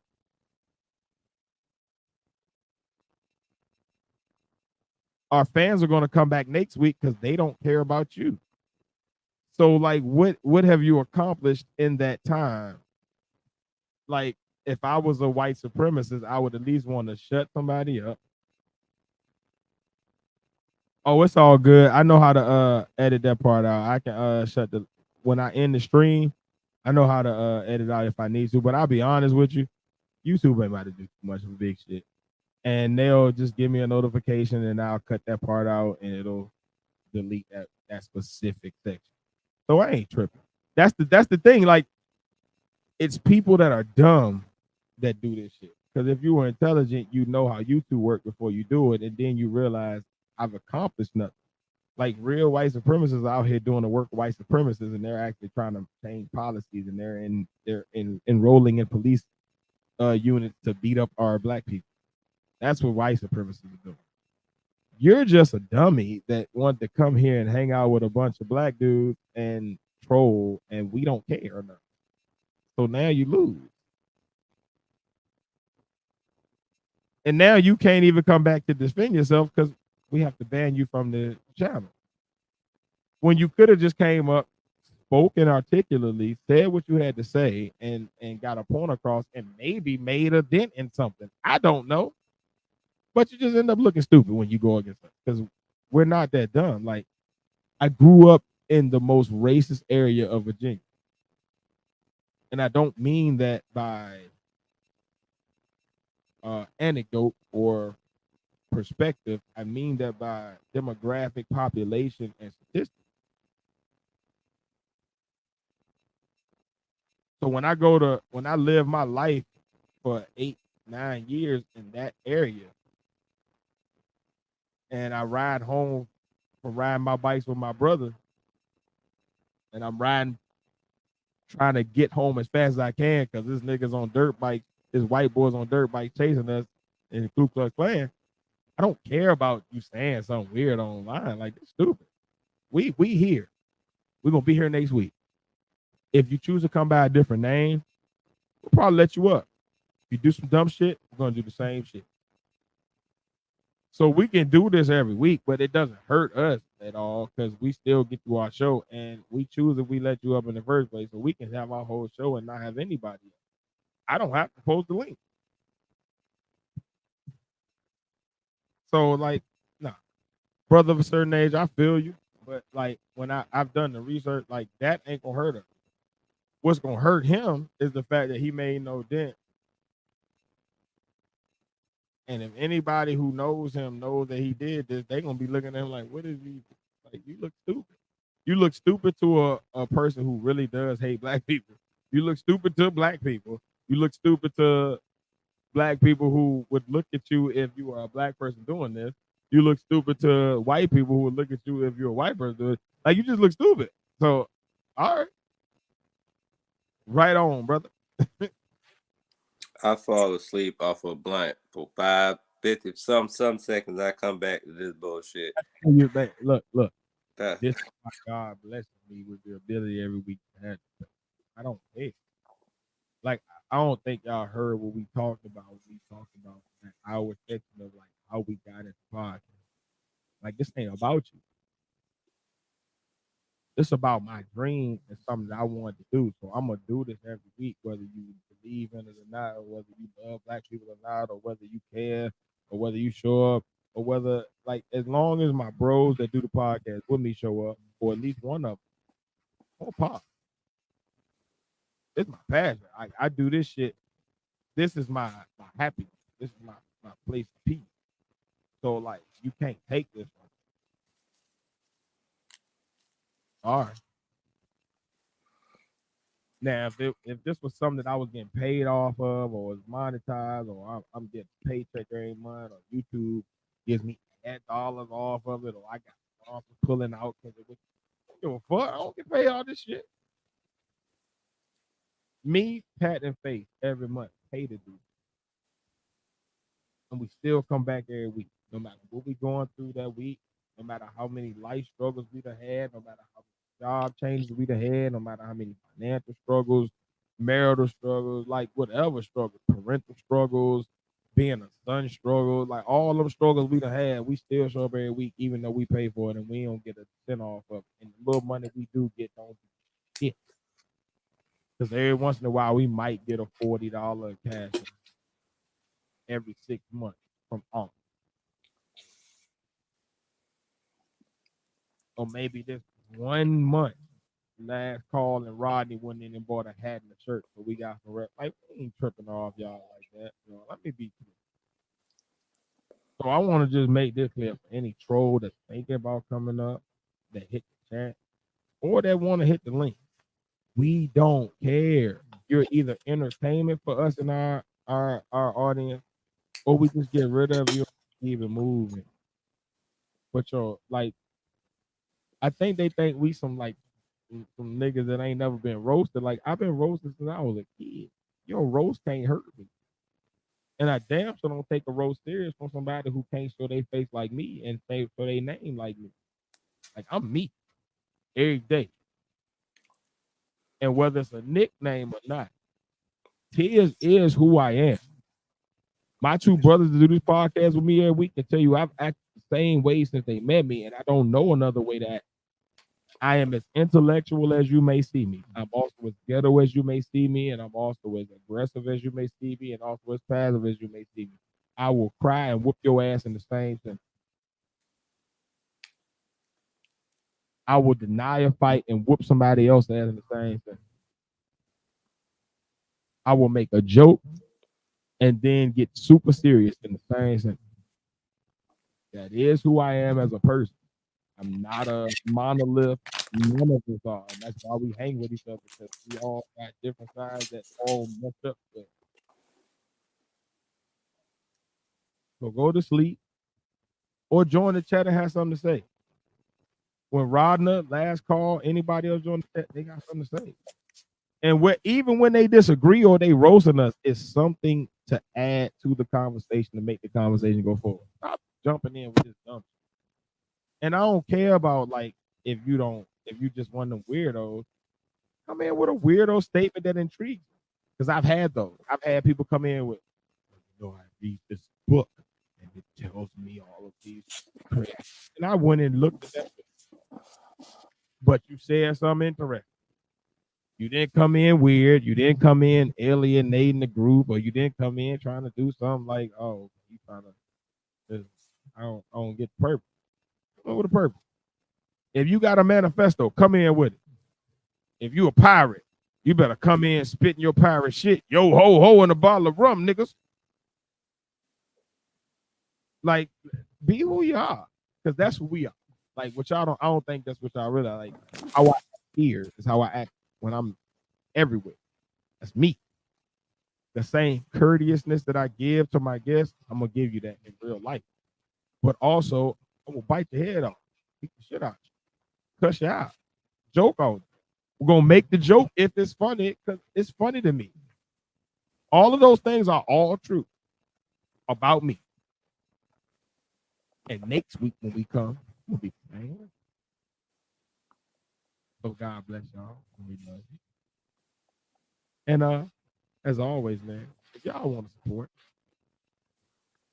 y'all go ahead. Y'all see the Cash App at the bottom of the screen. Go ahead, hit that if you would like to. If you don't want to support financially, or you do want to support financially, Face ain't here right now, so I'm gonna tell you how to do it. Type into any search engine you can think of. R Trade Clothing. That's ARTRE. Clothing. That's ARTRE. Clothing. We will never spell clothing for you because that's just not what we about to do for you. ARTRE. Clothing. Put it in a search engine near you. Go to the website. Go ahead and type in, you know what I'm saying, the promo code at the top of the screen and get 20% off of any order that you make. You buy 13 shirts, you get 20% off. You buy 13 hats, you get 20% off. You buy one pair of socks, you get 20% off. Go ahead and use that promo code. So go to R Trade Clothing. That's ARTRE Clothing on any search engine you can think of, and go ahead and get you some merch. If you want to support without spending money, though, Pat, how they do that? Oh yeah, I'm still here. Damn, I look high as a bitch. Anyway, it's at sign Nigga, THEPODNAS. That's at sign. God damn, I look high. At sign THEPODNAS. That's the Twitter, the Twitch, TikTok, the Instagram. At least I paid good. At least what I paid for is working. But yeah, and Tiz Face Pat are the partners. I'm glad we ended that because this 4 hours and I'm about to fall everywhere. asleep. Look, we respond. We them podcasts, like you got some podcasts, you talk to them and they only talk to each other. You talk to us, we gonna talk back to you. So hit us up on all platforms that Padawan let you know about. Go ahead and copy Podnas' work and send us a picture on social media using one of those that Pat told you about. And then, just come back again next week and have a conversation with us. You can also join the conversation by dropping it in the comments below.